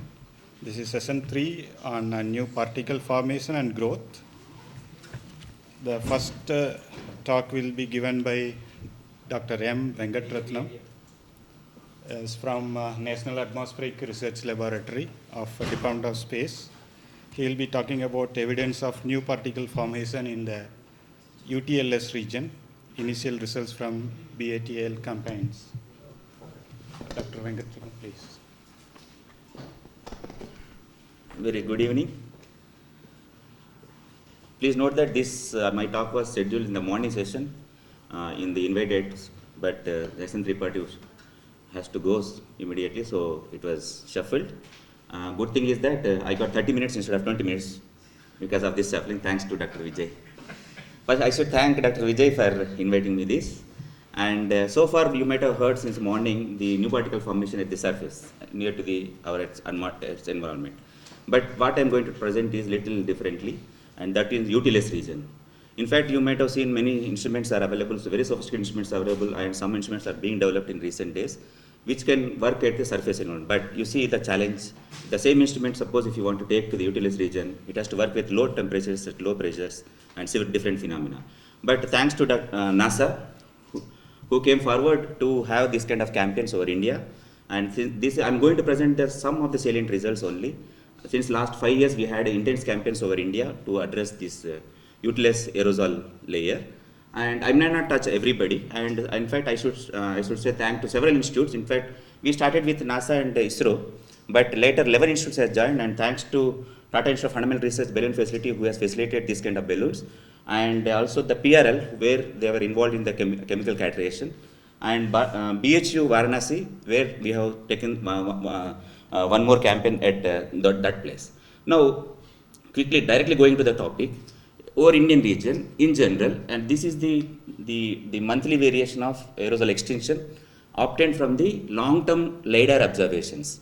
This is from the micropulse LiDAR from 2010 to 2018, almost 8 years of thing. And this is from ME LiDAR. We have from almost 20 years of observations at NERL, Gadanki. It is close to Tirupati. I think everybody knows about where Tirupati locates.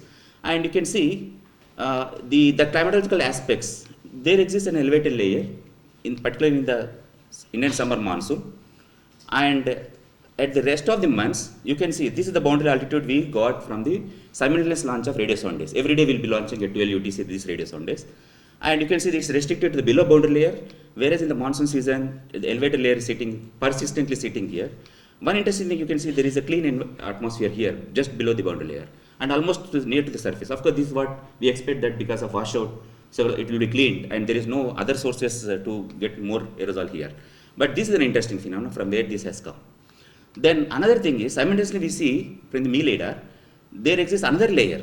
Of course, after 6-7 kilometers there is nothing, but this layer will appear again. So this is a very common feature over Indian region. Of course, Gadanki we have seen, and several places it has been reported this part, but we are the only people who has the ME LiDAR, that kind of observations where we can prove that this is happening over Indian region. Now we have gone to a little bit more. How much is the contribution of this elevated layer aerosol to the total loading? Then what we did is we have separated the within the boundary aerosol extension separately. We calculated AOD, then free troposphere, and we could see, as expected from this figure, more than 80 to 90% of the aerosol loading is below the boundary layer in the winter season, whereas 80 to 90% that elevated layers are contributing in the monsoon season. Now the main question is whether this is only Indian region or what is the spatial extent. So thanks to Calypso, which is flowing from since 2006, and we have taken that same 2-3 kilometer integrated aerosol extension. And this is the spatial extent to the lower layer, and the same thing, this is the extension for the elevated aerosol layer. I mean, in the UTLS region, you can see it is almost like African region to the Asian region. This is covered, the 2-3 kilometer elevated layer, not only at Gadanki, but throughout Asian region, we can see from Africa onwards. But this upper UTLS aerosol region is just restricted to the Asian anticyclone region. So this is what is very interesting here. In fact, this is going to have almost like 2 months consistently sitting there. Any pollutant entering into there, it is going to sit there. So now the question is, what is the composition and what is the source? Why it has formed like that? Then we applied the dynamical aspect to say from where it has come. We know that Indian summer monsoon has two peculiar features, that is low level jet at 850 hectopascal, where this can bring from the westward towards the Indian mainland and lot of aerosols from the Arabian Sea towards the Indian mainland. This is one source.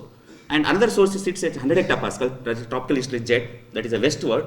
It can also bring several air pollutants right from China towards the Bay of Bengal and over the Indian region. The most important thing is, because of the presence of anticyclone, this will be trapped there. So any pollutants or any trace gas which enter into that utilized region, it will be trapped, and 2-3 months it will not be allowed to go outside. And you can, at the same time, we should not forget that there will be a deep convection activity will be going on. Anything coming over the Indian landmass, this deep convection can take those pollutants to the free troposphere, including to the utilized region. So this is about the dynamical aspects, how these elevator layers are formed. Now once it formed, how it is dispersed. There is no other way. And in fact, this is a geopotential height. It's integrated for a long time, almost 20 years of data from Rihanna's data set. You can see this 16.75 kilometer is a geopotential height over there, and this represents the anticyclone. And Gadanki comes at the edge of this anticyclone. And the redistribution, once it's entered, there's the only possibility is the derivative adaptive circulation. There is no other way. Only that this, because of this anticyclone, at the edge of the things, the pollutants can go away, but otherwise, only the brevet adaptation circulation can take away from this one. So, but this is not our particular topic today, but we are coming back to the aerosol. See. So, this is from Calypso, this is for 2015, integrate between 16 to 18 kilometer. You can see the from almost like the Mediterranean Sea to the East China. This can be persistently sitting here, and when we separate it with the altitude wise, you can see almost like 14 kilometers to 18 kilometers this persists, and if you take the latitude wise, integrated at that longitude band, you can see almost like 10 degree, our Gadanki comes out at 13.5 degree. It is edge of this anticyclone, but still we could see some of the traces, because we have seen in the LiDAR profile, we have seen that utilized region there is elevated air sitting. But if you go to the deeper, in Hyderabad or Varanasi or still higher, you can see the deep, a large concentration of this aerosol particle. So what we did is, we conducted the campaigns at Gadanki, because we have several surface measurements also. Then most of the observations we carried out in Hyderabad thanks to Tata Instrument Fundamental Research, and we also gone to the interior of the anticyclone, where BHU has helped us to conduct this kind of campaign. Now, only the aerosol, or what about other trace gas? Because other trace gases are very important, particularly the water vapor. If any aerosols are any trace gases are there, these will be reacting with the water vapor present here, and this is the climatological picture from MLS we have taken at 100 hectopascal, close to utilized region, I mean tropopause. This is the integrated picture of ozone, and this is the integrated picture of water vapor, carbon monoxide, and the cloud fraction. As I mentioned, over the Indian region or head Bay of Bengal, there is a deep convection will be persisting here, and more important, that water vapor, again, it is like anticyclone region. You can see the enhanced water vapor we have seen here. This plays a very important role in any new particle formation. And carbon monoxide, it tells that the sources are tropospheric sources. It has not come from any other places. And more important, that ozone is less. And this is the aerosol layer. So only now main question is, what is the physical, optical, and chemical properties of this aerosol layer? In fact, these are all remote sensing. Remote sensing cannot address particularly the chemical properties. So we need to depend upon in situ observations, and that is what we have gone for the balloon measurement campaigns of Asian tropopause aerosol layer. Now we'll go to that. So we have conducted since 2014. We have an understanding between ISRO and NASA since 2014 to 19. We have flown 92 flights from these three locations. You see, this is the Gadanki, this Hyderabad PFR balloon facility, and Varanasi. And in addition, NASA also has an agreement with Coast, Saudi Arabia, and they have done independently. But altogether, we are seeing a similar picture. So if you see, most of the balloon flights, this is from Hyderabad, Tata Institute of Fundamental Research. You can see me at 5 years back. I'm so young now. I become a little old. And this is for 50 balloons we have flown from the Tata Institute of Fundamental Research, and very few from the Varanasi. And some of the, because we want to see that at the edge of the anticyclone what happens, and we have so many sophisticated instruments, ground based, so we want to verify that. So Gadanki also we have 18 balloon flights. Now what does it do? So since this is the institute measurements which we carried out is very heavy. I mean, those instruments we need to carry to the higher altitudes. So we have seen taken the help of range of different balloons. We call as heavy flight, zero pressure flight, medium flight, and light flight, boomerang flight. So basically these are decided by the approximate weight. And you can see 3000 meter cube polyethylene hydrogen filled balloons are used, and the difference between zero pressure balloon is heavy flight is, heavy flight will take more than 30 kgs of payload, but it will just flow and come back. Whereas zero pressure balloon, we can have the control. At what altitude it has to flow, up to how much time we can flow, and where to cut. So this is the difference between these two. And other things we have used, and I know because of wanting time, I'm not telling. And all these results are published in Bulletin of Uncommit Society. Only this part, the later part is not published. I'll be coming to that. Now, this is the summary statistics. From 2014, we had only at Gadangi. Then we moved to Hyderabad, and continuously every year we have Hyderabad, and Varanasi also 2 years we moved, and finally that we end up with it. Because once we verified, first thing is the Calypso discovered Asian tropos aerosol very easy to write, because at the same time what I am mentioning, a deep convection will be prevailing. Are we not sensing the cloud or thin traces of the cirrus cloud, because anvils will be there? Are we missing something? So first and foremost is to confirm that is an aerosol layer or not. No, you can see the suite of payloads which you have used. The instruments include the radio sonde, ozone sonde, frostband hygrometer, and cobalt backscatter. In fact, these are all well-known features. Only thing is this is the ozone profile, meteorological profile, radio sonde, and cryogenic frostband. It's a very precise measurements of water vapor in the utilities region, where normal radio sondes fail above -40 degrees centigrade. And these are the instruments where very, very important role, like Langley optical particle counter, Wyoming optical counter 1, and we have this is only to see that you can see how the aerosol concentrate 8 channel right from 0.15 to 5 micrometer, and you can see we have gone to the 7 nanometer. That is the best availability 7 nanometer to the 15 micrometer.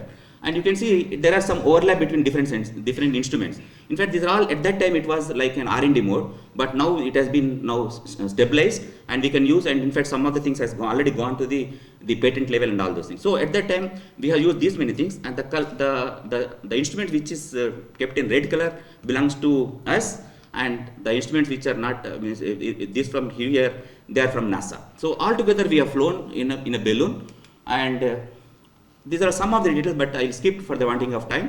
How the ozone sonde will give the profile, how the frostband hygrometer, the basic principle. I think I can skip this briefly. And more important, this is a compact optical backscatter aerosol detector. It's called cobalt, and it can detect both cloud and aerosol.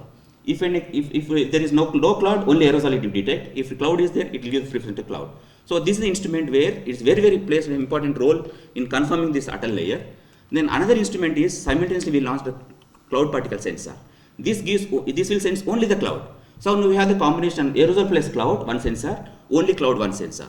This cloud matches, we assume that is a pure cloud, and rest of things is an aerosol. So this is one way to exclude the thing, because there is no sophisticated instruments to really see at that altitude what is happening. Then you can see, coming to other OPCs, you can see right from 7 nanometer, there are several OPCs, optical particle counters, has been flown, including the cobalt. You see the range from the cobalt starts from this range to almost like the cloud layer, whereas these are only the aerosol part, and there are purely cloud part.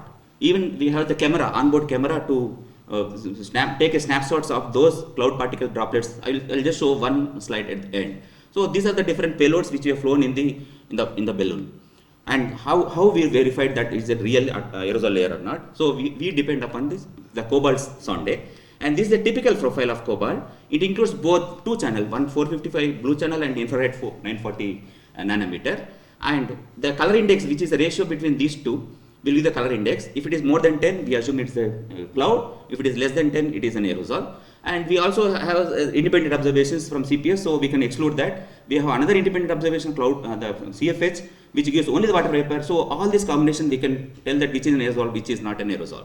So with this combination, what we notice is this is an aerosol layer, whereas in the lower part you can see the cirrus cloud present and enhanced water vapor is seen here. But we are interested only this part. So this is a very clear indication from 14 to 18 kilometer. The thick layer is sitting in that one. So like that, now we have seen the overpass of the Calypso. We have seen that whenever the overpass is there over the Hyderabad, during those days we have launched this sondes. So the satellite is overpassing, and we have launched the radio, this kind of balloon sondes. You can see how good this our ground-based and this satellite is matching very well. This is for at coast, and these are Gadangi and Hyderabad. We have 12 flights. You can see excellent comparison between spaceborne and the ground-based in-situ measurement. So this confirms that what we are looking is an aerosol layer. It's nothing else. Now coming to these are validations. Now what are the physical properties? As I mentioned, we have two OPCs, and that is Langley OPC. One OPC will sense that 8 channel side segregated thing, and another OPC we have tied with a heating inlet. It heats up to 180 degrees. So this is basically used to see the non-volatile contribution in that one. And this is, you can see right from 12 to 24 kilometer, that particle number concentration. And the blue is for greater than 0.15 micrometer, and this for 0.25, and red is more than 0.5. So you can see there is an enhanced, these are all size segregated aerosol concentration. Enhanced aerosol concentration we can see at this altitude. And the particle number concentration, whether it's volatile or non-volatile, this will tell the volatile percentage. What we could see that this basically is a particles of 0.25 micrometer, and there are 80 to 90% of mostly volatile, and it's like these are very important information to see the new particle formation at later stage. And you can see there is the ice clouds are sitting here just below the cloud, and these are also plays an important role in new particle formation once if it is not real in aerosol. Then what is this is the physical properties we have seen. Then now coming to the chemical properties, this is an important aspect. So what we have flown is this impactor. This impactor has a 4-stage thing. There are in first stage it will go greater than 2 micron, and 2 to 0.5 micron, and this is 0.5 to 1.15, and this 0.15 to 0.5. So this impactor is a size segregated aerosol sampler, means it's the filter base. Once it is flowing in the balloon, it will collect at a different place. Most important thing is this has we can controlled sampler, what we call. So because when it is flying in the balloon, it should not be contaminated with the other environment, because it has to go through troposphere where several composition is there, but uterus composition may be quite different. So we make sure that this impactor will start opening. This impactor will start opening only. So I will get 30 minutes. Okay. So this impactor will start opening only when at 300 hectopascal. We will make sure that it doesn't open in the troposphere. In the upper troposphere only start opening, and we'll try to see only in the uterus part. So that part is very good. And after these samples are collected, in fact we know where it is falling, and our people will be going and building that in ice cubes, and this has been sent to PRL thanks to Dr. Rastogi and team, who has used ICGC for getting the different composition of this at a layer. So this is the concept. I will skip it. How the zero pressure balloons are float. For wanting of time, I will skip this one. Then these are the result. You see, these are all different 4-stage thing. And before flying, we have run this instrument for the ground to see what are the different chemical species up in the ground level. Then is the zero pressure ZF flight 2 and ZF flight 3. We try to float at 2 to 3 kilometer, 2 to 3 hours. At the altitude, as you see, the same altitude is flowing, almost the same altitude. Then we could get enough aero samples, and that samples has been sent. And more important thing, at the ground, you can see almost like ammonia, or sodium, or chloride, which is expected during the monsoon season. It is seen in the ground level, but if you see the uterus region, you can see only nitrate or nitrite composition is there. It is very surprising because we are expecting the sulfate will be the dominant. But to our surprise, this nitrate and nitrate components are dominant seen here. Then we thought, is it only monsoon season it is happening? What happens to the other winter? Winter we have taken as a background. We have again conducted that kind of campaign in the winter season, and this is the result from the winter season. As you can see that the sulfates are dominating. So it's rest of the year sulfates are dominating, whereas in the monsoon season that nitrate and nitrate things are dominating, and these are the concentration. And we could see that the trajectories wherever the deep convection is there, where the air traveling through this, that deep convection is allowed, means making to pass into the uterus region. That is, there are details how that is entering into that one. Now coming to the explain what is nitrate, how it is nitrate. So the nitrate sources, thanks to my previous speaker, the cloud chamber, Lubna, she has told that some of the things that troposphere and stratosphere things are what happens in the chamber, but this is the real in the real world what is happening. So there are 3 sources. One is the troposphere sources can be like ammonia, can be that from the fertilizers or cultivation it can come. There are other 2 natural sources. One is the lighting. In the anything lighting happens, that nitrates or more nitrates will be produced. Or another reason is the flight. Flight exhaust also has some nitrate component. So these 3 are the possibilities. So formation to gas phase nitrates are partition of HNO3 between gas to aerosol fast are the 2 major chemical products that influence nitrate concentration. And the gas to aerosol conversion to form nitrate is very sensitive to relative humidity, and we have seen very enhanced relative humidity as I mentioned in the first slide, and very low temperatures, and this has been already theoretically proven, and we have shown with the evidence that this is possible. low temperature hydrocarbons are favorable for nitrate formation, and this absorbed nitrate could be a nitric acid trihydrates, also that can form in the polar or tropical stratosphere at low temperature through two mechanisms, that is homogeneous nucleation and heterogeneous formation of ice particles. So these are all theoretical proven, but first time we have shown that with the balloon observations, we have proved that this is happening. And thanks, I think we should collaborate with the cloud chamber, those things, and some of the simulations is very helpful because these two are matching very well.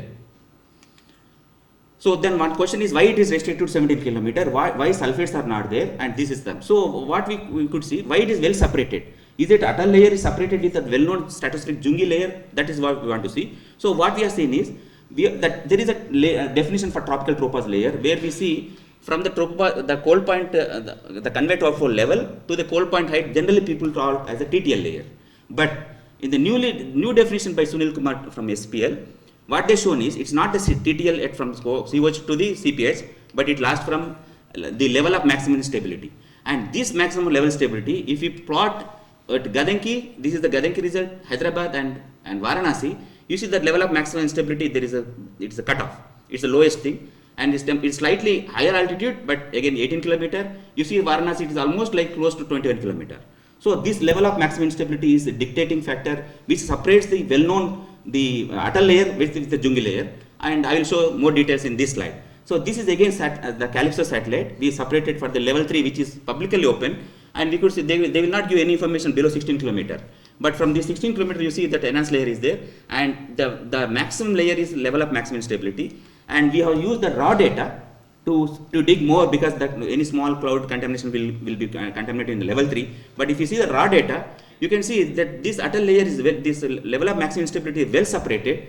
The atoll layer versus this well-known stratospheric layer. So that is maybe the reason why in the stratus we have not seen any sulfate content. If our balloon might have flown at 20 to 23 km during the monsoon season, we might have expecting that our sulfates might be detected. But in the atoll region, these nitrates are quite dominant. And these are I will skip this. And this is one thing. One interesting thing is from the mixing conditions MCPC thing, you can see these are different sizes, almost like you see 0.05 micron. 0.75 to 0.5, and size segregated the profile right from 10 km to 18 km, you see that it goes on enhancement up to 0.05 micron, and from where this suddenly is coming. So this is what we assume that this is the particle definitely because of new particle formation, not from this. If it are from anything from the transport, this kind of sudden enhancement in the different we cannot see that. So definitely it will be like a part of new particle formation. Of course, more details has to be digged in the coming years. So this is what I am telling, that there is a camera in that where we can take a snapshots wherever the altitude which we design. So this is the typical snapshots we are taken at 5 km mid troposphere and this at a utilized region. You can see this because of wanting time I will skip this because this is not our main focus. So what we did is this we have first time we have confirmed that atoll is with in situ measurements, and size segregated aerosol and cloud number constant profiles we got it, and first combined optical, physical and chemical characterization of the atoll we made, and evidence for new particles near the tropaz we have shown, and importance of deep current. Of course we do not know from where this entering, either from troposphere or from the long range transport, we do not know, and we have tested several things, and of course WRF chem and GoChem model outputs also we quantify. But what is happening, there are some issues remain unaddressed. Mainly important that aerosol composition, that we are flying, we are getting the samples, we do not know whether it is contaminated while coming back, and we are taking it is not, the temperature is not maintained properly. So there are several issues are there. So we need the aerosol mass spectrometer to be flown in the flight instead of balloon. So that is what we propose. And of course there are several other things are there. So there are some several unresolved. For example, from where this is coming, is it because of vertical transport or because of convection or because of long range transport, that is not addressed. And we need to address. And one more thing is that balloon cannot be directed wherever we want. It will fly with the background wind. So we cannot direct. Suppose if you want to see at Head Bay of Bengal, we cannot go with the balloon. So we need an aircraft. So what we propose is, actually this is already, the proposal has been submitted to ISRO and it is under pipeline. So we would like to have that B-57 NASA aircraft which can fly around 18 km altitude. And at the same time, we have ISRO has an Air King 200. It will fly at around 4 km altitude. We want to simultaneously fly the two aircrafts one at 4 km and another at 18 km. And at the same time, we would like to release the balloon and see the consistency between all these things. This is what we propose. And fortunately, that B57, in fact, there was some delay in our accessing. So during the COVID time, so it has been sent to Japan under the Eclipse campaign. So they are flying from the Japan, they are dying. So at the same time, we would like to utilize this opportunity to launch the balloon and also use the aircraft campaign to get more details of this aerosol composition particularly. With this, I'll stop here. Thank you. I've taken a little more time.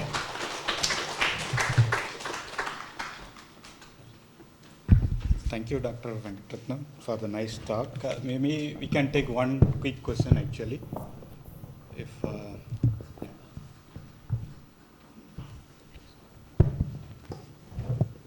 Dr. Venkatratnam, it's a nice talk. I'm here. Yes, play. Oh, here. Somebody has raised it here. No, this is laser is coming. Okay. Yeah. Showed the Atlas Asia. It is just specific only to Asian region, or it's seen in the other parts of the world? No, actually anticyclones are, American anticyclone is there. 3 anticyclones are there. But our Asian tropical, the anticyclone is so strong, and wherever once it is trapped, it will not allow for 2 to 3 months. Whereas American anticyclone, there are there, but one thing is that, see, there should be 2 possibilities. One should be vertical transport should be there and long transport is there, that pollution should enter there. That's why we have seen Asian tropos aerosol very strong. Whereas in other side, American side, the pollutants itself is not there to either to go through the convection or through long range transport. Here the 2 major countries. There are a lot of commercial aircraft flying. That's right? right. If the aircraft emissions are to be the source, then there is a lot of commercial aircrafts are flying in. That's what I'm telling. See, anticyclone should be very strong to trap those pollutants. Our Asian anticyclone is very, very strong. Any small thing entering into there, it will not go for 2 to 3 months. Whereas American side, that anticyclone is there. Even that pollutants enter there, by the time, in no time, it will be cascading. So that's why we are not able to see at other sectors.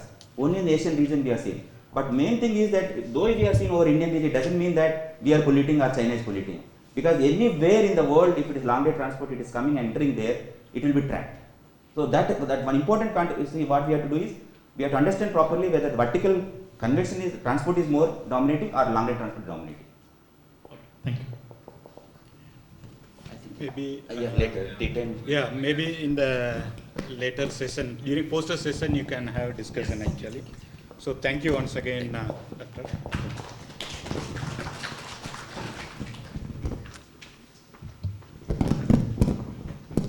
The next talk is by Professor Sachin Gunte from Indian Institute of Technology, Madras. The title is interesting. It is Reduction in Pollution Results in Another Pollution, Role and Importance of Nanoparticles. Please, Professor Sachin.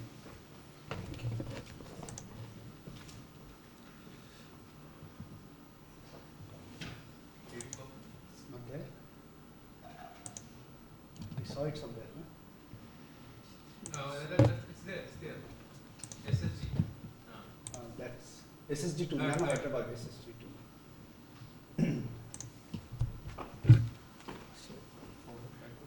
Laser? Right, so good afternoon everyone, and then I think probably after COVID this is the first time I'm giving a talk which is offline, so many thanks to Vijay for pulling this out together. And then I didn't realize until I stood and then came here saying that probably this is outside IIT Madras that I'm going to give it for the first time. So really once again thank you for having me here and then giving this opportunity, Vijay. What I'm going to do is that I was told that I should finish it in 15 minutes. So next 15 minutes what I'm going to do is that going to show some of the preliminary results which we obtained from the measurements which we did during the COVID, right? So I'm going to take it back to this thing. I would like to start this 2 beautiful picture, right? So I was thinking that how do I start, and then I did not really find a better picture than this from our direct measurement for this particular conference. And then I'm going to talk about these things like how the reduction in certain pollution can cause this one. So this is just a quick outline which I'm going to follow. I'll just go for the orientation purpose again, that will go through the introduction and motivation. The reduction in pollution, what do we basically mean and what did we learn out of it, that what that pollution was. We'll little bit try to touch upon the atmospheric implications from what the limited understanding which we got from the measurement. and then we'll try to extrapolate it without any evidence, however, that how and what should be the way forward based on this. Well, just to give that, I have seen this slide at some point of time and really like to include all the time, basically, that this is, of course, Paul Crutzen, and then he introduced this term called Anthropocene. Like, we are living in an epoch now which we call as an Anthropocene, where the Earth's activities are no more governed by the natural activities, but we as a human have started perturbing and altering everything which is there. And one of the fact is that, of course, there is an increase in PM 2.5 concentration, and that's what I'm going to see that. Now, if you look into the geological epoch, this is what probably we are here. They say something like that in an year, you are at the December 31st, 2300 hours, 59 minutes and 59 seconds, whatsoever it is. And then here you see the evidence that how everything has exponentially gone up. Well, again, for the orientation purpose, that when you talk about the aerosols, unlike the gas phase measurements, you have to deal with the 5 order of magnitude size range. That's the reason the aerosol measurements, they become very tricky. But then, as Vijay and other would know it, like even if you start from the 10 nanometer, going back from 10 nanometer to 1 nanometer, it's even become more tricky. And I do not have any picture here about the cluster, but then just to put it into the perspective that what the different size ranges are, so you get an idea that why the nanoparticles are important in that sense and why are we basically talking about. When you talk about the sources, you have the primary emission, then you have the secondary formation, then they undergo the transformation and aging, and then this is probably more important for the nanoparticles. Then they play part in cloud processing, then they are wet removed, and then they are dry removed, those who not take part in the cloud processing, and this is how they complete their cycle. In short, they of course affect the biosphere, atmosphere and climate, and then of course have a very strong implication for the ecosystem health as well. We have seen this slide since morning, probably at least once, I believe. Professor Kulmala tried to show it. What it, again, for the orientation purpose, shows that if you look into the greenhouse gases and associated error bars, they are very small. So we do have an idea that what's going on, that how much CO2 you emit, how much temperature is going to increase. But the moment it comes to the aerosol cloud interaction, that the error bars are even bigger than the estimate itself. So what it means is that when you try to calculate the net estimates, that the aerosol cloud interaction represents the largest uncertainty in the current and future understanding of the climate change. How do we deal that? Well, either nor me, nor Vijay, nor any particular group or institute can do that. And that's the beauty of the aerosol climate sciences, that you need a very coordinated and collaborative efforts. So what we try to do, at least focus, is that focus on the laboratory experiment, field measurement campaign, representative laboratory experiment, upscale them into the contrasting environment, India specific, put them into the process models. It can be upscaled to the regional models, India specific parameterization development, then goes into the global atmospheric model, and then goes into the global climate model, so that you can reduce the uncertainty. And then what we do at IIT Madras in my group is only focusing on this particular aspect of this big chain, which is important as far as the climate uncertainty is considered. Since we are talking about the nanoparticles, I thought that it would be good to, I'm a teacher basically, right? So it's always good to touch base upon the fundamentals of what it is. And then I thought that nobody would really use this word called Gibbs free energy. But then I saw that eventually Lubna landed up using that word, but I did not hear anybody else saying that. Well, I'll not go into the Gibbs free energy diagram, that how this phase transition happened when your spontaneous reaction goes from the left-hand side to the right-hand side of the curve. But what do we know? Obviously, that you have these different precursors where you have this homogeneous nucleation or the reaction going on, and then you have this cluster formation, obviously. And then as everybody talked about it, or maybe Vijay would talk more about it, and then once the nucleation is there, provided that you have the precursors, obviously the growth can then happen due to the condensation and then obviously coagulation, and you'll end up having the particle. What I liked about this particular figure is that in the background you really see a very nice size distribution which goes into the different part of it.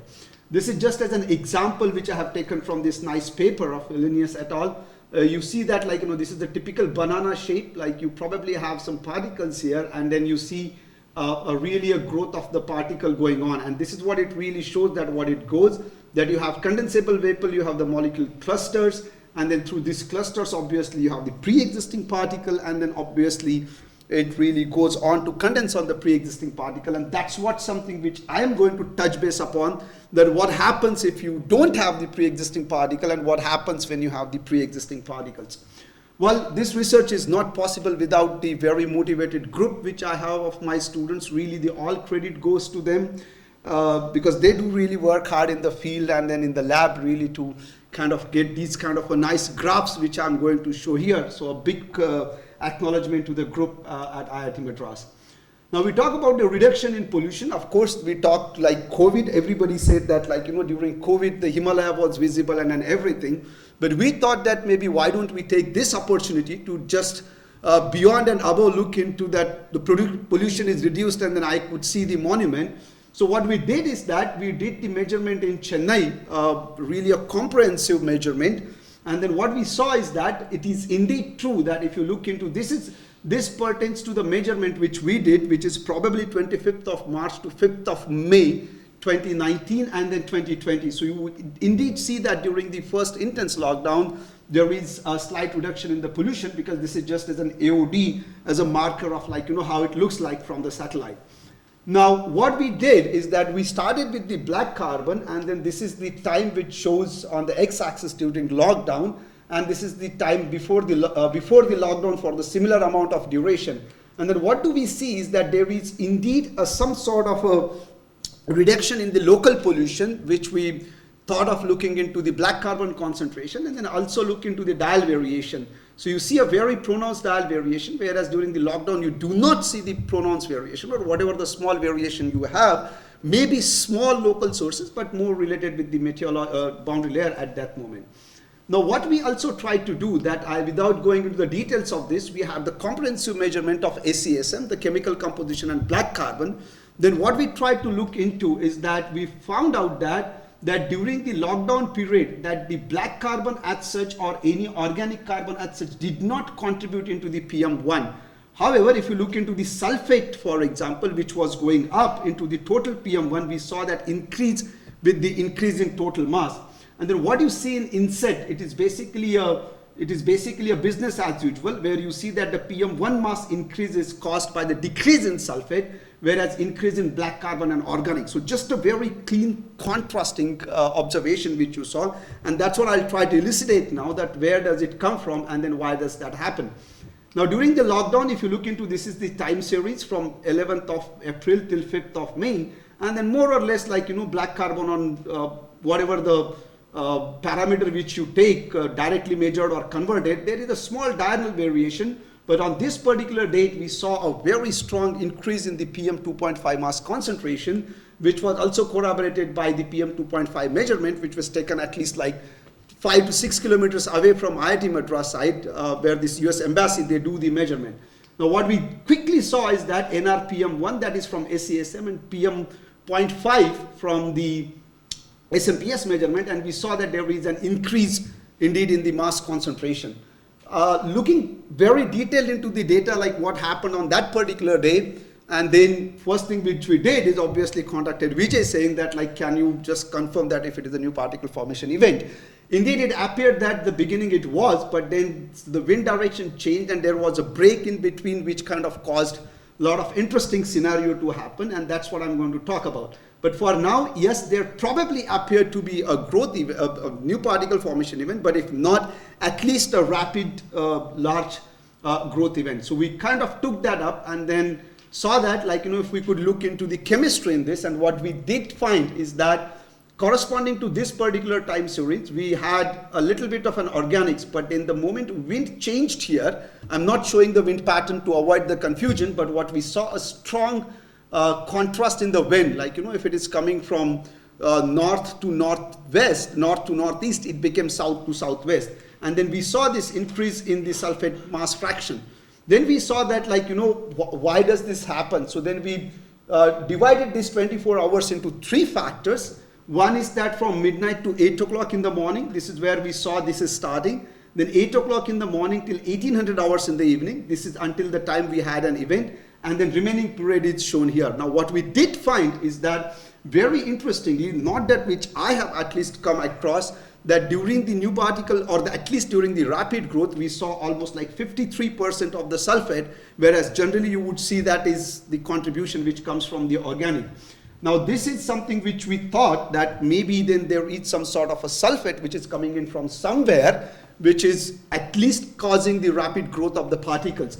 Then we did this tilt analysis and then looked into this fact that if I take the campaign average, majority of the time I receive the sulfate from the Bay of Bengal, that is the south to southeastern direction. But on the day of event, we saw that it is really coming from the north, more of the north and northwest.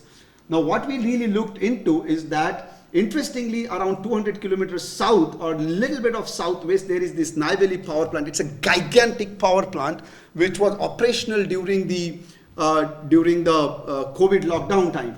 And then if we go and then do into the details of it, what we indeed see is that there is a plume which is kind of coming during this particular period from this Neyveli power plant. So you have the sulfur emission which goes on to become the sulfuric acid, and then in the atmosphere what happens if you have this locally emitted anthropogenic particles are really low into the concentration, then you don't have that surface area for that vapor to condense, and then these basically kind of go on to form its own sulfuric acid particle. Under the normal circumstances, however, during the business as usual scenario, if you have these anthropogenically emitted particles, then this vapor condenses on that, and that's the reason we see a very consistently high sulfate fraction as far as the Chennai measurements are concerned. Now, what are the atmospheric implications of it? Well, one of the things which we saw is that these particles obviously had an extremely high cloud forming potential, right? You know, the potential even at the lowest supersaturation of 0.1%, because we did the size resolved CCN measurements, even at the 0.1% where you expect the dry critical dry diameter, very large dry critical dry diameter, and it was around 78%, which something which I have at least not seen of. Nevertheless, one of the interesting fact which came out from this is that you do not really see a much dependence on the size of this hygroscopicity parameter kappa. Kappa is just a unit list quantity which tries to tell you the ability of the aerosol particles, that how good they are in forming the clouds. If you are higher the kappa value, it means that it's a better to form the cloud droplet. And this is something which at least I have not really observed in recent times, that you really see an extremely weak dependence of the kappa value on the size, which clearly tells you that your composition over the period, that what measurements you are doing are at least not changing. And then if I take the average of this kappa value, which comes to be around like 0.35, which is not observed in Chennai, my own measurement always show me that the average kappa value in Chennai is around like 0.16 or 0.17, which is more towards the organic side. Then again, you kind of try to do this average here for different size range and do that. And then what I do see in the end is that if I look into the increase in the geometric mean diameter and then the sulfate fraction, please note that this is the log plot, not log. But as your size goes up, obviously your sulfate fraction is clearly going up. And then this is what really shows in the CCN. If you look into these two time periods, this is just a kappa which is plotted on the typical D critical and S effective plane. And then what you see is that, of course, there are certain points which are really on the ammonium sulfate line, meaning that you have extremely high kappa value in the atmosphere. Now, just to kind of wrap this up, that what happens during the business as usual, we were quite lucky that once the lockdown was lifted up, on 23rd and then 30th and 1st of June, we saw the new particle formation events again. And then when I averaged this chemical composition for the same period over these 3 days, like midnight to 8 o'clock, 8 o'clock to 6 o'clock, and 6 o'clock to midnight, what I do see is that we go back to what you really expect, where you get around like 52% of the organics and then only 35% of sulfate. Whereas in the first case which I showed you, it was like 52% of the sulfate and around 35% of the organic at that time. So just to wrap this up, I still have a couple of minutes. And all right, so rapid growth sustained by the high particulate sulfate concentration, sulfate fraction, which basically came from the Neyveli power plant. The power plant emissions appear to be primary cause of high sulfate fraction in PM. That is confirmed by the stilt analysis and then additional analysis which we have done. We also looked into the potential source from the ocean, like you have the methanosulfonic acid, but that's ruled out. Under the business as usual scenario, either such a growth is suppressed due to the pre-existing aerosol or the dominated by the anthropogenically emitted organic precursors, and that's what I exactly showed you.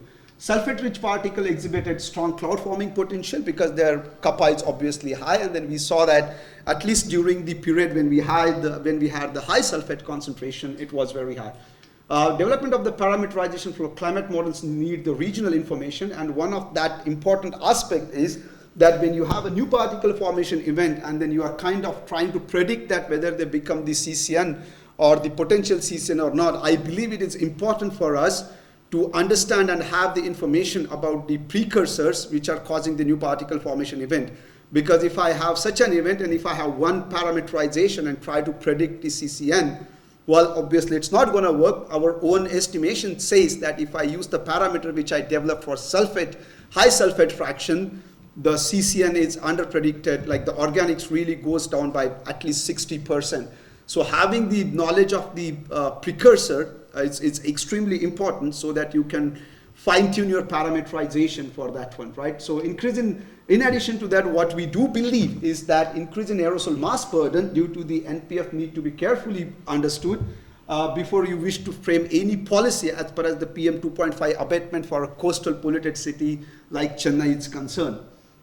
Well, I just take this opportunity to advertise some of the things which we do at IIT Madras. We have recently started a interdisciplinary dual degree program at IIT Madras in atmospheric and climate sciences. If you know somebody, those who would be interested, please let them know, and then there is something which we can do. And then most importantly, we have this high altitude lab in Munnar, where we are very much open for the collaborations. Like, if you would like to do some measurements, just send us a half-page proposal, send your instrument, and then we would be very happy to logistically support your students if they wish to stay there for a month or so to perform any measurements there. Yeah, with this, thank you very much for your attention. Thank you for completing in time. Any questions? Please. I'm Rakesh Huda from FMI Finland. Thanks, Sachin, for a nice and a kind of glimpse of based upon one event. It's a very interesting result. But how you see the robustness of this NPF estimation for this one day? Because it seems this sulfate is from power plant, and it seems it's a kind of regional NPF event. And if it is because the power plant is going to operate during the entire season, so why you got only one event? And the other question is, or the second part is, how you justify your title? How justify? How you justify your title, basically, the talk title means the... Oh yeah, okay, yeah, fair enough. Okay, so yes, that's a indeed valid observation, that how do I basically say only on the basis of one event that the power plant is doing that?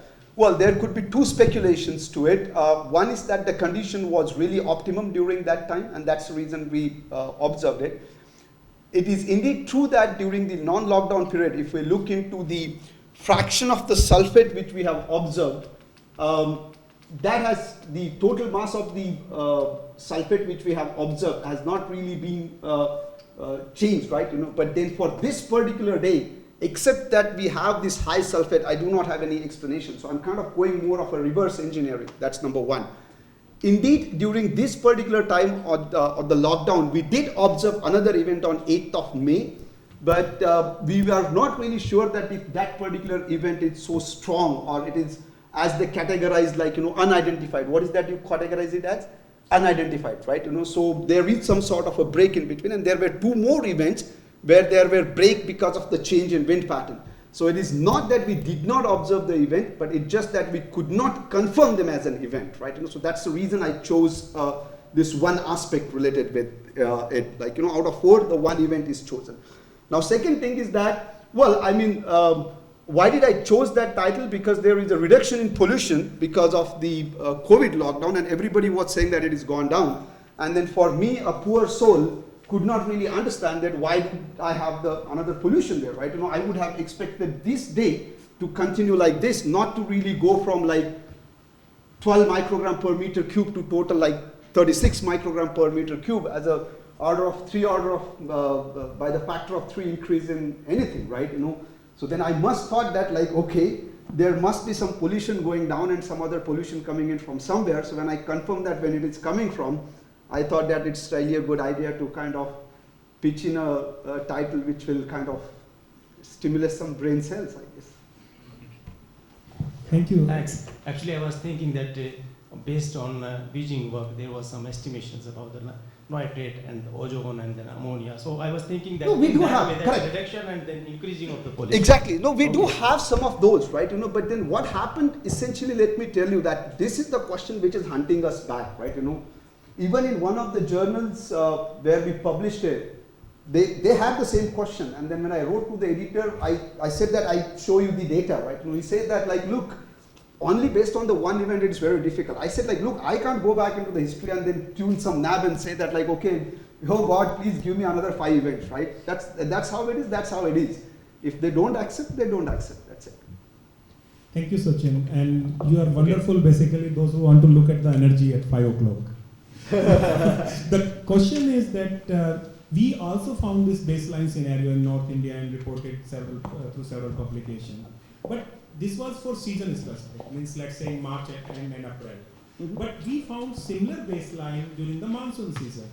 So have we tried to compare it somewhere during the monsoon also? Because this was one episode during March, April, but during monsoon season we always find the same condition which were noted during the COVID-19. Right. Well, I mean, we did some measurements in Munnar this year, for example. The fact what happens is that the reason for the reduction in the pollutions are different. Here you did not have the emissions, whereas in the monsoon season you have the washout, right? So these are totally two different. And what I do believe because of that the processes which are governing for these kind of things may be totally different. But when I look into my Munnar data more, I would probably understand it, because there we found a concentration of like 600 particles per cc, which is somewhere slightly comparable to the Amazon, right? But then those processes are totally different. Okay, thank you very much. Thank you again, Professor Gunte. We'll move to the next speaker, Dr. Vijay Kannavade from University of Hyderabad. The title is Overview of New Particle Formation Studies in India. Right. I hope I'm audible. Yeah. I do have some energy left, I think. On a lighter note, yeah. Yeah, I invited myself, so I thank myself. Thank you very much, Vijay, for inviting me to be part of this symposium. Right, so I'll not take much of your time, and of course, I'll try to finish in 15 minutes. And my title of the talk is Overview of Atmospheric New Particle Formation Studies in India. And probably you'll understand that it's not possible to give overview in 15 minutes, right? It has to be 1 hour or something, even though this particular topic is studied, in a sense that, there are not many studies, right? So what I'm going to do is, I'm not going to really go into details of each and every result, but I'm going to choose one of the studies and maybe I'll just throw some questions. What are the probably key knowledge gaps? And as Rakesh mentioned this morning, and the whole purpose of this symposium is to have close interactive deliberations and come up with some of the outcome and the way forward. What could be done, what could be a next step, and things like that. So we were just having tea and there, and we had like 2 questions. Varshney ji mentioned why this particular topic, right? When we do PhD. Like if I'm doing PhD on a particular topic, I should ask myself why I'm working on this particular topic. So what I thought I'll just say here, why new particle formation? Okay, so you must have heard this morning all day. New particle formation is the largest source of aerosol numbers. I'm saying numbers because we don't know whether it really contributes to the mass, but there are studies which shows that it does contribute to the aerosol mass as well. Why we say numbers? Because these are very small particles, so they may not contribute to the total aerosol mass. But there are studies from Beijing where they show that 80% of the aerosol mass contribution comes from secondary source. NPF is expected to be less favored in polluted environment. Everybody knows the reason, because there is very high pre-existing particles which act as a surface area upon which vapor can condense. But in India, of course, we don't have measurements at several different sites. We have about 12 different sites over entire India, and only 2 of those sites are from rural or semi-rural region. So we don't really have a good idea what's happening in rural regions. But in urban environment, we do have a new particle formation occurring. So we say that in urban environments, new particle formation does occur, even though there is a very high pre-existing particle concentrations. So I don't have answer to that why yet, but yeah, that is something like key question. Why does it occur? Of course, we know that NPF produces about the half of the present day cesium. That's based on observations, also modeling studies. So it has a critical importance.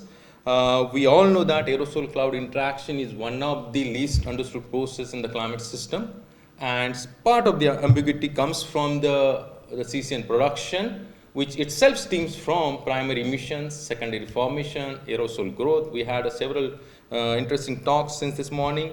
We're talking about the rapid aerosol growth or the composition of nanoparticles, and Sachin and probably the people working on cesium activation would know, the composition and the size both does matter when it comes to the cesium activation. So indeed, new particle formation needs to be understood very well in order to, I would say, partly to reduce the uncertainties that we have in aerosol cloud interaction.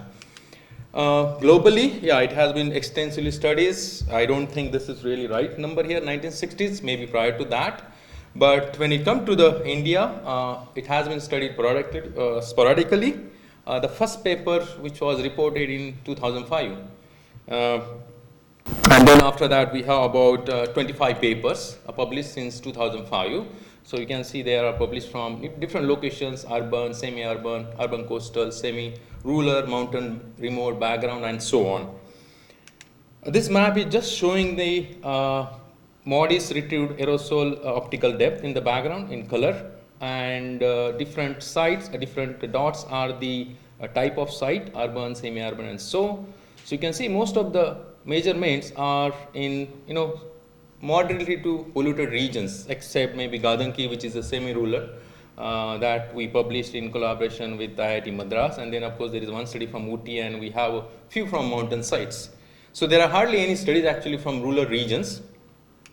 So the first question we ask ourselves, why study new particle formation? Then we want to know how frequently does it occur.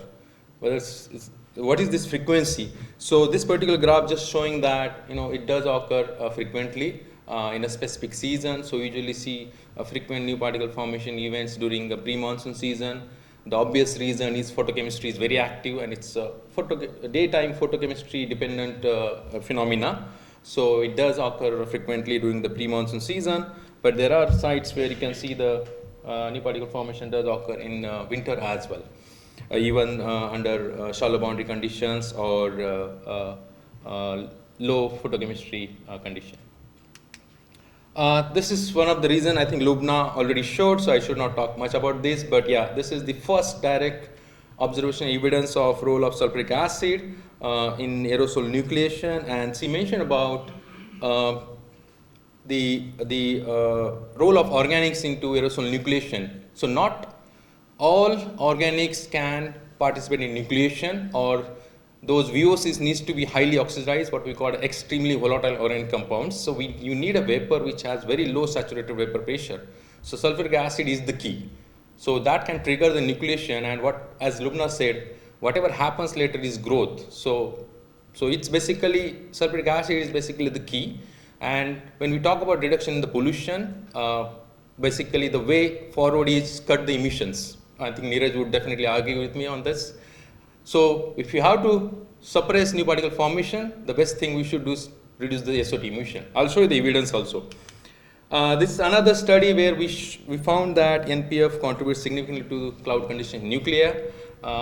At Rani Chori, which is a high altitude mountain background site, we found that about 60% of particles which is surviving to 50 nanometer can survive to 100 nanometer. And there is another study from several different sites in India: Rani Chori, Mukteshwar, Mahabaleshwar, Hyderabad, Trivandrum, and Delhi.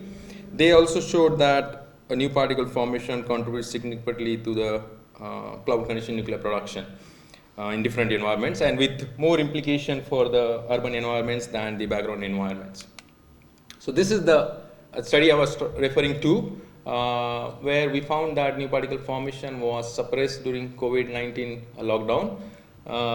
The top panel shows the time evolution of particle number size distribution from two instruments. This is a scanning mobility particle sizer. This is the nano condensation nucleus counter. For 2019, that is business as usual time period, from 15 April to 31st May. For the same time period, but during 2020, which was the lockdown, we have plotted the time evolution of particle number size distribution, and you can clearly see there is a color contrast, right? So you have much lower concentration of aerosols in the atmosphere, and that anyway we have seen from the satellites or from other ground-based measurements. What we found that new particle formation frequency was threefold lower during COVID than the business as usual period. And one of the, there were a couple of actually reasons we come up with. One, we found that probably there was more cloud, and we had a less hydrogen radiation concentration. We also had a lower ozone concentration. In addition to that, we had a lower precursor concentration in the atmosphere, because when we compare, so this is basically sub 3 nanometer particles, 2019 and 2020, and this is the formation rate of 1.5 nanometer particles. So this is basically the critical radius or critical radius of the newly formed particle. And you don't see much difference. If you look at this black square, which is basically mean value, you don't see much difference between 2019 and 2020. So aerosol nucleation actually was not suppressed in a sense. What was lower was precursor concentration. There were not enough precursors to condense onto it and to grow them bigger. So this is actually we found in another independent study where we have a particle burst, but the particles are not growing large enough to be detected by, for example, SMPS. But if you have a NCCL, you do see the burst of particles, huge number, 10 to the 5 or 10 to the 4 particles per cc. But when you have a SMPS running simultaneously, you don't see any of those particles. So what is happening with those particles? Either those particles are scavenged by the bigger particles, or there are not enough precursors in the atmosphere which can grow them in the atmosphere. So this was another interesting observation. If you see nucleation mode particles, of course 2019 were much higher compared to 2020, Atkin mode, accumulation mode, N total, or growth rate of 10 to 25 nanometer, or formation rate of 10 nanometer particle. If you see here, they all were higher during 2019 and 2020, but when you come to the sub 3 nanometer size where nucleation actually take place, you don't see much difference between 2019 and 2020. So one of the key reasons could be the precursor concentration was way too low for particles to grow. So the key question is, when does new particle formation occur under polluted conditions? So we know that it does occur, but when does it occur? So that's the question. So these are the two parameters, condensation sink and the growth rate, which is kind of decide whether the new particle formation will inhibit or the favor. And Professor Tripathi also showed similar kind of plot. So what you see here basically is a ratio of growth rate, CS to growth rate, starting from 10 to about 200. And these three dots are from three different studies. Blue one is basically mean Hyderabad data, and the background points are from different seasons from the Hyderabad. So this is this recent one of the studies from Kulamala. What they found that if this ratio is less than 50, new particle formation is more frequent, and we could actually see the similar kind of stuff. So basically, what this graph is showing that new particle formation does occur in urban environment only when this particular ratio lowers less than 50.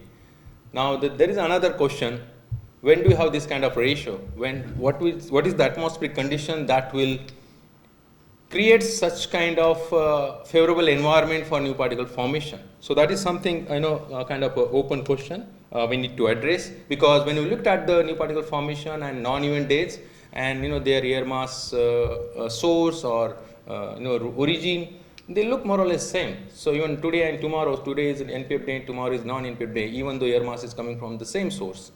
But what is happening with the air mass as it moves travels to the measurement site, that is probably more important.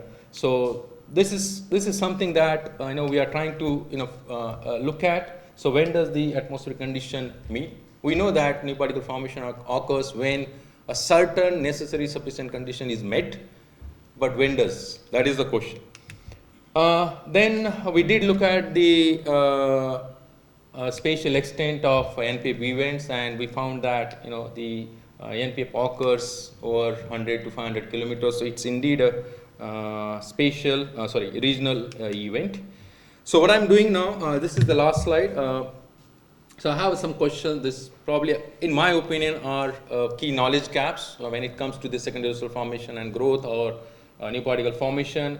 So what are the chemical mechanisms driving NPF in different environments? So as we were discussing this afternoon, the measurements at one location or the composition of nanoparticles at one site, one season cannot be compared with other site and other season and things like that.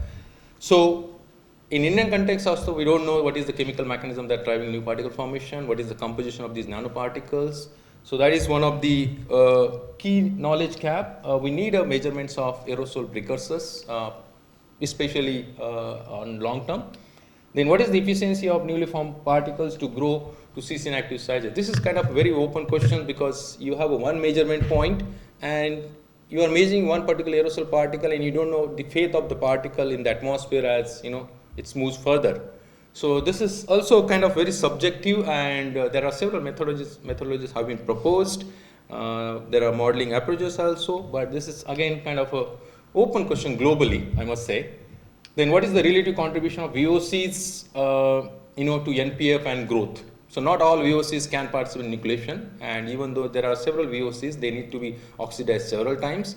One of the VOCs, for example, isoprene, can suppress also new particle formation. So VOC is a bit complicated, and we cannot measure all the VOCs like sequiterpenes. They are in 1 or 2 pptv level. There are probably, of course, there are instruments which can measure at that level, but there might be some VOCs which are present in a lower concentration. And for example, dimethylamine also, which is also in sub ppb level. So which is, if you look at the absolute concentration, it's very low. So quantifying role of each and every VOC is something very challenging, but that need to be quantified. Then what is the relative importance of NPF to haze formation and air quality and climate interaction? So I will not talk much about this. We had a talk on this. So, but this is also another very key topic mentioned by Professor Kulamala, Professor Tripathi, and several others almost. What about the ambiguity in primary and secondary sources, SOA and SIA? So SOA is talked quite often, but SIA is something probably not talked quite often. So we need to quantify the fraction of SOA and SIA formation, and by and large, basically secondary sources of aerosol. So as Claudia mentioned, what we need probably is highly spatially resolved long-term measurements, long-term continuous measurements of aerosol precursors and aerosol size distribution. So that could be a way forward if you want to have a superior process level understanding. Otherwise, the whole mass or the absolute mass will not tell you the process level understanding. With that, I thank you for your kind attention. And yes, these are some of the groups with have been working for past 6-7 years at the University of Hyderabad, and my research at University of Hyderabad have been supported by several funding agencies. Thank you so much. Yeah.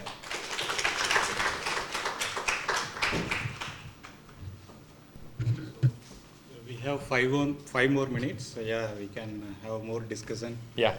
And the forum is open. Okay. So firstly, obviously, it was a very nice talk, very nice overview. Thank you. My question is related to your last slide. So you were saying that we know meteorological conditions are same, precursors are there, but sometimes NPF are, you see a NPF, sometimes you don't see. Yes. So anywhere in the world, people also see the oxidizing chemistry of the atmosphere. Yes. And then relate it with that, because some known oxidants are OH radical, anti-radical. Correct. But there are some other precursors of these things also, right? Like some redox species, if they are there. Correct. So people are assessing the role of that also. NPF. Role of? Can you repeat that? Oxidants, whatever they are producing. See, you need to measure them. For example, OH. ozone, you need to have measurement. You need a nitrate also, NO3 nitrical. In addition to that, you need to also measure the precursor, isoprene. Then only you can talk in terms of the oxidation extent. For example, isoprene oxidized, it forms methyl vinyl ketone and methacarbamide. That definitely doesn't participate in nucleation. It has to oxidize again and again and again, and then only it will participate in nucleation. So you need all these measurements. Then only in terms of oxidation extent or whether they can participate in nucleation, you can, probably talk about. Yeah. I hope I answered your question. Yeah. Thank you very much. Very interesting talk. We are going through the transition from La Nino to El Nino, and how that could impact. Basically, I would looking today in today's talk, but could not find that because we are seeing extreme weather and hot event. Also, there is a forecast that rain will be deficient. Also, so what is your take on that? That's a very, very difficult question because I don't know. I mean, whether El Nino is good or La Nina is good for new particle formation because I never thought. And it's a microphysical process, right? La Nina is a planetary scale phenomena. So linking planetary scale phenomena with the micro scale itself is very difficult. I don't think models also can do that. So I'm just human.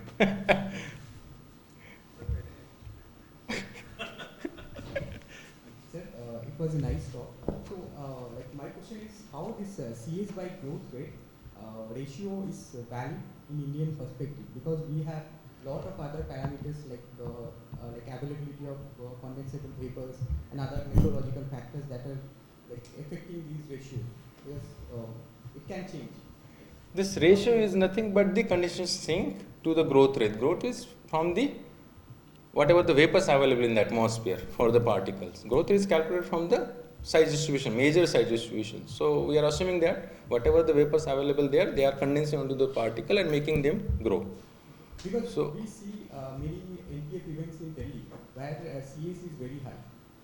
Yes. Condensation sink is very high. Yes. Because of pre-existing particles. Yes. So how valid this would be? So it's very difficult. As Auntie would agree with me, it's basically balance between precursor concentration and the condition sink. That will decide when NPF will trigger in the atmosphere. Because when you have a high CS, it means there are a lot of pre-existing particles. It means there is a strong source of aerosol precursors also, right? If there are high particles, means there are precursors also. So it's a balance between those two that will decide when new particle formation will occur. And this is the figure that tells you that ratio has to be less than 50, then only it will occur. So atmosphere has to be a little bit moderately polluted, not in severely polluted condition. Like winter time, I can tell you, during daytime, you will never see new particle formation. What Professor Tripathi explained is basically nocturnal particle growth. That's not new particle formation. Okay, those are the primary particles which grow bigger. Winter time, you will not see single new particle formation. At least I have not seen so far. I don't know from whatever data I have seen. Because my question was on that ratio only, optimum 50. Yes, that's what the study says. There are only 3-4 studies actually using this particular ratio. So 3 studies here. You can add one more study that published recently in Nature Geoscience. Yeah, just a quick comment on the same question. I was also thinking when I saw this plot, like the third variable is precursor. Yeah. So in this, if you color it as per precursor, such studies you have seen? No, because you cannot measure all the precursor. Of course, some estimate and you. Some estimate, of course. Like if there is one or more. Yes, that can be done. That can be done. Yes. SO2 we can use, for example. Yeah. Or VOC if you have measurements. No, condensation sink is just assumed because condensation of sulfuric acid, not others.